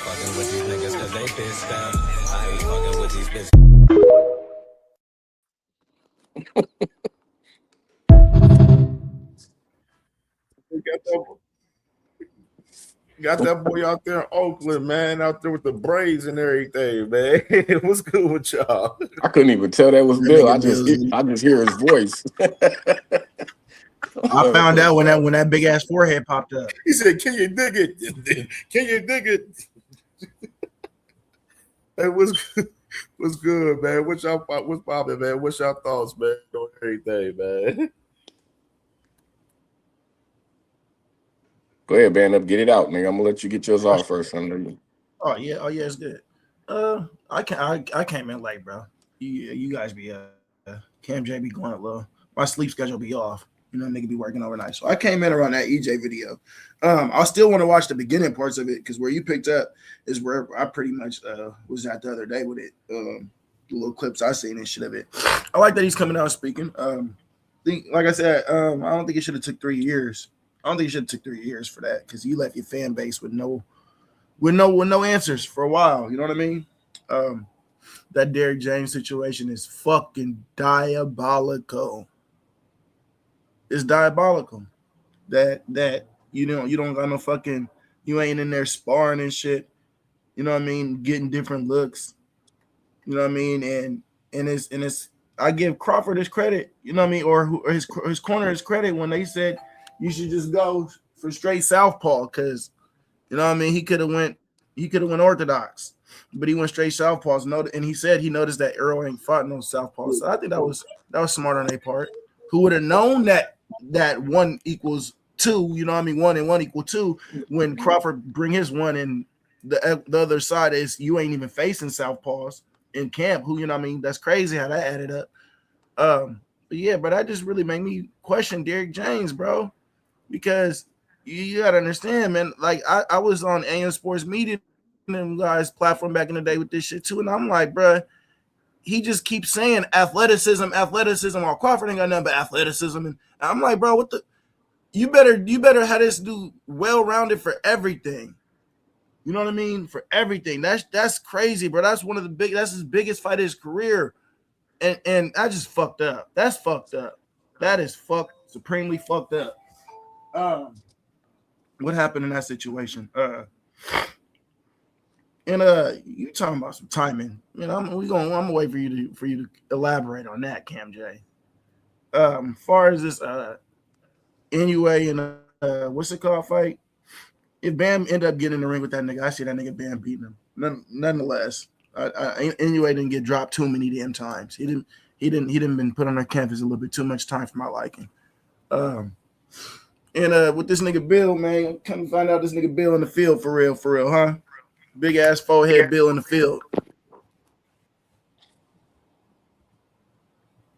I'm gonna land my plane there. My boy, okay, my boy Cash, man, what's good? Cash, man, what's good, bro? Yeah. I watched the interview fully last night. No, man, look, the only thing that I care about is that I didn't get to see the best fight, man. When I watch a fight, I don't give a fuck who lose, really, man. It don't matter who I like more, who I like watching more. I just want to see a great fight. So that's the only thing I missed out on. Bud still might have whooped on Errol's ass, but we might have got a greater fight. That's, you know what I mean. That's the only part that I miss. But I don't see why all the damn buttercups were melting all over the place yesterday. That wasn't Errol making excuses, man. Nigga just taking accountability, letting motherfuckers know a little about what happened. And I don't think Errol owes nobody no fucking answers. The nigga kept it 100 for so long. That shit, when he got to that point, he said, fuck, I gotta do what I gotta do for me. Fuck everybody else. So, I mean, I can't really fault the nigga for that either. And I lost hella bands on that fight. So, shit, whoever mad, you just got to keep on being mad. I'm gonna pass it. Okay, facts, bro. Shit, I done lost shit. I lost about 500 that night. I lost like 5. I lost bands on that fight, my nigga, and I ain't crying. So why everybody else crying? That's plus tax, bro. Let me get on my sis 2 cents, man. What's poppin' with my sis 2 cents? What's going on, y'all? What's going on? I actually won money on that fight. I think I won like 1,200 because I bet on the knockdowns. And I was like, ooh, this is going to be one of those epic fights. They're going to be knocking each other down. But anyway, I don't know. I can't understand why everybody in the uproar because this man is telling his story. And I did a video after the fight, and I was so mad at Earl. Like, bro, nobody wanted to see you get in a ring like that. Like, we wanted to see you at your best and have a good competitive fight. But it is what it is, and circumstances, I guess. I think it's crazy that people are basically saying, shut up and don't tell your story because it make Bud look bad. I think that's what people are saying, and they don't realize it. And I reviewed this whole interview, and I went through the whole interview. I ain't skipped no parts. I didn't do none of that. And he was telling his whole story the whole time. But all people got out of him telling his story was that he making excuses. Like, I don't get it. Why does Earl not have the opportunity to tell his story? Because Bud is your favorite fighter? Because it kind of confirms what people been saying this whole time. So now y'all feeling some type of way? I don't know, but it's crazy what was going on. It's crazy how irresponsible him and Derek were. I don't know, man. Like, Earl seems to have to learn the hard way, and he learned a very, very, very hard lesson. I feel like throughout this experience, especially with that Bud fight. So we just gonna have to see what happens moving forward and how he look in the Tim Zoo fight. He may look better with the time off and the new trainer and all of that, or we don't know exactly how he gonna look because it seems like he was bullshitting so much before and he was just going off of just determination, will, and talent. Now, I'm not saying like he wasn't working at all, he just wasn't doing nothing. It's just you could tell he had been cutting a lot of corners, and eventually all of that shit caught up to him. And we was having a discussion in my chat about the COVID thing. And because he said during the Danny Garcia fight, he had COVID. And then somebody was mentioning long COVID and how that shit could still affect you. Because he was saying he was depleted, he had no energy, he couldn't put on no muscle, he wasn't getting no stronger. So then you gotta wonder, like, damn, how much did the COVID really affect him? Because I've heard people dealing with COVID like long after it's quote unquote healed. It's called long COVID. They still had issues dealing with that shit.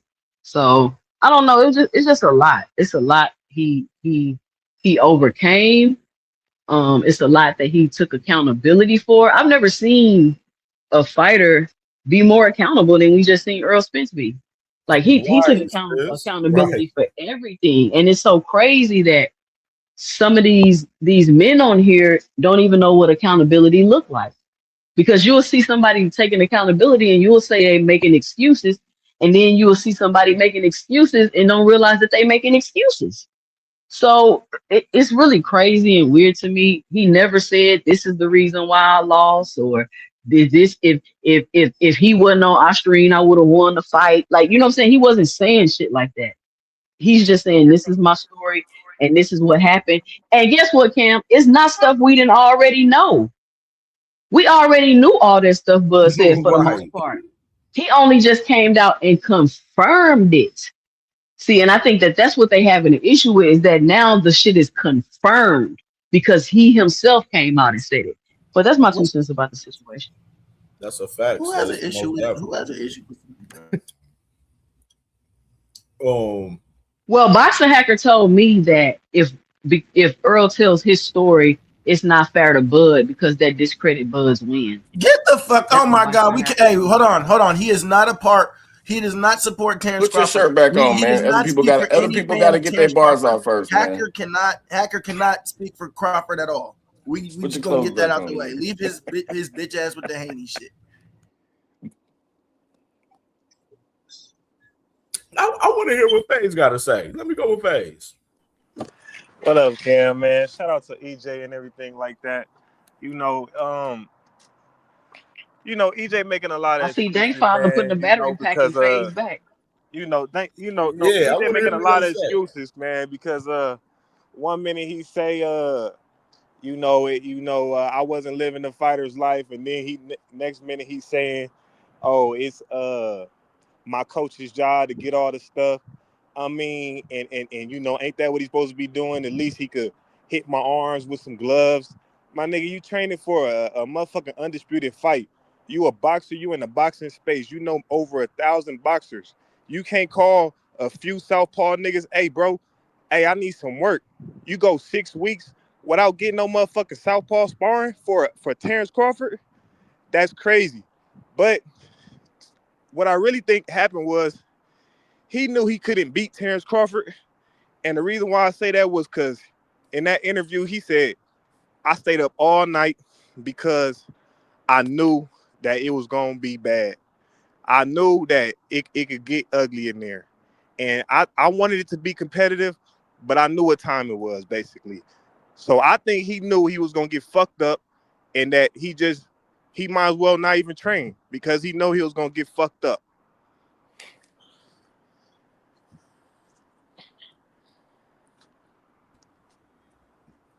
Nah, bro, FaZe. Nah, FaZe. That ain't it, FaZe. You just gotta let them think what they gonna think at this point, FaZe. man. The long That pause wasn't is it. hilarious. That wasn't it, bro. Everybody just blinking like, what the hell? COVID-19 and all that shit coming up is crazy. like He it. knew he was going to get fucked up and you didn't train. You didn't get no southpaws. What's up with you, bro? What are you doing? He said, I just wanted to get money for my family. That's basically what I took from it. I'm going to sacrifice myself on the altar is what he said. What type of nigga says that? A real one, nigga. Not a real nigga. That mean I'm going in there to lose? I'm going in there to lose, right? I'm finna go in there and get cooked, right? So I'm finna sacrifice myself on the altar, right? Yeah, he knew he couldn't fuck with Bud, so the training, he skipped That's the not training. what he said, FaZe. He That's skipped not the what training. FaZe, you gotta watch the whole video, He skipped gang. the For training. real. He watched the whole interview with me today. I don't know what the fuck FaZe He talking skipped about. the training. He knew it was. He knew what time it was. FaZe still trying to come up there. I know, you know what? I know it fuck don't with you, fit. FaZe. I I know fuck with you, FaZe. Earl's truth. I don't. Earl's truth doesn't fit, but as far as the narrative on the shit, but it is what it is. Bro. Wait, what is this narrative that you think He never Bud said fans he are didn't mad train. at that? He never said he didn't train. That's what's crazy. He Hold never up. said that. What is All the I did narrative was that hit the we have? You mitts. think All I Bud did fans was are hit the trying to mitts. train? All I did was hit the mitts. What the fuck? So he trained. Okay. I don't see how this make Crawford look bad at all. This make Crawford even look better for staying in the gym and staying I'm on not his shit. band up. I'm not saying that it makes. So Bud put your look clothes bad at on, all. band I'm up. not saying that at all. Why you melting, Why is nigga? everybody defending? Okay, why? Okay, I'm saying it looks bad on the Bud fans that's sitting there trying to sit there and be like, "Oh, why is Earl talking about this shit? He making excuses and shit." It looks bad on that fan base, and that's what I'm seeing from the fan base. The fan base, but that's a lot of the hey, fan look, base is that's- like fucking. I don't think like shit. 2 Cents. You just talking about Radio Hacker. This motherfucker was talking about he was an Earl Spence fan, but he over here dick riding Bud Crawford out here. Like, make this make sense. This is insane. That's insane. As a Bud fan, as you motherfuckers know I am, I don't got no problem with none of it. Speak. Nah, it don't got nothing to do with Bud though. It got everything to do with Earl. Shit. It don't have nothing to do with Bud, but motherfucking the Bud fans is making it about Bud. That's the problem. They're fighting for their life. Like Bud. Don't be talking about my Bud. No, Bud do Stop talking about my Bud. Real one. Hey, I ain't see. I don't see They are nothing fighting wrong. for their Take it life. from Like, the yo, real it's one. like why the win not enough? Like, I don't get it. Like, they are fighting for their life. Like, it's been 3 years. If the win isn't enough in all these years, I don't know what to tell you. Shit. Let me go and go with KO. KO, salute to my brother KO, man. Salute, Brody. Then we go with Shell Moore after that. Man, what's up, Hey. King? To everybody up here, 2 Cents, Shelton, Bando, FaZe, Drew, B More, What up? Ash Kurt, also with everybody, bro. He y'all talking about Earl and Bud. And I get it, because that surface level, that's what everybody gonna go to. But for me, I feel betrayed. I feel lied to. I feel disrespected as a diehard Earl Spence fan. I'm gonna tell y'all why. All the shit that he just said in this interview with Andre Ward, when he did that LA press conference for the Terrence Crawford fight, when he did that New York press conference for the Terrence Crawford fight, when he did the weigh-in interview for the Terrence Crawford fight, when he did the final press conference the week of the fight for that Terrence Crawford fight, he told me, this is the best camp I ever had. I had a great camp. I'm finna put on a great show. I'm finna put on a great performance. I'm finna destroy him. We about to have a crawfish boil. We about to do this. We about to do that. So Damn, KO, he did. So you did all of that. Come on. Knowing that your camp was that shitty, but you asked me to spend my $85 for your pay-per-view though. You asked me to buy that Smoking on Bud t-shirt though. So all you showed me was that you will do whatever it takes to sell me a fight, knowing that you coming in that bitch just to get your bag. And I don't fuck with that. Because what you did is no different. What you did is no different than what Shakur Stevenson does when he says, I'm gonna whoop somebody's ass, I'm gonna knock you the fuck out, I'm gonna do. He got a shoulder injury, his ligaments hurt, his hand hurt, everything fucked up. And that's why he put a motherfucking bad performance on against Edwin De Los Santos. You led us astray to get our money, bro. You could have postponed that fight. You could have pushed that fight back. You could have did any number of things to be honorable to your fans, because that money that you made, that $20 million live gate, you got that shit because of the fights you put on, and you got that shit because of the motherfucking way that you told us you was gonna come into that fight, the way that you told us you was coming to perform, the type of camp you told us that you had leading up to that fight. That's the problem that I have with what Earl Spence said. It has nothing to do with Bud Crawford. It's the fact that you sold us a bill of goods knowing you couldn't live up to it just to line your pockets. Your fight wasn't free. Them tickets wasn't free, bro. Niggas flew, took flights, booked hotels, bought tickets to come to your fight. And guess what? Had they known that your rib was fucked up, had they known that you hadn't sparred for 6 to 8 weeks, they probably don't come. What about the niggas that bet on you? Your homeboys. Did Yellow Beezy know, the nigga that said he put racks and racks on you? Did he know your rib was fucked up when he bet all them thousands of dollars on you? Did he have any information? Did he know that you didn't get to spar for 2 straight months leading up to the fight? Did he know that? I bet you he didn't, or he probably wouldn't have put no money up on your ass. That's called lying, bro. That's called misleading people. And I say all that to say he talking good about this Tim Tszyu fight. Can y'all say he telling the truth? Do y'all believe that he's not hurt right now? What if he getting his ass whooped and sparring right now? What if he hasn't been able to spar with Ronnie Shields? We don't know, because we can't trust what he's saying. Because he already showed you that leading up to a fight, he'll tell you everything is great when it's not. This is why, and I'll land my plane here. This goes to the bigger issue of what I've been talking about on my channel for a very long time. Boxing needs a sanction to where these dudes can't just tell us they injured just to pull out of a fight, or they can't just tell us they healthy just to go through with a fight. In no other sport can you pretend like you're okay and then go into a fight and lie to fans and mislead fans. They get to hide too much shit from us. They get to play with our money and play in our face too much. And this is bullshit what he did, bro. It's straight bullshit, because all the bets would have been different. The betting lines would have been different. The ticket prices would have been different. People's picks would have been different. Everything would have went different, but he withheld that information just to make money. Y'all have to remember that. Y'all can say he's keeping it real right now if y'all want to, but he didn't tell you the truth way back when, and he lied to you on those press conferences and lied to you in those all access videos, knowing that he was just a quote unquote sacrificial lamb just so he can make millions and millions of dollars. That shit's trash, bro. And that's all I got. It's getting dark. KO, that's the greatest thing I ever heard in my life. KO, congratulations, man. Give him a clap or something, Cam. Hey, I already knew KO. I already knew KO was going because I seen him in the chat, and I already knew where it was at. Get off the gas, nigga. Get off the gas. How do we know? How do we know that he should have made the fight later? And how do we know all that was even an option? He said he didn't even know if he was going to even fight again before he even took that fight. No, I respect that too. That's why I said yesterday. That, but I would just say any option is better. Any option is better than lying to paying customers. No, I don't disagree with you. I mean, I made a whole video. I made a whole video in my catalog about how this ain't what you shouldn't have did your fans like that, and you shouldn't have lied. But at the same time, it's like he had a decision to make.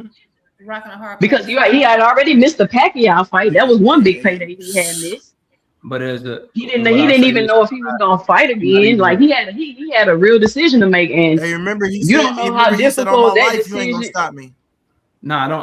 Yeah, I mean, what should he have said? Should he have been like, "Oh, I'm hurt. I've been bullshitting during camp. Like, you gonna whoop my ass?" What should he have said? Of course, he should have pulled out of the fight. What I'm saying is this, y'all.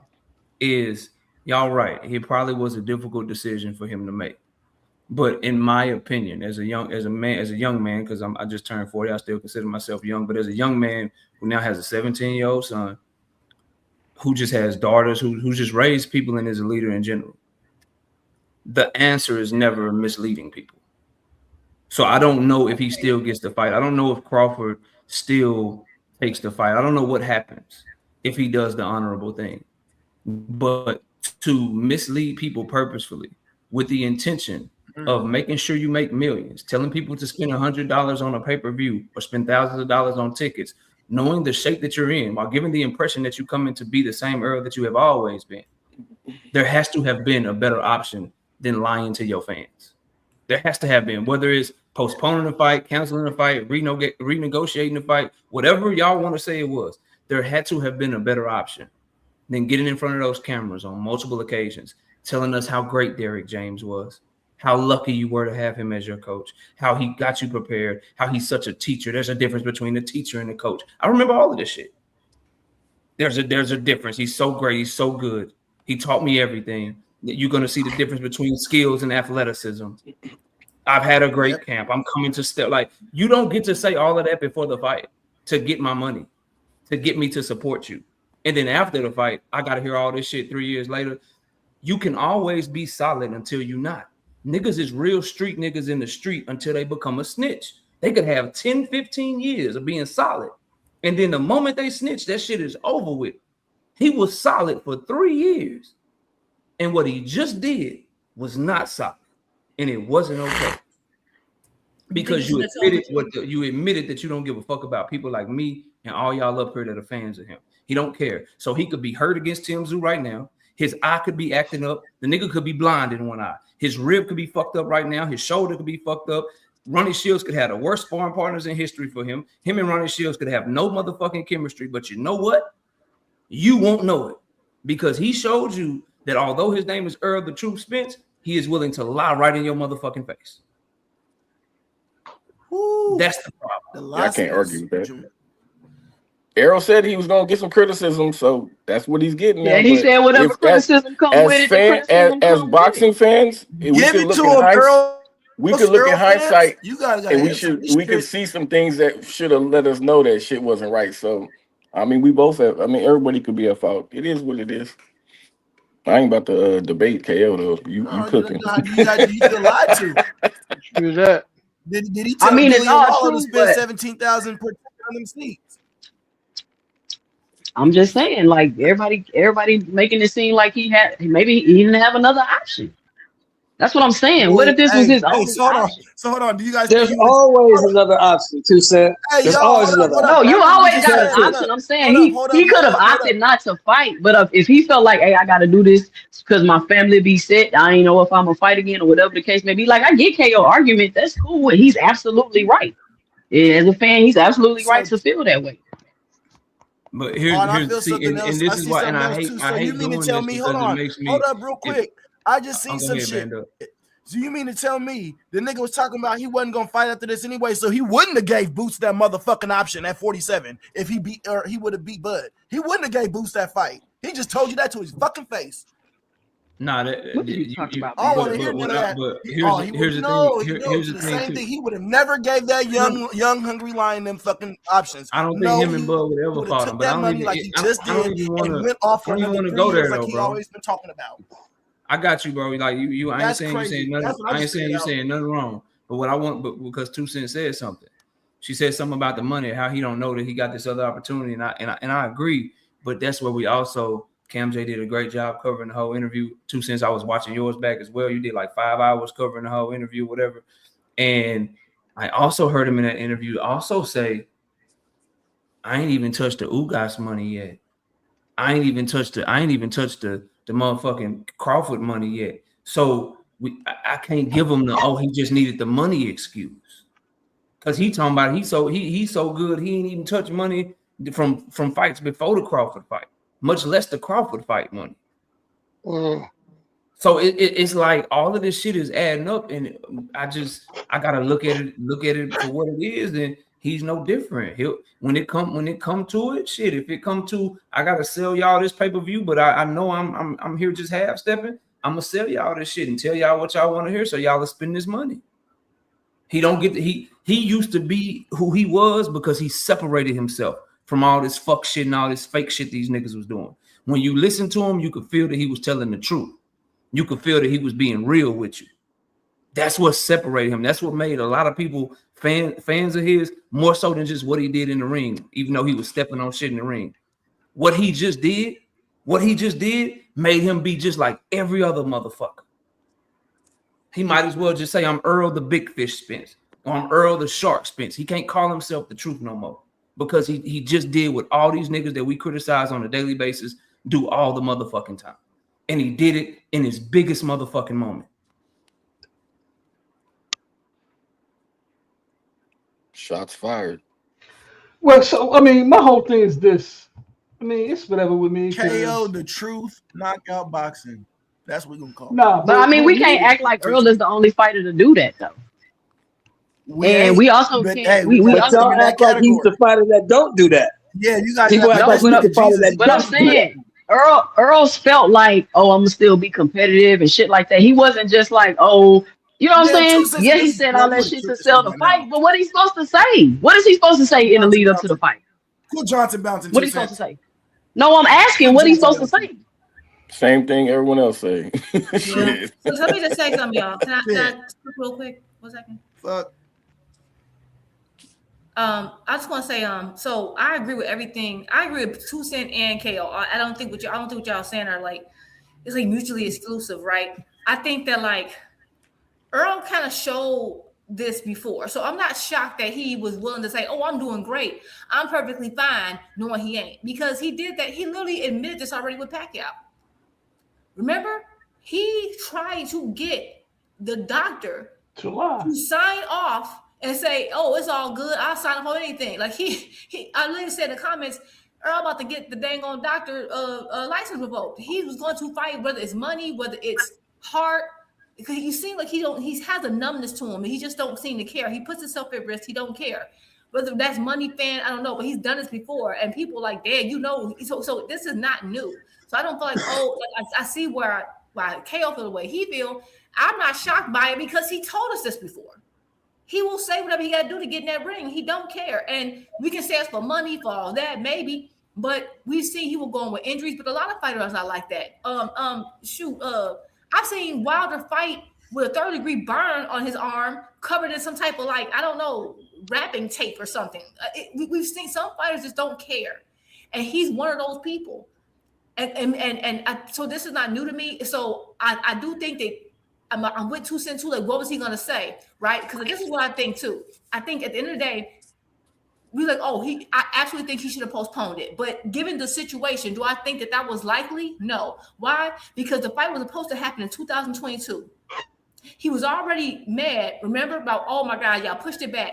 He's barely making weight. You coming off this horrific accident, and your body is starting to break down. So it seems like you're getting injured more and more and more.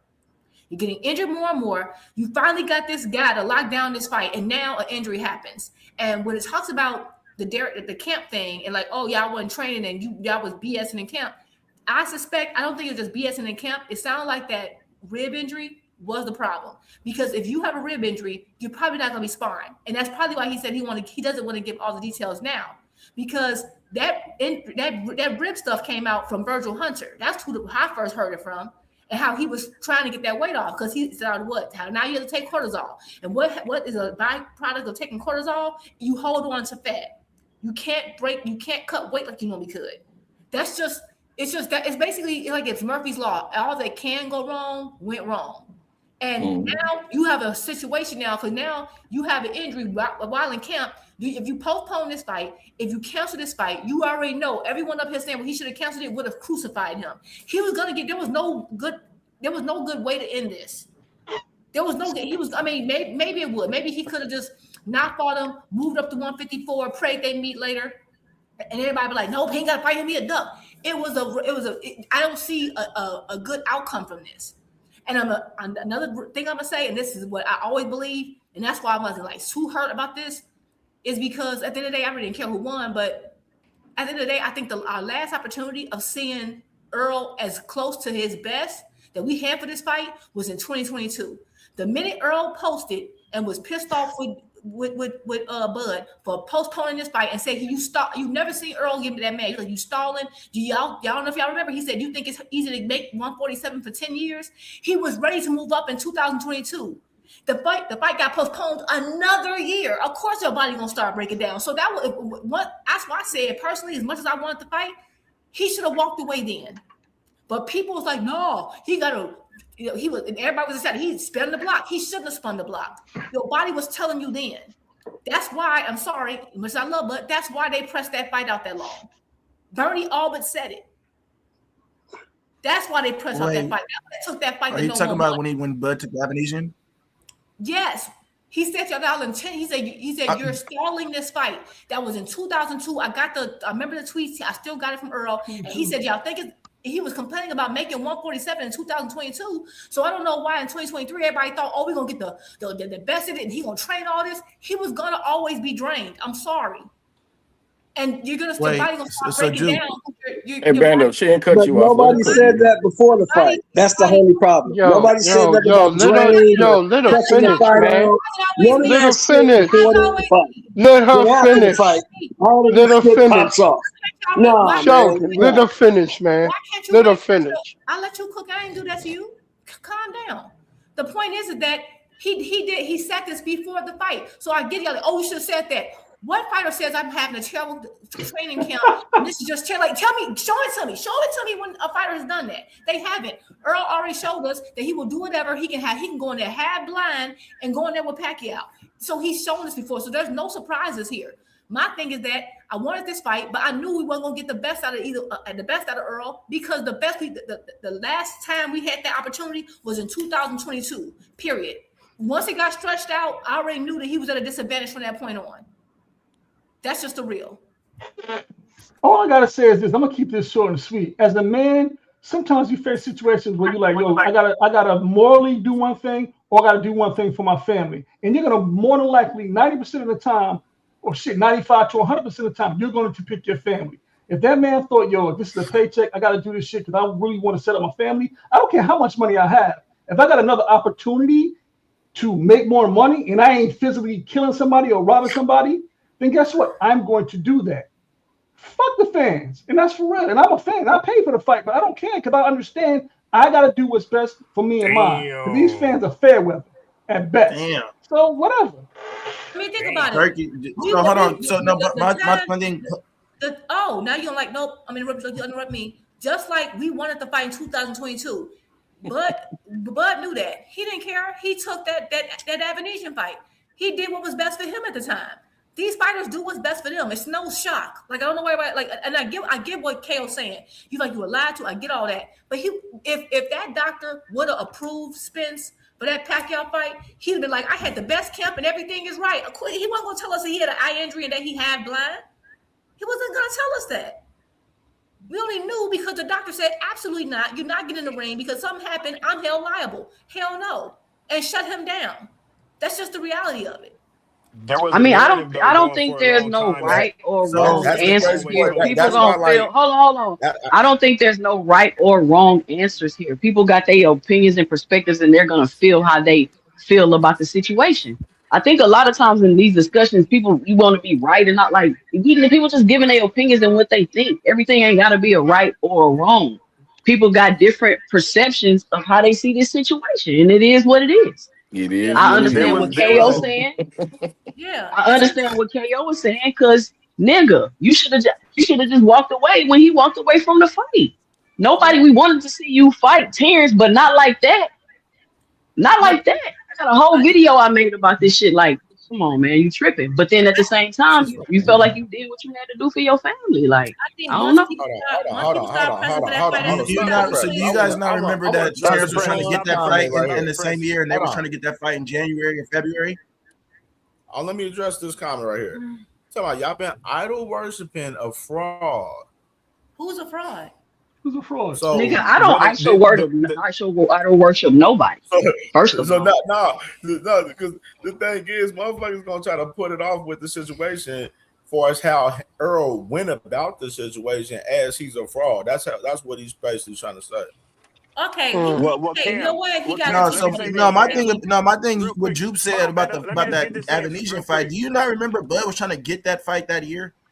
Again, the fight was supposed to happen in And they were trying to get that fight in 2022. It January, don't February, matter which even is in why Bud took the January. Avenesian fight and It fought that doesn't same year he was matter. trying to He fight. would have still been drained. It don't Hey, matter if he had Bando. in That's January not or KMJ. February. checkers, man. That's It not didn't Hey, matter. checkers. KMJ.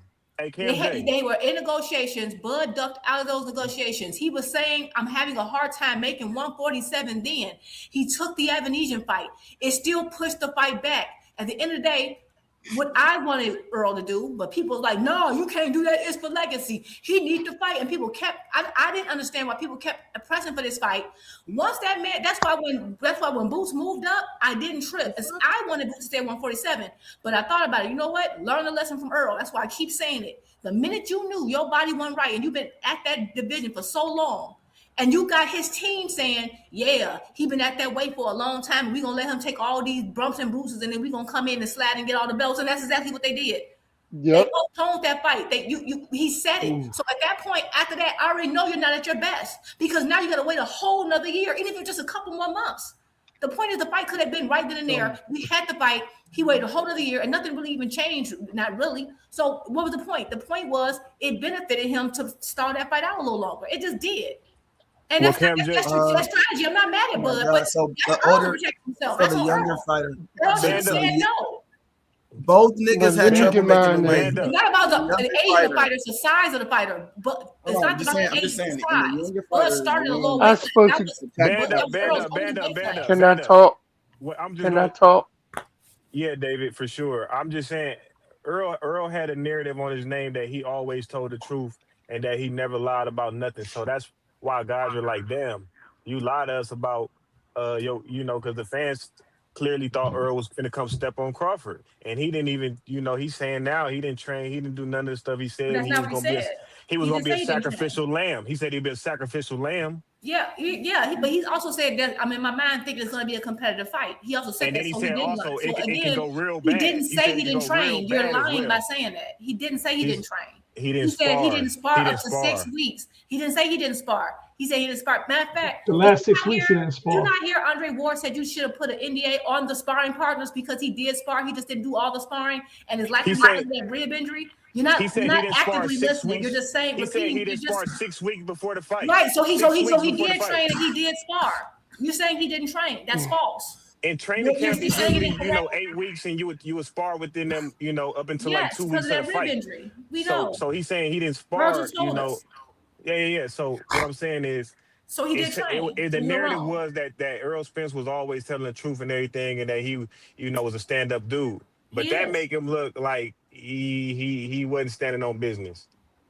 And He that's was what standing on business. He was standing on his business to If get he that does, money. That's you know standing what? on At the end of the business. day, if he got injury, if he had a fight and he like, I'm gonna come and step on you, and then I get an injury, I can either do one or two things. I can renege on my contract, which gonna say I'm not telling the truth, I'm not standing on business, or I can try to go forward with it and spar what I can and try to stand on business. Either way, it's gonna be a criticism. That's what I'm saying. Like Two Cents said, there was no way, there was no good options for this for Earl. Either he was gonna not stand on business and renege from the deal he made and not beat the truth, or he was going to go forward with the fight and try his best despite all that's going on. There was no real way, because if he ducked, y'all would say he ducked, and you'd have been complaining about it. He'd be the first one whining about it forever. It don't He matter. knew he was getting cooked, and that's just the fact of the matter. He knew he was getting cooked, and he told y'all that he was going go out there and fight his best, and he had his best camp.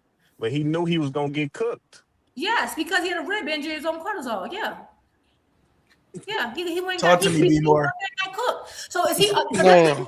He also knew he had COVID going into the dang on Danny Garcia fight, but he went that. He knew that he had a issue with his retina. Go ahead, but he was about B-more. to go do that. So it doesn't matter. The point is that he's showing whether I'm half dead. Go ahead, No B-more, matter bully. what, I'm gonna go forward with the fight because I'm a dog like that. That's what he's saying. Now we don't think he should do that, but that's what he does. He's the opposite. David, get in there, man. He's not a strategic. My problem with Earl is that he's not strategic. He's all dog, and that's it. And that's a problem. And that bounce back on him, and that's his fault.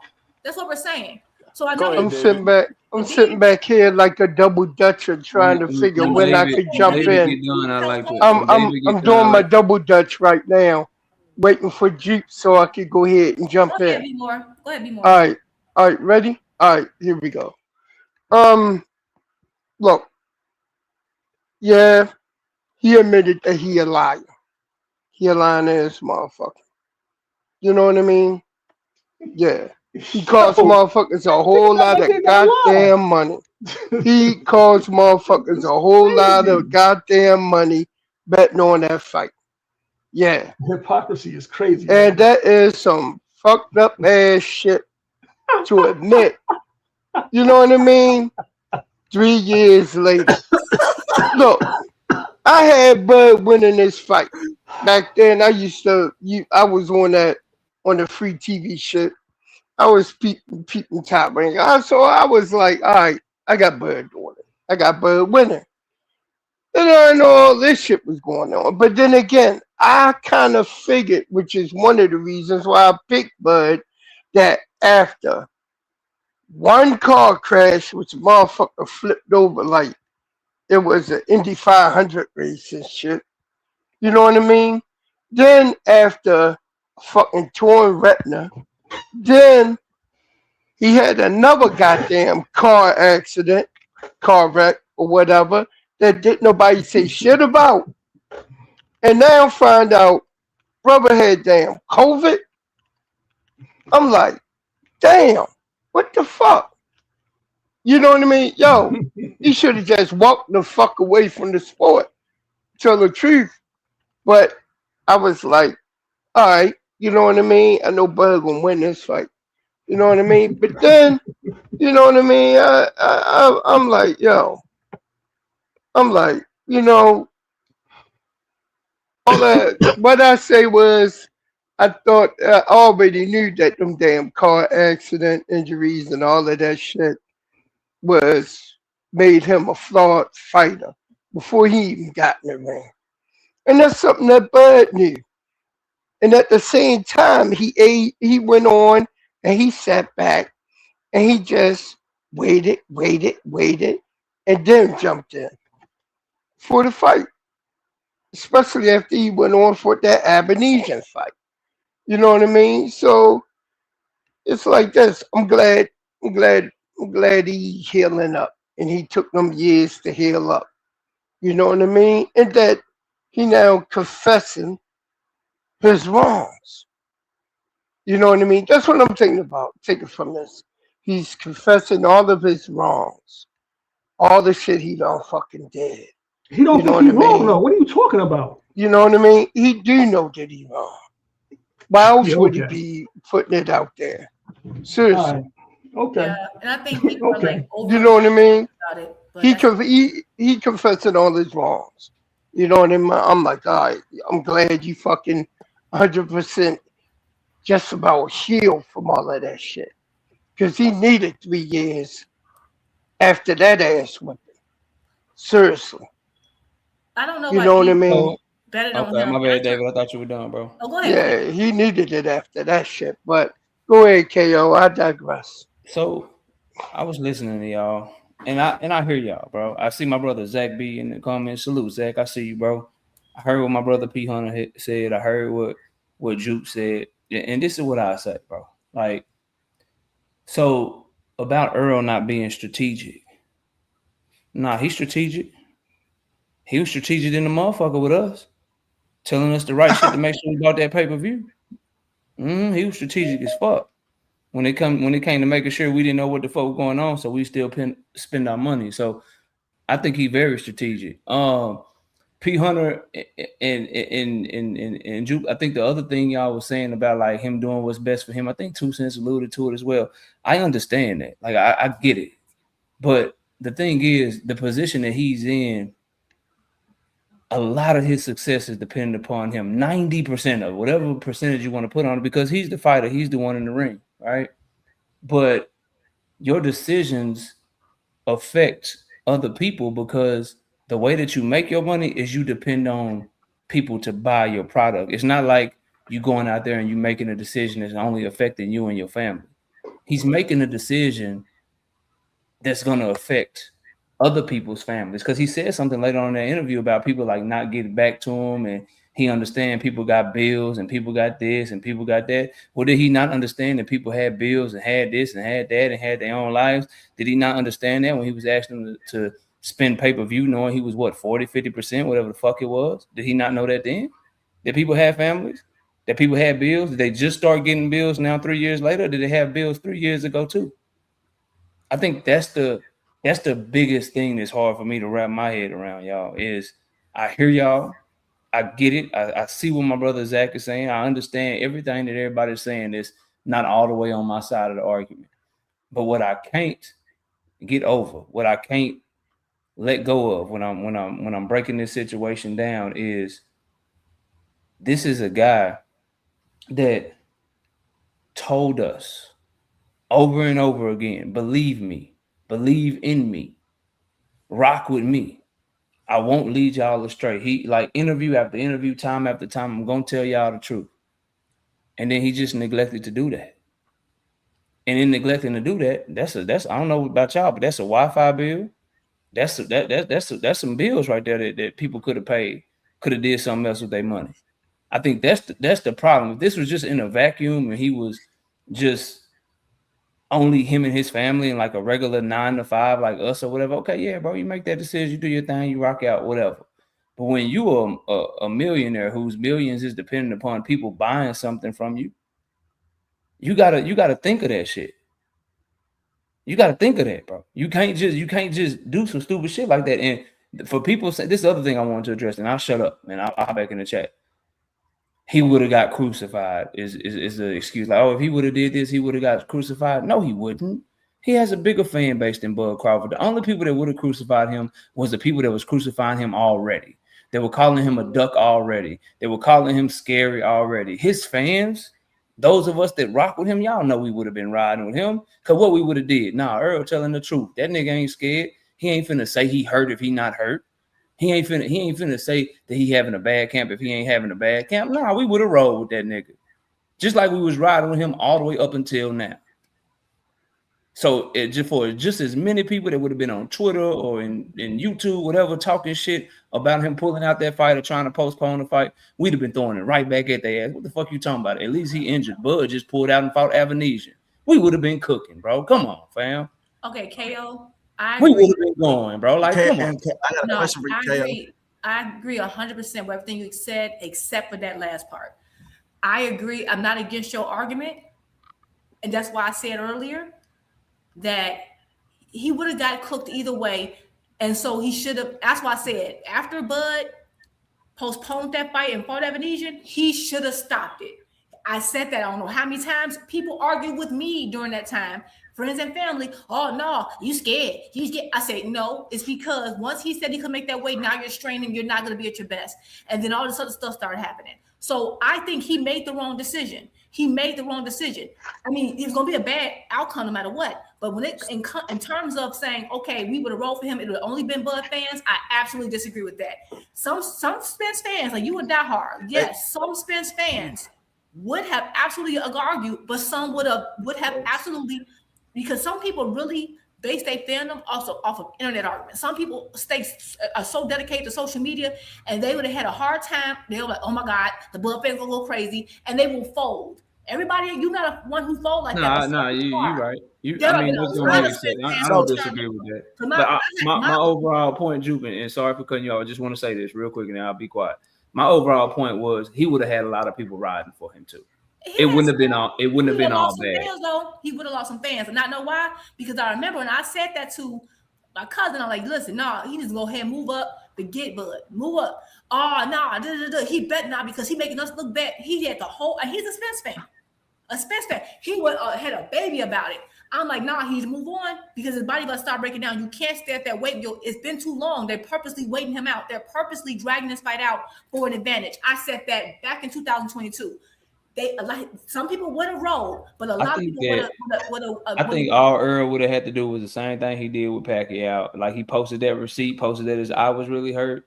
If he would have pulled out that fight and said, "Hey, I need to postpone the fight," if he'd have dropped the receipt showing that he was really hurt, I think that'd be just fine. People said that was fake when he posted the receipt.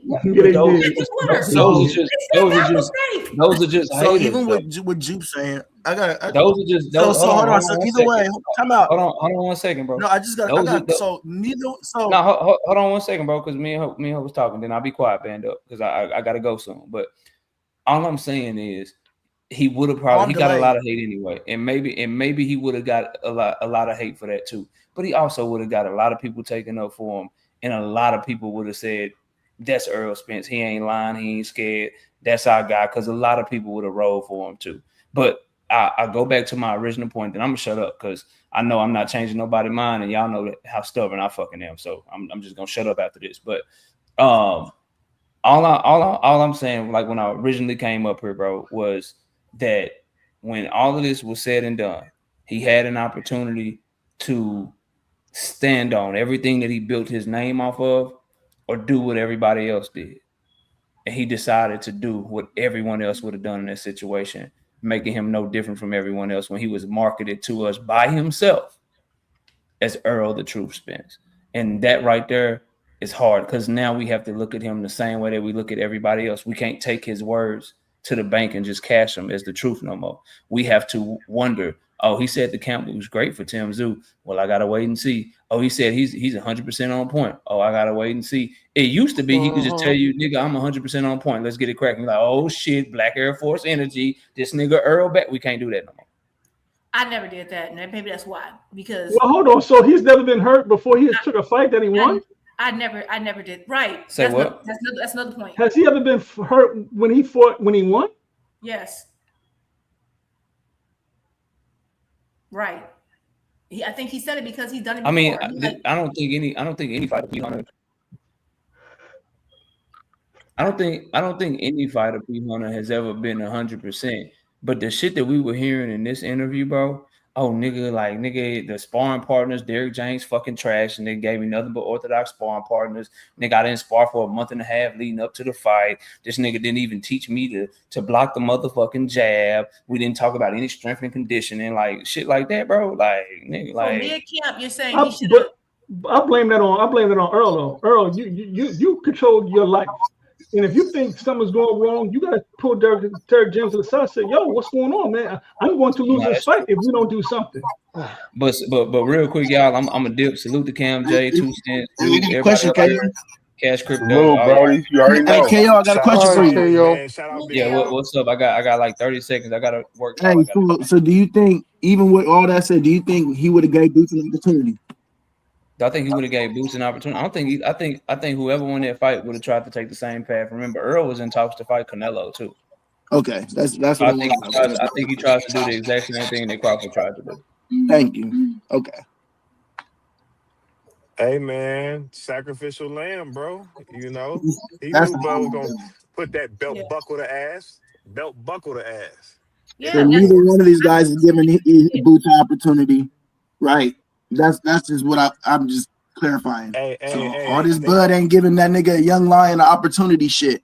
Both of the niggas wouldn't have gave it to him. That's crazy. I mean, we gotta realize Earl was already in an intention to moving up to 154 anyway, though. He already said, like, we know during that build-up that he was going to 54. So he was never gonna really fight Boots in reality. You know what I'm saying? That was never reality for real. The thing is that before Boots became his mandatory in 2002, he was saying how hard a time he was making 147. 2022. He was already saying we saw the difficulty of him making the weight. And now you got the injury, you're taking cortisol. Cortisol makes you hold on to weight. That's probably why the camp is even worse. Is one thing after another. So my thing is that I get people like, oh, this. I know people want to. At the end of the day, to me, and I get what KO was saying 1,000%. I never take anything anyone saying. Like I don't ever have faith in every person. Like these are fighters. They have injuries. They have bad days. They're human. At the end of the day, I knew that he could absolutely be injured and go through with the fight because he told us for the Pacquiao situation. We've seen it. So like I wasn't surprised that he was injured and falling apart.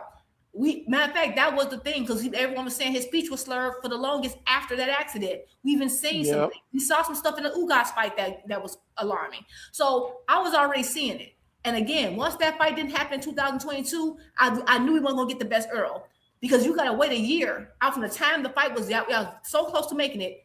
Bud just jumps up and walks away. And you admit, I'm having a hard time. I've been making this weight for 10 years. You stalling me out. And he did. He absolutely stalled you out. And that was your opportunity to say, you know what? F you. Follow me to 154 or I'm not, or we ain't got to take the fight. That's what he should have did. He made the wrong call. He paid for it. We were never going to get the best Earl after that. Well, I heard Bud had a bad weight cut too, though. His face was all tight and skeleton, like when he was talking on that microphone with the nappy hair, banging on the damn. You know what I mean? His face. I don't know. That's a rumor, but we know for fact you can see it in his face. he was at that division for about 10 years. That's more extreme. relaxed and calm than Bud did as far as the weight cut. Bud looked like he was in distress. I know. We can talk about look though. That's because man, y'all niggas get butt naked for Bud, man. You probably no. That's because Earl was on Bud at the time. You know what, Cam? Earl was on Bud. Cam J, you know what? Just to bring this up, we shouldn't even have to. We can speculate about if Bud had a bad weight cap. If you go to that weigh-in, and I was mad because I'm about to smoke some Bud right now. This is why I don't like ceremonial weigh-ins. I want the real weigh-in. But even at the ceremonial weigh-in, the telltale sign that I knew that he wasn't gonna win this fight, and I had to let some folks know at that ceremonial weigh-in when it was time to rehydrate, Bud came out full energy. I can tell he was feeling good, looking good. Look at Earl. Go back to that weigh-in. Look how dry he felt. He had no energy. He wasn't. It was he looked almost lethargic. I'm like he didn't even bounce. He didn't even rehydrate well. I knew he was finna go get sacrificed. That was the difference. That was the difference. So at the end of the day, I know, FaZe. I know you wanna you. I get what you're trying to do. I get it. Bud won, baby. He won. But that's not enough for you. I don't know what to tell you, baby. I'm sorry. If you can't sacrifice for your family, who can you sacrifice for? I mean, both these guys had a bad weight cut. And Bernie, and y'all can be mad at Spence fans. Bernie is the problem. He the one who talked too much. Bernie the one who told y'all what they was gonna do. So y'all can say all these excuses. Bernie the one who told everybody this. They waited him out. That was on them. He said it. So everything we know about Spence is stuff that people align with Bud said already. He should have shut up. So hold on. So hold on. Time out. Hold on. So okay. So you can say Bud got the talkative team, and Spence got a bad team for letting Spence still take the fight when you think. It's not a bad team. Did you listen to what I said? No. Listen. No, I'm not. I hear you. But I've heard people at that time was saying Spence's team shouldn't have let him go in that fight. Is what I'm hearing from you. Kind of the same sentiment. He should have walked away. If you're saying he should have walked away, somebody should have told him to walk away. That's not what I said. You're not listening. So who should have? It's not about Spence. Oh my God, you responded to something I didn't say. You trying to build a narrative. What I said was not really. I don't got a narrative to push you. You did because I didn't say that. I don't got a narrative to push. What you're saying is I didn't say that. Don't start a sentence off saying, "But what you said was when I didn't say that." Jupe, I don't have a narrative to push. I don't got. I don't care like that. I don't really care like that. You didn't say then. Stop putting words in my mouth. Jupe. Okay, so Jupe, who should have told him to pull out of that fight? He himself. Oh my God. Band up. I'm gonna say for the 17th time. I'm gonna say for the 17th time. Spence himself should have went up and not fought Bud in 2000. When Bud dropped out in 2022, he should have moved up. That's what I said Spence should have did. I said Spence should not have even, once they tried to make that fight pull out a whole nother year, and he admitted, I'm having a hard time, this is a hard time to make. I can give y'all a tweet right now. When he said that a year before he should have went up. That's what I said. That's what I said 2 times. I don't know how many times you need me to say it. Spence, gonna let you talk. Yo, cut it out, man. Well, this is what I wanted to say, P. Hunter, to you. The reason why Bud was and Spence was looking so just like calm and just his face, Terrence arguing with the fans and Earl looking all like just like, damn, let's just get this over. Because he had that fucking glow. Because he Bruce Leroy. He knew he was finna get sacrificed. P. Hunter. He knew Bud was finna kung fu. Hold on, FaZe. Hold on now. That's what he said. That's what he said in the interview. That's what he said in the interview.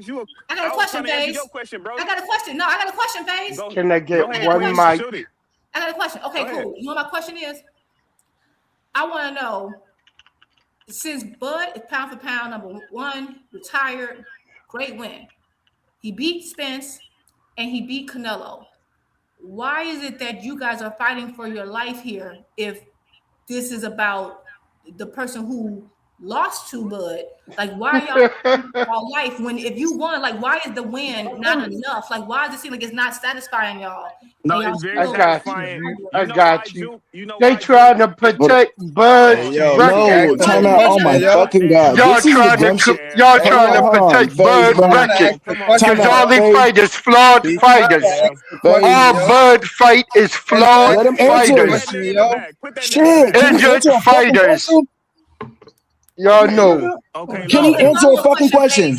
Follow-up question. What happened to the money you had to get people off the panel? What happened to the money? Did you not get paid this week? Cam, can you get this under control? No, now you want under control. When you went with some people, you just.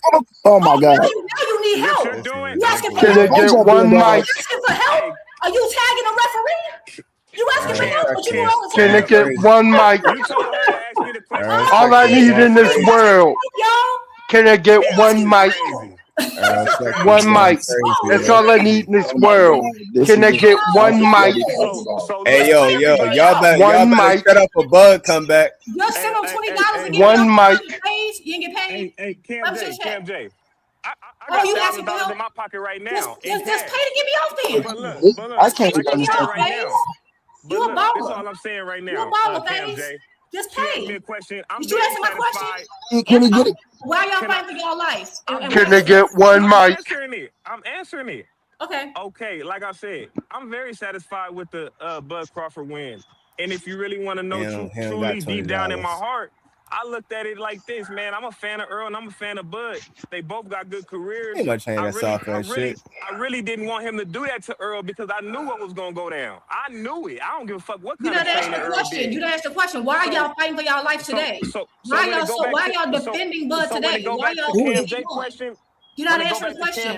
I didn't ask you about what you thought was gonna happen. Answer the question. Don't deflect. You're not answering the question. Stop deflecting. Stop deflecting. Just take me off the panel. Answer the question. Hold on. Who is fighting for their life? Roll the tape on me. I said I didn't have a problem. Earl fighting for his life. Question, man.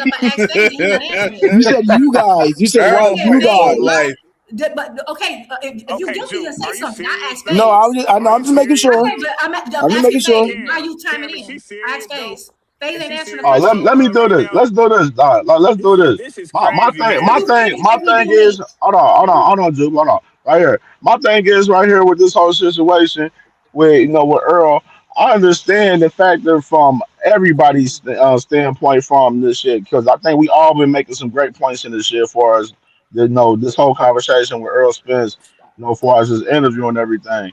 You know what I'm saying? I understand KO perspective. I understand because I said it earlier. I'm like, I understand it for us that shit.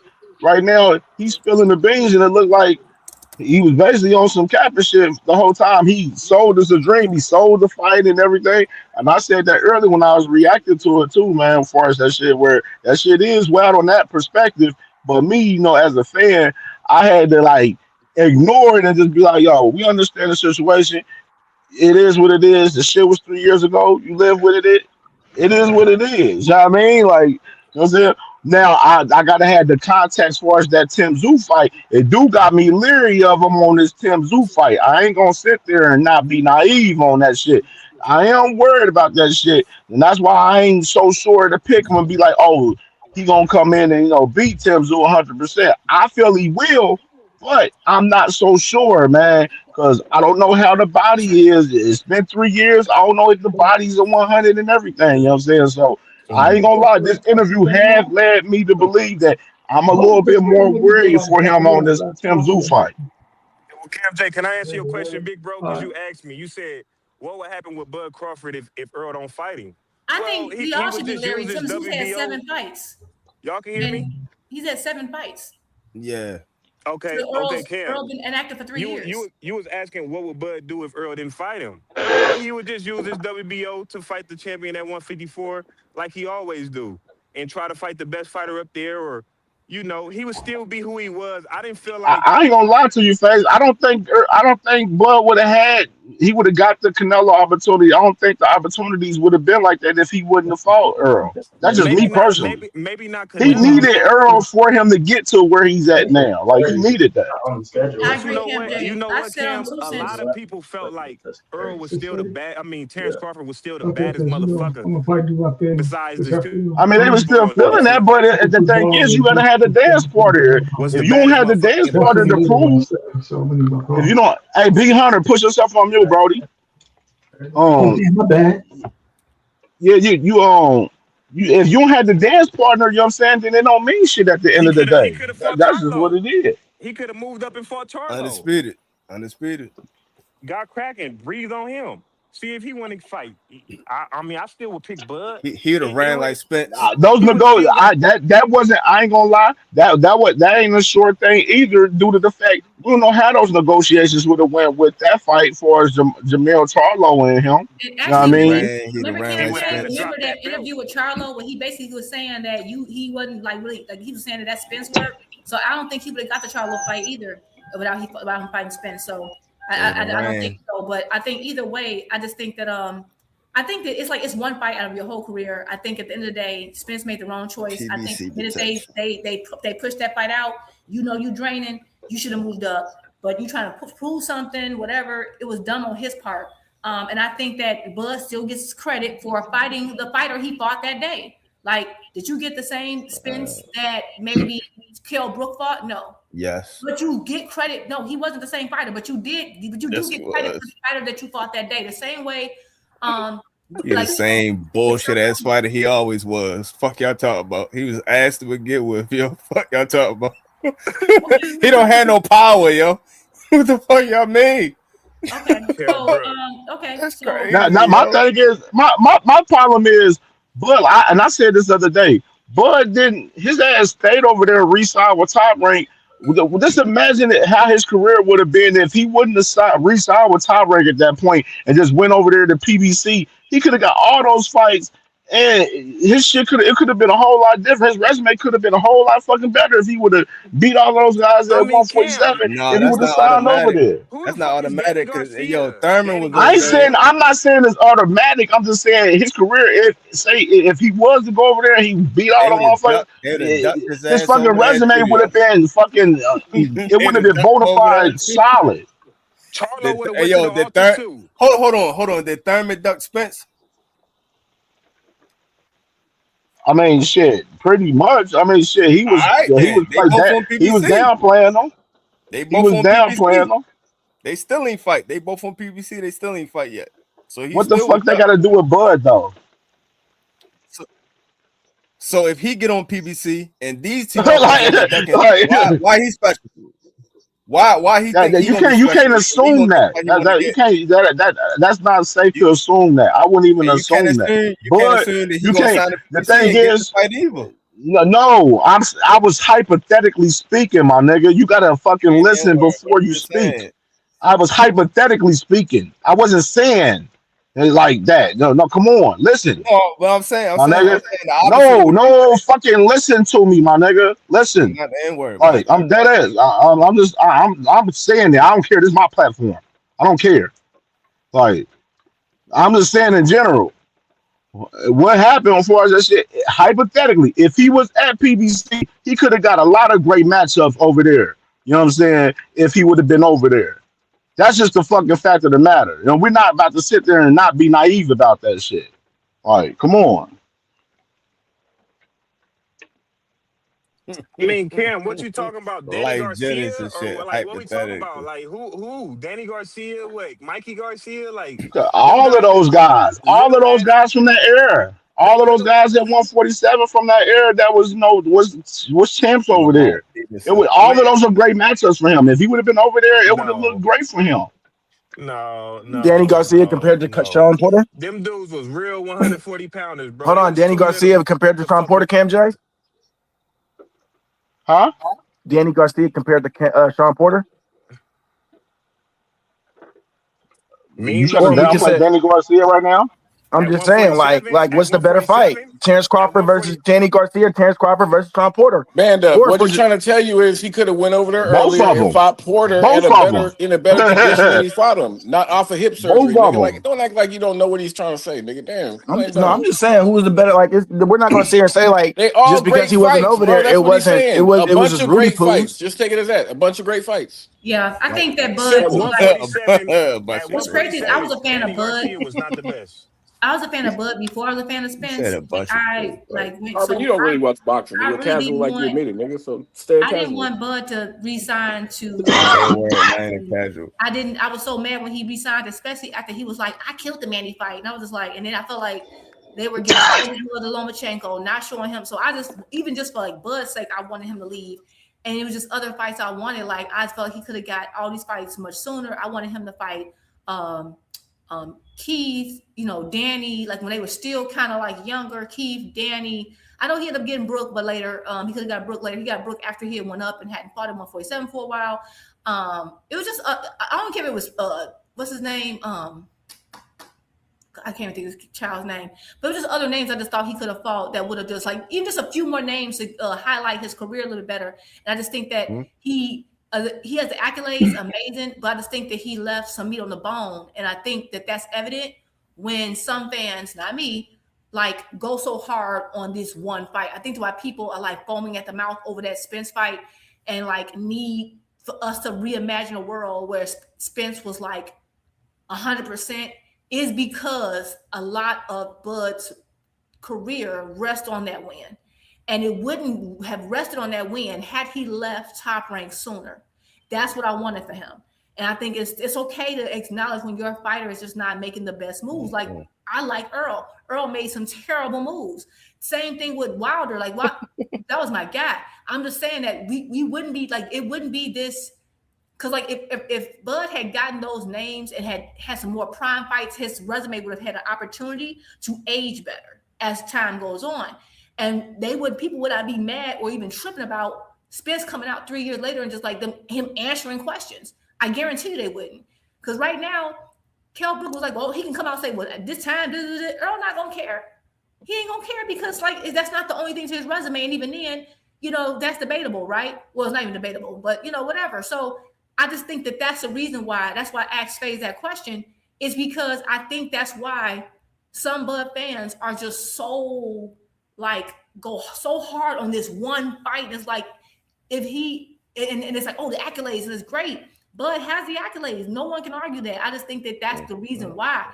It's like there should be no Bud fans up here arguing and trying to like, oh, but this and that. Like that wouldn't be happening if Bud resume was a little thicker.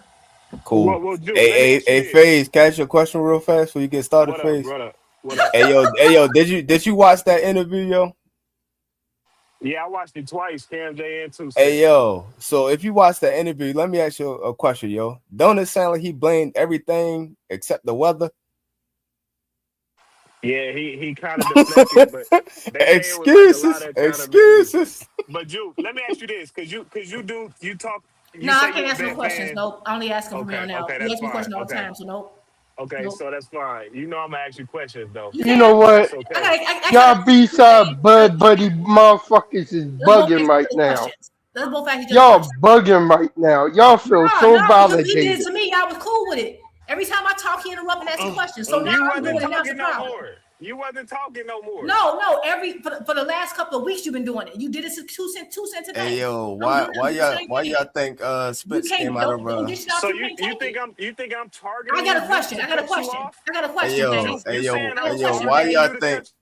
why you think Spence came out of retirement when Bud went into retirement? Dish it out, you want to take it. I'm willing I got a question, FaZe. Dude, I got much more credibility. I got a question, FaZe. I got a question, FaZe. I got a question, FaZe. I like to hear your intake. I got a question, FaZe. I value your boxing. I got a question, FaZe. I value you answering my questions. I value you. Okay, that's great. I value you. I got a question, FaZe. Hey, yo, I got a question for Band Up, yo. Question in a minute, FaZe. Hey, Band Up. Where's Band Up going? You know me. Hey, Band Up, I got a question. Hey, yo, why do you think it is that Spence came outside when Bud went inside? Why do you think that is? I don't know. I didn't watch this interview, but I do want to know, did he address why he stepped in the ring? No, I ain't talking interview. I'm talking the fact that he unretired when that man retired. I know, but when did Spence I don't know because but the thing about it is he was trying to come back. I can't. Hold on, Sam. Hold on, just to answer his question. I don't know, bro. When it comes to if it's straight up and down like that, because he did hop in the ring with Fundora when Bud was still active, so it's not like he fully waited for Bud to retire. So I don't know if it's like all the way like that. Yeah, it just looked a little shaky. I don't know either, but it looked a little shaky. Charlo ain't come back neither. Yeah, that's right. He was ahead of Fundora fight, but then wouldn't approve it. So he was supposed to fight, and Bud was still active. So that's categorically false, but okay. Categorically false. Niggas up here lying off the rip. But just I want to know. That's what I mean. Bud won. They still need to embellish stuff. Like I didn't. The reason why. What's up, Sin? You got a question for me, Sin? Yeah. I want to know why did Bud retire when Victor Conte expired? Can you tell us that? Honestly, so when it comes to that, my honest opinion on that, I think that was a part of the 2-3 fight. I think, if I'm not mistaken, then Canelo had a 2-3 fight deal with 3-fight deal with the with Turkey and them, and I think Bud was a 1 fight, 2 if they were going to do a rematch. And I think that he probably just didn't want that rematch. So I think he just retired altogether. And then Vic ended up dying. You can't really put a date on when a nigga died. I think the Janabek was the last part of that bucket first. Vic had a I don't know what weight class he was at, but he had a boxing match with Def. Def won, took his ass out. Then damn, what's his name? All of a sudden, Bud don't want to fight no more at the height of his career. When he finally starts making real big paydays. He was gonna fight Janabek till he popped 30. Okay, all right. So look, I'm glad you brought up. I'm glad you brought that up. Hey, Cam, these niggas be digging their own graves out here. I just be showing up with a shovel for no fucking reason. When he fought when he wanted to fight Janabek, he said he was going to go undisputed. Why did he not? Those 4 belts still existed after Janabek popped dirty. Why did he not want to go undisputed? Hold on, sir. I asked you a question. Why did he not want to go undisputed after that one Janabek? Come on, man. You ain't gonna let me get the question off, bro. Janabek was the best guy. He was breathing on Janabek. Hold on, real quick, so I can just finish out Sin's point. To land my plane with that, Sin, and you can go on to bro. I would look at that and kind of agree if like Dev or somebody else or like Carissa had left when Vic died too, but they still there too, so that's not really alarming thing to me. We know Clarissa's the toughest man on Snack for one. For two, that's not a man. The only one that got hard. That's not a man, yo. That's not a man. The only motherfuckers. That's not a man, yo. It would look more suspicious to me if right now, yo. That's not a man. The one motherfucker that she can beat. Hey, yo, that's not a man. That's the best female boxer out right now. That's cute. That's cute. Know what I'm saying? She's also the most masculine one too. Know what I'm saying? And don't matter. And if it don't fucking matter. I mean, that's by definition. You got nice lips and a big ass, but that's masculine. What that got all subjective. Oh my God! Can we not like this? Can we please, y'all? Where the fuck that shit come from? Please, not today. Hey, look, I said, we were talking about tough Snack fighters. I said Clarissa Shields is the toughest dude on Snack. Plain and simple. You think she look? Hey yo, you said she looked masculine. You said she looked masculine. Hey, that is crazy though. That is crazy. Body don't look masculine. Hey, they did call it out. It is kind of crazy. These niggas is shittles on the thing. They're so controllable.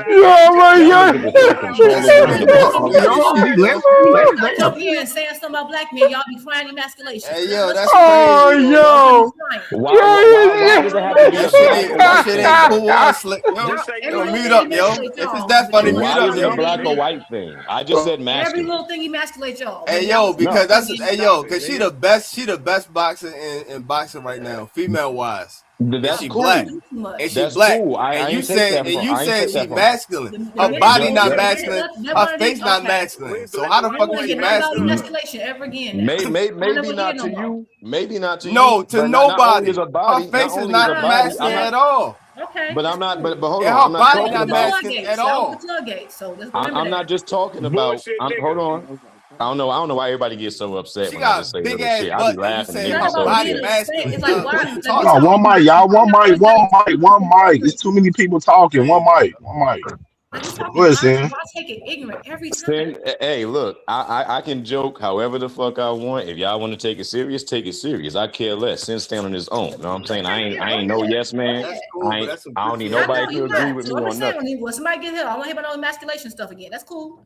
When have you ever heard Sin say that? When have you ever heard Sin about the floodgates are open. And now that I know what the rules are. Okay, cool. Hey, do what you do. Hey, the shit that I heard on Frequen's channel the last couple of weeks ago was crazy. I got a question for Cam. Yo, what's Cam, good, P. did Nah, don't you ask play that the nigga part no more. where he was like, "Yo, we didn't get any guarantee"? Who you talking about? Arrow? Yeah. I didn't hear that part. I don't remember that. Yo, you don't remember that? I He had a said he question. didn't Talking get about no him guarantee. and him and Bud didn't get any Yes. guarantee. He said, "Yo," he said, "We ain't get no guarantee." They knew it was gonna Because bust. I was in the legend that I heard that they both got small guarantees. It wasn't like nothing crazy, but they So, did get small guarantees. Nah, so he if said it's he true that they said he didn't ain't get get no guaranteed, then guarantee. that means that fight was postponed for nothing. Then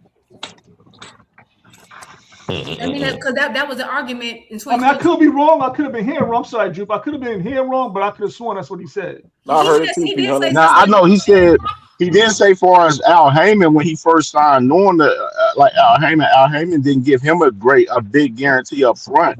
You know what I mean? Like everything was building for the future for the long term. He did say that in particular. He no, said but for the he did Bud say the fight. no guarantee part. I just don't Yeah, know it's in what another part in context there, he said Cam. it, It's but he somewhere in I'm there. gonna absolutely have to did go say back that. and look at it. But Yeah, that it's would somewhere in mean there, then Cam. that if that's true and they didn't get a guarantee, that means that fight was postponed for absolutely no reason other than something that had nothing to do with the business. Might be like I was saying earlier, but who asked that snack question? I just want to say this.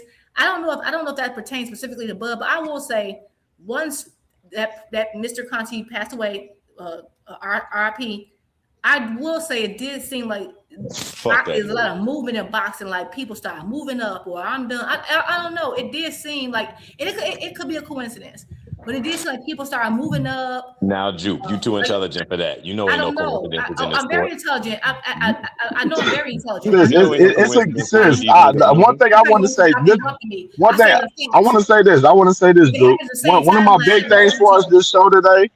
Like this is like this boxing game. If y'all ain't been analyzing and seeing this shit for us, a lot of these fighters with a lot of these fights in particular, it's a game of advantages.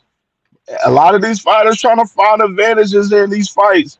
For a lot of these fights in particular, man. Like I talked about it with some of the fights for us today. Like Noel McKillian and David Benavidez, it just got announced. They're in negotiations right now. They're negotiating the fight for the fall. You know what I'm saying? And it's a game of advantages, like I said, as far as how this shit play. It's a game of chess, not checkers. And like David Benavidez with that Ja Obertai shit, he playing chess while Ja Obertai playing checkers for undisputed at cruiserweight right now. And people got to read the room with that shit. You know what I mean? It's a Hey, game of yo, I want to advantage ask a in, question in though, right? boxing. I want to ask a quick question, right? Now, we could all agree that when Floyd Mayweather fought opponents, some of those opponents that he fought, we paid no attention to them until they were lined up with Floyd Mayweather, right? Have you ever heard any controversy about any of Floyd's opponents with pay negotiations? With any of Floyd's opponents, have y'all ever heard any controversies about back and forth, just about with pay, the money not being right? I haven't heard none from nobody. None, right? So I want y'all to analyze this detail. These are all guys that most of us did not pay attention to until they were lined up with Floyd. They all accepted whatever Floyd offered. They put on a fight. They put on a great show. Some of them even had their names immortalized after fighting with Floyd Mayweather, right? Now, how come when you give these other fighters their big paydays or their big opportunities, what we call it stage fright, right? If somebody gets a big payday, when somebody gets a big payday, more attention is going to be on them than probably they ever had in their career once they get their big career defining fight, right? Why you ain't show up to the debate? Was that stage fright too? Hold on. So how come? Because nigga, I had a shorty over, nigga, I had I more ain't that shit word. going on. Fuck out of here. I don't get no had more pussy. poor shit. Had more poor They shit don't going get on. they don't get no pussy. So, Yo, he lying like a motherfucker. You know what I'm saying? Hey, Cam, I appreciate the call, my nigga. You know what I'm saying? But why when you get a certain caliber of fighters, right? When these other fighters get these big paydays, how come there's controversy around the pay when these dudes have never made that type of money before? But when Floyd fought lesser named individuals and gave them an opportunity, they just took the fight was made. It was no controversy with negotiations, no nothing. But when you go to these undisputed guys, where the money is supposed to be, the value is supposed to translate with the accolades. For some reason, every time they get a big fight, it's a controversy going on. Bud had Canelo and his team pressed for 9 hours. What they say? It was like 9-10 hours of negotiating or some shit. He had them locked in the office or some shit. Bud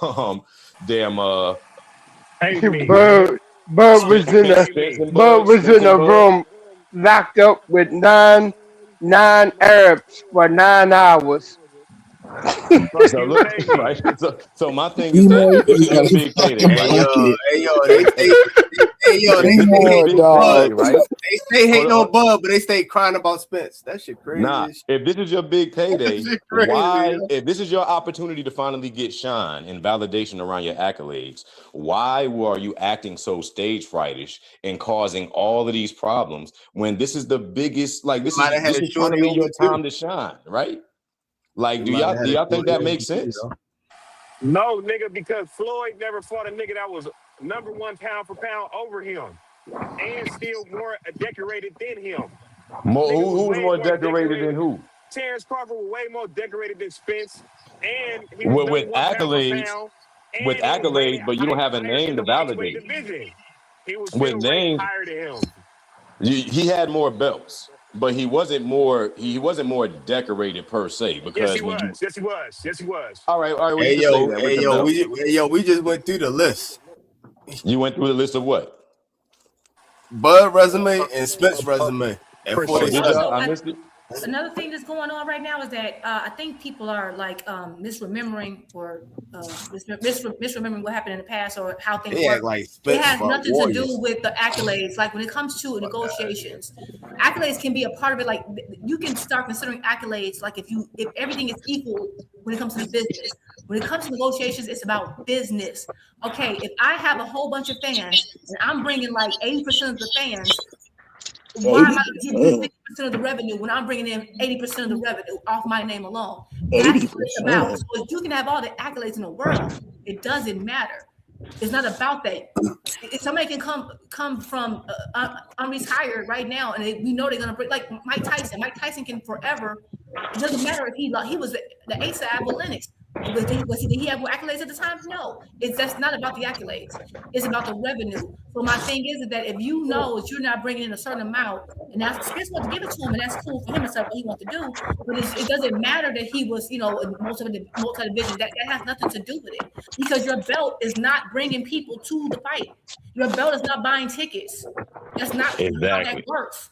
It's never how it works, and I think y'all know that because if you marry a woman right now, if you marry a waitress right now, and you are a CEO, and who the fuck did he fight? I'll be crying. What the fuck is they talking? Wait, time out. We can't put that man that low because this nigga had his biggest fights with this man selling 700,000 pay-per-views plus. He wouldn't have got that 700,000 dancing with anybody else besides Terrence too. So we ain't going. It's not an 80-20. That's why you give him a little bit more, but not 50-50. I mean, he was 45. It was 45, for example, 55. Same thing with Floyd Manny. They both gonna get their biggest payday together. Was it 50-50? No, it didn't matter. Like y'all, we have so many examples over decades, over centuries, and y'all keep trying to argue and recreate the wheel. Like I don't know why you're trying to argue. No, I'm not saying he should have got more. He wasn't selling more. He was. That's not. You can't even argue that. He has over 100,000 more. I remember Blue Blood adding them up, and I think he had like over 155,000 more than Terrence if he put it up to all the pay-per-views. So I understand he should have got more, but I don't think it was an 80-20. I use 80-20 as an example. I think 60-40 was absolutely reasonable. Absolutely reasonable. Because at the end of the day, you just didn't bring this type of revenue. And again, if you're a CEO and you marry a waitress and then y'all divorce and she's like, I won't have, y'all gonna be crying. So I don't understand. Y'all understand this in any other part of life. When it comes to this, you don't get it. Juke, don't you think that if a man is of equal stature, like there was 4 belts out there, if it was really a 50-50 fight and you wanted to make it of equal comparison as far as your drawing power, you would have got 2 belts and he would have had 2 belts, right? I don't give a fuck about them. Don't you think about that? But hold on. Let me just make this one point. The nigga chose to let Spence get 3 belts He came with 1 belt and a quarter for a fucking coin toss. What type of nigga would do that if he really thought that he was an equal status? They both had one belt when he first called him out. Earl was silly. 1 belt and a quarter. He should had have one did it belt because and he at the end of called the day, out a man with one belt as well. Because okay, you could talk about that's what I'm never gonna say the belts on the line for that particular fight can be discussed, but your previous belts when it comes to doing a business negotiation ain't got nothing to do with it. Buzz 140 titles and 135 title can't do nothing for Spence now. Can't do nothing. Help him. All them belts, if all them belts wasn't getting you the pay-per-views that Spence was getting, so it's irrelevant. It's irrelevant. It's great when it's time for the Hall of Fame. It's irrelevant when it comes to negotiating table. It's irrelevant when it comes to negotiating table. And Porter. Only your current belts would matter. The Porter that lost to Brook already. Belts in that negotiation table, Spence had them. I mean, Bud got his off of who? Jeff Horn? Yeah, it was Jeff Horn, right? We don't care about belts. Spence said get a belt. Spence said get a belt. That's false. That was Keith Thurman. Y'all keep saying the wrong information. That's been cleared up 1,000 times. Spence did not say get a belt. That was Keith Thurman. He got a belt. Champions, right? Oh my God, he didn't say that. And look, this is the thing. I ain't even say more of these guys. The nigga saying trying to say I say Spence is a world beater. My thing is that Spence ain't duck no fight. Spence made this nigga who easily ducked about 10 niggas. Who easily ducked about 10 niggas. There was 10 possible fights. Who ducked boots? Who ducked boots? Spence did. He never fought his IBF mandatory for 4 years. 4 years. Even Jerron, that had nothing to do with boots. They never said that. Once he got to the IBF, he fought the IBF eliminator. Right. He beat his ass with him in the crowd. Right. He called his ass out by name. Right. And who did Spence fight? Hold on. And who did Spence fight? And who did Spence fight? Wiggled out of that shit, yo. Who did Spence fight? Wiggled out of it. Fuck out of here, nigga. He wiggled out of a fight with Ron Bruce Ennis for an undisputed fight. He didn't fight nobody at that time. I said Clayton. Hey, yo, D Free. Hey, yo, I want to ask. Niggas I heard a lot of people saying that Spence was making a lot of excuses. I didn't get to watch that interview. Because I really don't like, I don't like nobody from a really top rank like that. But who asked the question? Who asked what was wrong with Spence? Did Andre Ward ask if something was wrong or something? Yes. It was something like that. Yeah, it was something like that. This a gladiator sport, man. Hold on, motherfucker. Hold on. Shit. So hold on, Sin. Let me break it down to you, Sin. Hold on, Sin. Hold on. The whole conversation with bruh, like bruh was cool with the shit. Like he was basically saying everything that we pretty much knew. Basically saying that the training camp was trash, and that situation with the sparring wasn't right and shit. Sparring was trash. He only sparred orthodox. He didn't spar any southpaws and everything. And just basically, telling us truth, basically telling us shit that we heard about and that we kind of knew pretty much in the shit. But peep this though. This the funny part about that though, Cam. This the funny part. Who asked the question? Who asked Spence was something wrong? Who prompted the idea that something was wrong? Ward did, and matter of fact, let me just say something so crazy about the interview because I watched the whole thing the day it came out. The whole interview, it starts out about his upbringing, it's been like 20 minutes. Like a domestic violence it's been 20 minutes on his on when he was like in the Olympics and all that, about the camp he started at, who he signed to, Al Heyman, the choice between Al Heyman and Bob. Shout out to Al Heyman. Lengthy interview that talks about every part of his career from the amateurs to now. And what's crazy is that he prompted those questions, and then Ward even said, "Oh yeah, I heard that because," and he always said you should get an NDA on your sparring partners because they was out here talking about how you weren't looking good in camp and you were having these issues and how you didn't spar. Video before the fight in the locker room. He didn't spar 6 weeks before the fight. Before the fight, saying you look sleepy. Why were you sleepy? He literally said he prompted all these questions. What the fuck is we talking about? So Juke, you're telling me that Andre Ward. Hold on, hey Juke. Jupe, you're telling me, I want to make sure I'm hearing this right. You're telling me that Terrence Crawford's dear friend Andre Ward acknowledged that something was wrong with Errol Spence on the night of his biggest fight? Yes, and showed the photo and asked why he was Oh, sleeping. so it's not. So we're not just making up shit. So we're not just making up shit. So we're not just making it up. He said he had small Well, partners. I ain't gonna say. I I ain't just gonna wanted to make add sure. the I just want to add. clear Hold that on, up. hold I on, just want to make Sam. sure. Hold on, Sam. To add a little bit more context, if y'all remember, the man Virgil Hunter was the one that was talking about before the fight in an interview, talking about Earl Spence ain't look right. Talking about him how he was in Vegas, running up the hills and stuff, up the mountains and everything. Like I'm just saying, read the room. Cry me a He also river, said in cry that me, interview. cry But me. we wrong though, Cry right? me a river, But cry let me me, tell you what cry he me. really said. Well, then his punk ass not to say, yo, stay All out the he had to fucking do ring. was not ask them Stay out questions. the fucking ring. All he had to What do he was not really ask said them was as questions, well. and we never would have heard about it.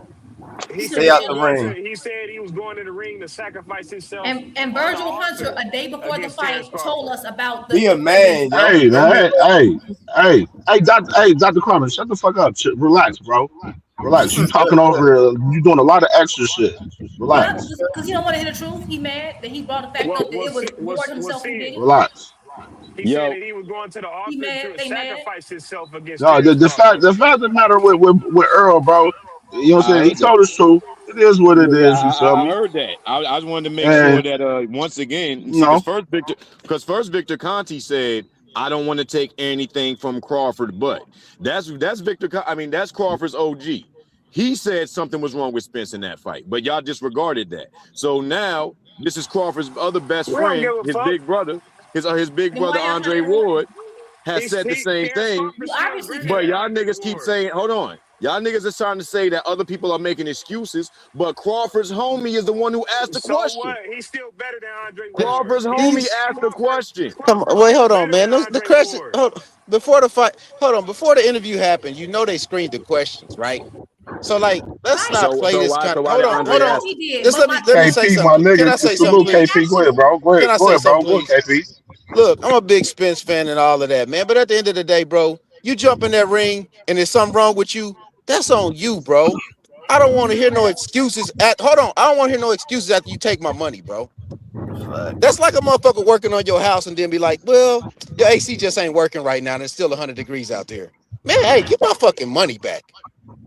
Hey, Like, if I'm not a making no nigga asks excuse you for what's no, wrong, hold on. I'm not making no excuse for no nigga that got in the ring and made over $20 million, bro. No one made an Like, ain't excuse. nobody Not even making no, an no, Earl. excuse. No no, one no. made an But what I'm excuse. saying is this. What I'm No saying one is made an this. excuse. Hold on. This is what I'm saying. I'm hearing this repainting of the narrative as if, like, if when Manny Pacquiao came out with that goofy ass saltwater excuse about his arm, everybody was like, nah, bro, you just took our money, bro. So look, No, I because like look, Errol Spence. I went to one of his fights before. Hey, bro, you just stole some money, bro. That's what I feel like. So y'all can feel how y'all want to feel because It's you not love a about nigga more feeling. than you It's love. not Hey, about feeling. nah, that's some feeling shit. I don't deal with It's Nah, feelings. you not. Let's know who deal with what's stole? You know real. what? It's not You know about who feeling. stole my money that I had to Again. pay for a fight? But this is what we're saying, and it's like somehow it's getting lost on y'all. Say it. Everything that Spence said in that interview was something that had already came from Bud's team 3 years ago. That's what you're not getting. So you're like, oh, he making excuses now. No, he didn't. Because we knew about it. Victor Conti said it. Virgil Hunter said it.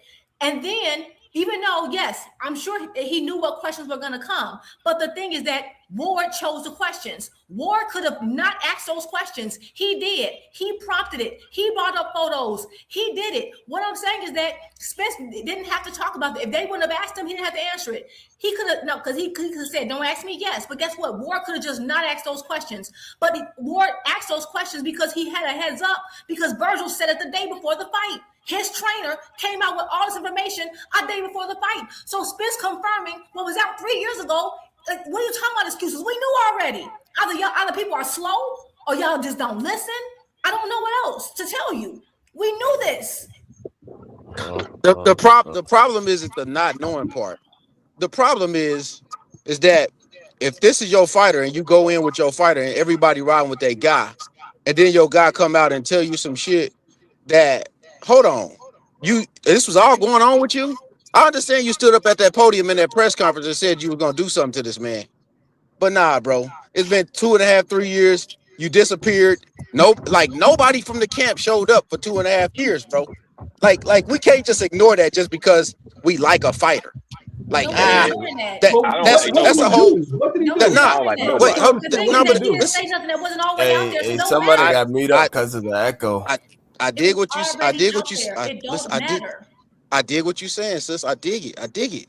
But all I'm saying is that when I break it all the way down to the molecules, you can't you can't piss on my head and tell me it's raining, man. I like you as a fighter, bro. You wasn't living a fighter's lifestyle. That's an admittance that you made after the accident too. We all After knew like, that already. hold on. That you're assuming that everybody knew that. You're assuming that. Anyone with Like, common sense knew that. He no, said no, it. no, no, So do you no. He pay for a fight or said do it. you pay? I don't understand what are you paying for. Do you pay for a These were fight or do talk. you pay These were for talking points Like before the what are we fight not started. getting? What a are we name not in the fight? getting? I don't understand. I understand a talking point is a talking point, bro. But when you Not a jump in talking that point is ring, a fact. when you Y'all agreed to nah, ignore what was in front of your face, and now you're like, all right, I don't understand. It was nah, there. okay. I'm gonna tell you like this, then. Since this is what we doing, right? Since he about to fight Zoo, right? Don't ignore that he just told you that he was fucked up, and then if he get in this ring with Zoo and he lying again, he fucked up still, right? I'm Okay, not. You know fine. why, So what they got to do KP? anything? I'm not. Hold on. Let me respond to you real quick, KP. What does You know why I'm what not? does that have to do with that I'm has not, nothing to do with KP. me personally? No, Hold I'm on. not saying it had nothing to do with you. It has everything to do with the fighter Because and look, the people that like the fighter, hold the on, fans real of the quick. fighter. KP. Maybe I'm different from y'all. I'm not going to ignore anything with Zoo. I said I'm nervous for him. Just like I said that Spence shouldn't have took the fight after Crawford walked away in 2022, and people argue my head off saying, "Oh no, he can still have." Because he was struggling to make weight a year before the fight. I have eyes and common sense. Anyone who still thought that you were going to get the best Spence after he already told you he was drained at that point. I don't know what to tell you. It's common sense. If you ignored that and then you like, oh, he lied to me because you ignored the signs, then that's on you. I'm not one of y'all. That's Nah, a let me great say this right that's here. a Let me say this, and go ahead, bro. let me say this because I see Hey Nash Sheldon Moore over there talking about making excuses. I know we over here talking about your Bud buddy over there, your boy Bud, the father Swart Earl Spence. He got the win. The man Earl Spence, and the crazy part, I didn't even show y'all the tweet that the man said after, you know what I'm saying, pretty much when this shit got aired last night, where pretty much he said regardless, Bud was disciplined and he deserved and earned his win. That's the tweet from Earl Spence after the interview aired last night, right there. You know what I'm saying? And like I said, he's not making excuses. And like I said, we're stating the obvious, Hayden Ass Sheldon Moore. You know the obvious. I know your old ass can read the room a little bit too, brother. Read the room a little bit. Put your bifocals on, my brother. You know what I'm saying? And read the room. You know what I mean? Really, you know what I'm saying? We understand the obvious. All the thing what Earl Spence was doing was stating the obvious. I can understand a lot of people's perspective, like KP and KO's perspective, as far as them feeling like, for as the fans, they feel like, you know what I'm saying, Earl shitted on us by, knowing that he was fucked up and going into the fight, and then, selling the fight, saying that, no, he was going to do this and that, and then, obviously the results didn't show up to be that. I can understand that aspect, you know what I'm saying? But, you know what I'm saying? Like I said, I'm not the person to cry over spilled milk for real. You know what I'm saying? He's not crying over this shit, so that's why I said, why should I? You know what I mean, that's where I'm at as far as with it. My thing is, anybody want to discredit Bud, he would have came out right then and there, right after the fight. He's saying it's 3 years later, and what's crazy is that if the win, that's like he's saying, why is the win not enough? Why are people so mad? Oh, I was just so blindsided. How are you not blindsided? We saw him before the fight. We saw he looked weird right before the fight. That, like, I don't know, like, we knew something was going on. So now we know kind of what was going on. I don't understand, like, why people so flabbergasted. Hey, don't act like Danny Garcia. It's Hey, don't this act new like Danny era of Garcia. soft ass Hey, fans. That's what it is, man. Shit. Tighten up, don't act man. like Danny Garcia. I don't know what to tell you. Hey, yo. And it's probably because his Earl sexuals need to go to the fucking Olympics, man. Hey, yo. Yo, I mean, Don't the act fact that like he Danny was hurt or Garcia. whatever, I don't care because I paid for the fight to see a fight. I don't pay. That's It was all just a well and fight I wanted good. to see. Exactly. I was going to pay no matter what. Like, it didn't Right. matter. It was a fight I wanted to see. Don't do that, Cam. Hey, this is my thing though. No matter what, so it didn't. Hey, this is my thing, Juke. Hey, Juke, I this is my pay for thing though. trash Hey, Juke, to fight for if I was fighting the best in the world, if I was fighting or trying to prove that I'm the best in the world, and a nigga said his arm hurt, his shoulder hurt, or he did this, he did that, he had a headache, and so on and so forth, I'm all right. Well, nigga, I'm gonna beat your ass twice. All right, so I'm saying I'm gonna press you. And I'm gonna send you an offer. It's gonna be some issue. I'm gonna try to. Hold on, hold on, Sam. Hey, hold on. Time What out. did Hold on, Brody Sam. just say before he just Sam. ran off? What he said? Hold on. What did he just say before he just Sam. ran off? Hold on. What did he just say before he just ran off? He said Earl sexuals need to go to the Olympics. Oh, that's why he ran off. He said what? Earl sexuals need to go to the Olympics. That's why he ran off the panel. Oh, I ain't even hear him. Whatever. Okay. Who said that? Somebody got Ray Ford throw through the ropes. Who said that? Hey, yo, look. Hey, no, but Sin, hold up, Sin, you can't even say that, dog. This man just said he was gonna take the time off either way. So that means to tell you he wasn't gonna fight. He wasn't gonna give Boots an opportunity. He was not gonna fight at 147 again. bro. He wasn't gonna take off. So all that, no, you can't say that, bro. Hey, no, I can't absolutely say that because hey, hold on real quick, D3. Hold on real quick, D3. The whole thing, all right, the whole thing banned up and I already gave, I gave PowerPoints on this before. You've been sitting there and had your clothes incinerated and all that shit. And every champion in the sport has to offer a contribution to the sport. You have to have, like Cam just said, you had to have a dance partner. And in that dance partner, you have either a rematch or a trilogy fight. There has to be something big. There's never been a big one fight anomaly unless it was an upset. He addressed that too, fam. He addressed that, Sin. They asked Andre Ward asked him why he didn't have to fight with Terrence Crawford, and he said that Al Heyman advised him that it just wouldn't be good with him after everything that he got going on. That's exactly what all he said. well and good. Yeah. That's not what he said. He said the time frame. He said it was the time frame. That's not true. Okay, so who was? Okay, I respect that. So I respect that. So it's not Terrence's fault. I ain't got no picks in that, right? That's cool. Who was next in the conversation? He said that the turnaround wouldn't have been after he beat Errol Spence. Who was next in the conversation? Who was Crawford's obligation as a champion after he beat Errol Spence? He's moving up. Who? Just say it again. Say it again. He's not moving the fuck Who did he up. fight next? No, his obligation his obligation at 147 being undisputed is to negotiate the fucking rematch. That's it. Not to fucking take somebody else's mandatory on. The fuck he's already gonna move up. When you win a belt, This nigga Boots was Bud mandatory from Errol for 2 seconds, and you want to hold it over his head? The fuck out of here. Don't do that. Listen. Stand up. You do take the champion's mandatory. That's your mandatory. He inherited. The whole time he was trying to do what? Negotiate. He wasn't trying to fight nobody else. He was negotiating the rematch, right? That Earl said they were going to get, right? The whole time, right? Chasing greatness. He wasn't campaigning anymore. Chasing greatness was a safe way of ducking everybody else. The only reason why the nigga went to 168, the only reason why the nigga went to 168 is because he knew Boots was going to go up to 151 and get him 2. That's the only reason Boots said he wanted to go. That's a fucking lie. No. That's a fucking lie. I said he wanted to go undisputed at that weight class. That's a fucking lie. Yo, he's really upset right now. No, because you a lie. You will lie through your teeth like that. You will lie through your teeth. Hold on, man. I know. I didn't know the Buttercup was gonna get that set. But all I'm saying is this, he gonna lie through his teeth like that. Oh, Boots would have moved up with it. No, nigga, he was going for undisputed. He was going for undisputed.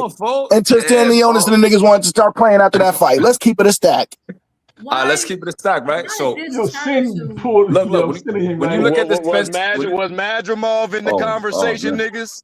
Was Boots in the conversation at 54? Where the fuck did he come from?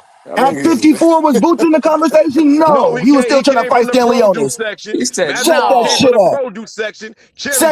Get in this flamethrower, motherfucker. Shut that shit up. No, he was going for undisputed. You picked on that shit. Let me jump in there, man. Hold on, man. There's a Royal Rumble up here, man.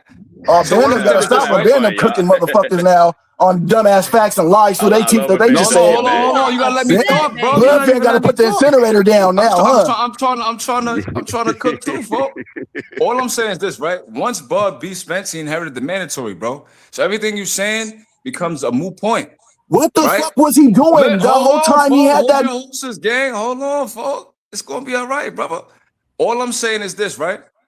They came to the table, they negotiated. The IBF said, look, we all know up here that the IBF doesn't honor rematches. They stripped dozens of all-time greats, right? So Bud being in that seat is not some kind of like conspiracy against him. They both agreed, all right, if I win the fight, I'm gonna fight Boots. Crawford said, if I win the fight, I'm gonna fight Boots, right? So now they're going to undisputed. Once he beat Spence, he had to fight Boots now. So the IBF sent him a letter and it said, look, we're gonna go into whatever the purse bid or whatever negotiation with Boots. And he said no. So he reneged on his initial agreement and then vacated the belt and moved up. So what does that sound like? If any other fighter does that, that's a duck. To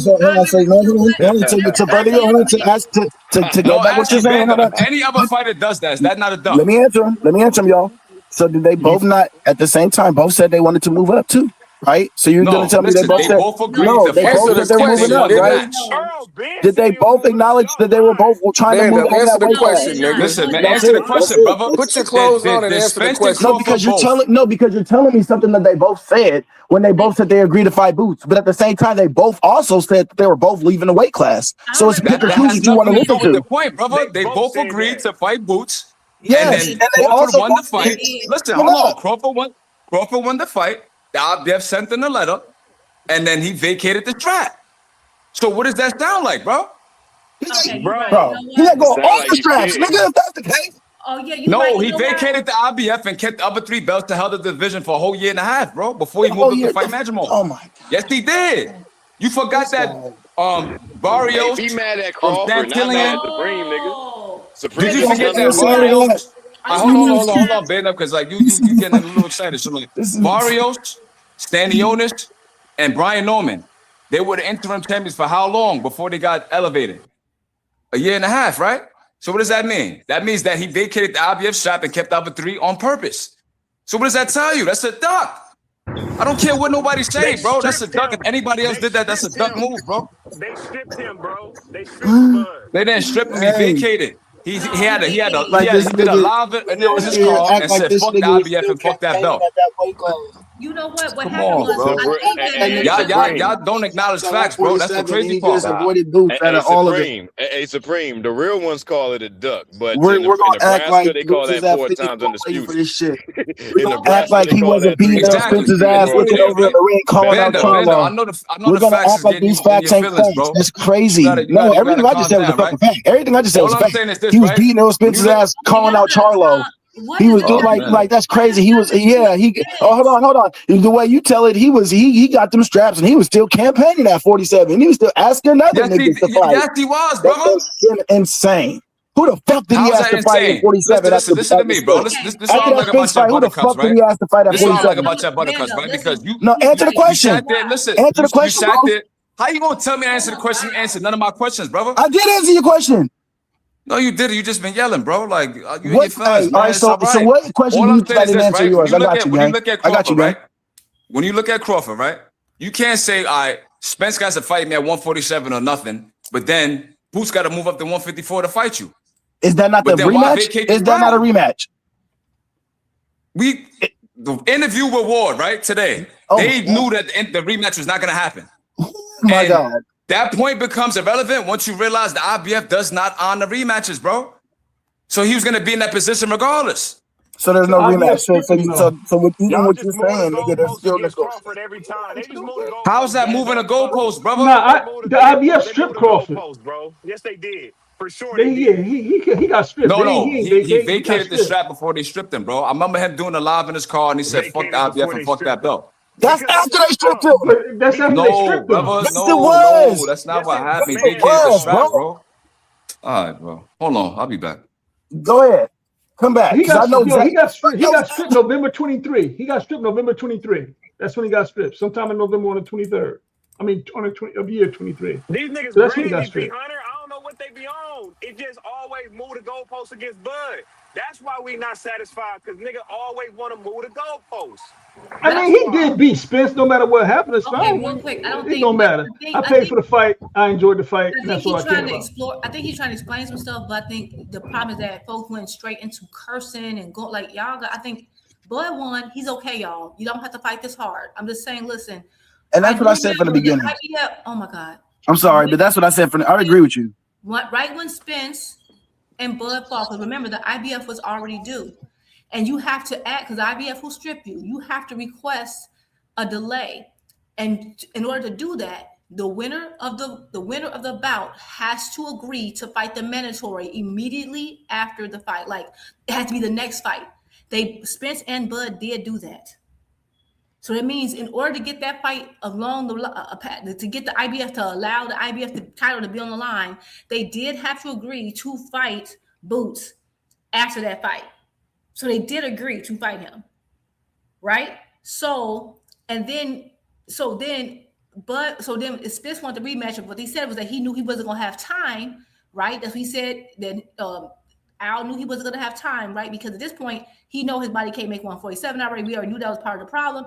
He's not gonna have time, recovery time, in order to get that deadline because they have a very short deadline with the IBF. So they knew that fight wasn't happening. But what I think I can't think his name was just saying is that he at the same time, Bud was saying if they want that rematch, he got to choose what the weight that the rematch would be in, right? And he said 147. So you were willing to rematch Spence at 147 because that's the weight you would have chose for the rematch.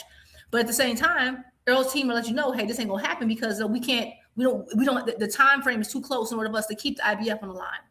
So if you was gonna fight Spence and rematch him at 147, then that means you could have fought your mandatory at 147. I think that's what he was trying to get at. But they did agree; they had to. If not, the IBF wouldn't have put the title on the line.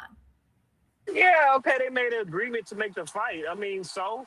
Right, and then he also they made that agreement, but neither one of them was going to actually fight Boots. To be honest with you, neither one of them was going to fight Boots. Yeah, nobody's going to fight him. And that's what I want, and that's where I kill it at. That's what all that Bud fight, that Bud Duck Boots, and he wasn't going to fight him at 47. Someone was going to fight him. Right, but then what makes it? I think what he's saying is, but yet you were saying you will rematch Earl at 147, but then you saying nope, but I won't fight Boots at 147. So that's a part of the negotiation, though. No, it's not a part of the negotiation. How? So what? Give me a time. Okay. If it's not, give me a time for an undisputed match in the history where they fought at a weight class, and you want to run that same undisputed match back at a different weight class. I think you're missing a point I'm making, babe. I think you're missing a point I'm making. I promise you. What he's saying is, because y'all initially said, oh, well, Bud was always going to go up. Bud would have been willing to rematch at 147. So you were okay to fight again at 147. But you had already agreed that you would fight Boots. So that means that you would have been okay fighting 147. You just didn't want to fight Boots at 147. So that's why he's saying it's a duck. I didn't say it's a duck, but I get what he's saying because it wasn't like you couldn't make 147. You actually could. You just reneged and didn't want to fight Boots at 147. So you duck. And when you don't fight your mandatories, that's called a what? A duck. But he got stripped before all that. He got stripped. So which one is it? You just said because he refused to fight. He got stripped and he refused to fight Boots, bro. Because he refused to fight the mandatory. And fought the safest fight at 154 when he decided to jump out off his biggest I see table. what he's saying. You go for Fundora and Tim Tszyu, and they fought each other. Weakest fight. Hold on, no, he tried to go for Fundora and Tim Tszyu, and they fought each other. But that happened way after that, bro. Hey, nigga, you already got cooked on that Fundora shit. We need to just stop talking about Fundora, nigga. He didn't try to fight Fundora because remember, Spence and Fundora already had something in place. He tried to fight Fundora after the WBO refused to sanction Spence. So that wasn't directly what he tried to do immediately. No, that was some months later. He just Freddie cooked you on that, Banda. Why you keep bringing that up, bro? That was after the fact. Because Spence you did not Rich cooked you on that. Let's keep it a fact. You're lying. When I showed the facts on frequent channel, you got cooked. And hold on. And Rich showed you the same facts from the same platform that you did. So what the hell would you talk about? You cooked anybody. You read something off your phone and didn't show the proof. I You didn't read shit. I didn't read shit. That was Rich. Rich cooked your ass on it. I didn't bring up shit on Freakin's platform.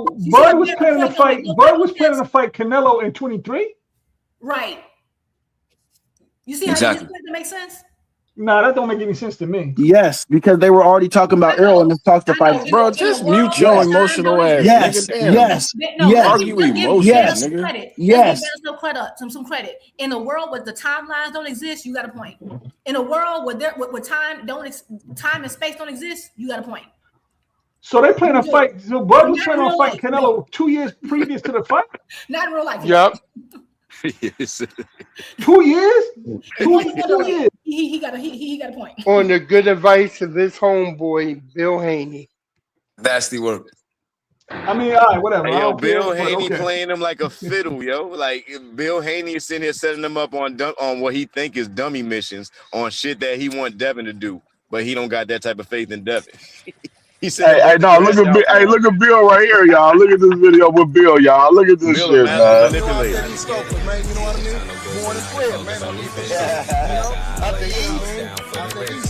That notorious episode glorious, Rich Rollin, 7-7 Greenside Mob. Huh? Can you dig it?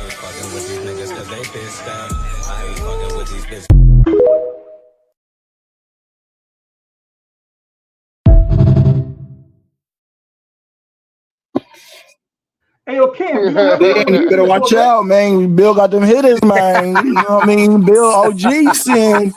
Cam, you missing a video. Cam, Saying Bill heard you talking, saying to drop that video, saying he had to let each other. He said, I heard this nigga saying talking, he could fight. Man, the nigga sitting there in the car with a motherfucker rubbing his stomach. Come on, yo. Talking about some weird shit, yo. What the hell they was on, yo? That's some weird shit. You guys are the OGs. That's how you OGs. That's how you OGs get down back in the day. Hey, you guys are the OGs. Is how you guys are riding now back in the day? Hell no. I don't know what them niggas was on. Nah, I don't got that video right now, P Under though, right now. But I'll get it for tomorrow. I'll have it for the bar show. Watch.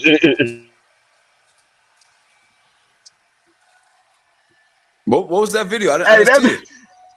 Hey, that man J-Man called that man a fake ass Blue Da Vinci. I'm crying. Here it go. You know, out there these scopes, man. You know what I mean? Born and bred, man.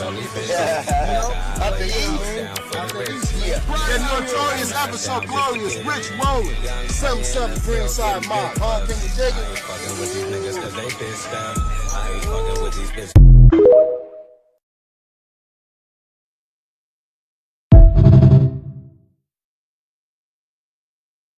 Cam was so bad in my life. Yeah. Bill Haney was the brick man for sure. He was the brick man at that time. Hey, I'm crying. He called that man a fake ass Blue Da Vinci, bro. I'm crying. Now I ain't gonna lie, it looked like Bill was active though. Bill was in the streets. He wasn't lying, Mr. 50 and 0. Nah, he was 50-1 because he did get popped at the airport. That's why he had to go to jail. So he 50-1 on the streets. Yeah. Because I think he told something on that case. I know Denk don't want to hear that, but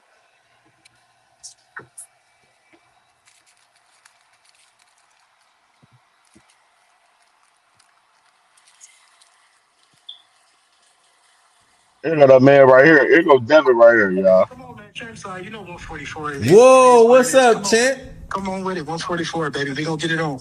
Say it again, champ. 144.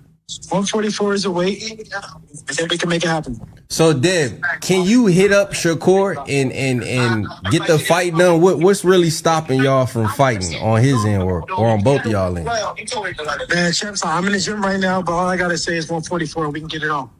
What about Keyshawn? Shakur first. 144. For sure. All right, champ. Hey, man. Appreciate it you. happens on Champside, the baddest brand in the land. You're going to get the exclusive that you want to get. All you got to do. Didn't Shakur, matter of fact, didn't Dre Prince said, nigga, we ain't fucking with you. And this nigga still out here yelling 144. Do the Devin Haney. These some motherfucking goofy ass niggas. They better go run that fade. I've never So, seen another man in other punch another words, man like he this in my already life. He already planning Mark on him out. Mark dropping him out, that belt. cuz. He Mark him dropping out. that belt, right? So he dropping that belt, right? He gonna have to. Mm-hmm. So he ducking Keyshawn his mandatory, right? I mean, Hey, if he if don't he don't, fight, I mean, if Shakur don't want to fight, we need to mark Cuz out. He ducking Keyshawn his mandatory, right? Nah, keep yeah, that Man, pressure on him. it's a hey, it's no gonna be cap, that way. bro. It seemed like that, like I said earlier, bro, when I was talking about myself on the show. It seemed like the Shakur fight depends on them getting this Zuffa deal. And it seems like if they don't have this Shakur fight, that Zuffa deal is dead. That's what it almost seemed to me.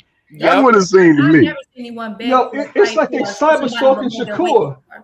They're I literally cyber stalking this man. I'm sorry, Drew. Go ahead. No, so Mark him I out. agree. Yeah, I mean, unless the person's like a huge name, like way bigger name than you or something, I can kind of maybe see that. But I've never seen a situation, and maybe I'm just not recalling right now. I've been watching boxing for a long time. I don't recall ever seeing a champion like beg and like scramble and go this hard to fight someone, especially under their weight class. Like David in your Benavidez. weight class, David I get it. Benavidez. I've David never Benavidez. seen anything like this, and I just David think it's so weird. Benavidez. So I do think what you're saying, Kim, it might be true that maybe this is contingent upon some Zuffa deal, because why would you mean to tell me you're like, oh no, forget my mandatory. I want the guy who's talking about going back to 135. Like that is like unheard of, and it's kind of like weird. It's embarrassing a little bit, because like why are you? I'm not even gonna give you credit for this, for one, because why are you groveling to bring someone up to fight you? Was one thing is if he want to move up and fight you, cool.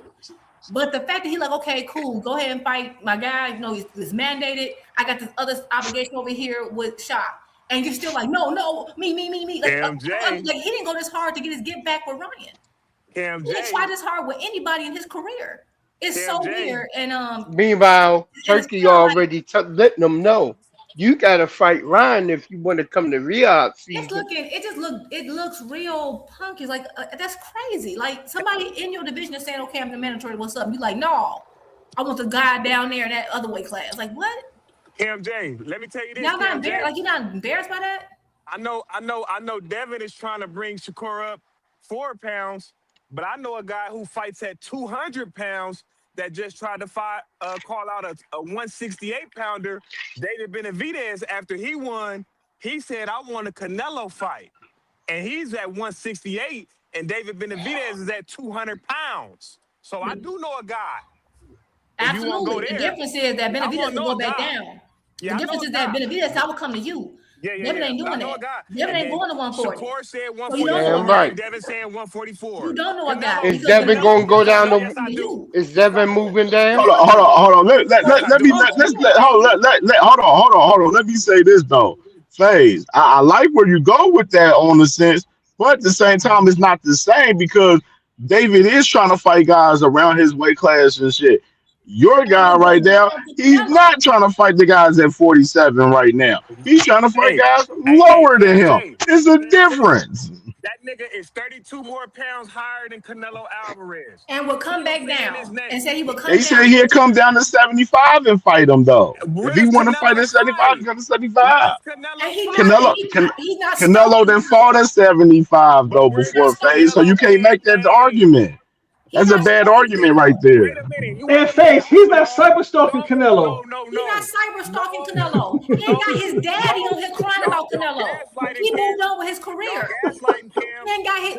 I've seen Benavidez. Nah, it's not the same, brother. It's not the same, Brody. It's not the same, Brody. Shakur Stevenson said 144. Canelo didn't say 150. Why is he crying?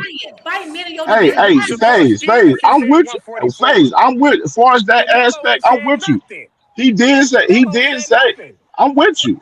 Hold on, FaZe. I'm with you. Far as he said, that man Shakur, he put his foot in his mouth and said, "Yo, I'll fight at 44," and then that man Devin Haney, he put the full court press talking about, "Yo, we'll do it at 40 if you do it 44. Let's do it at 44."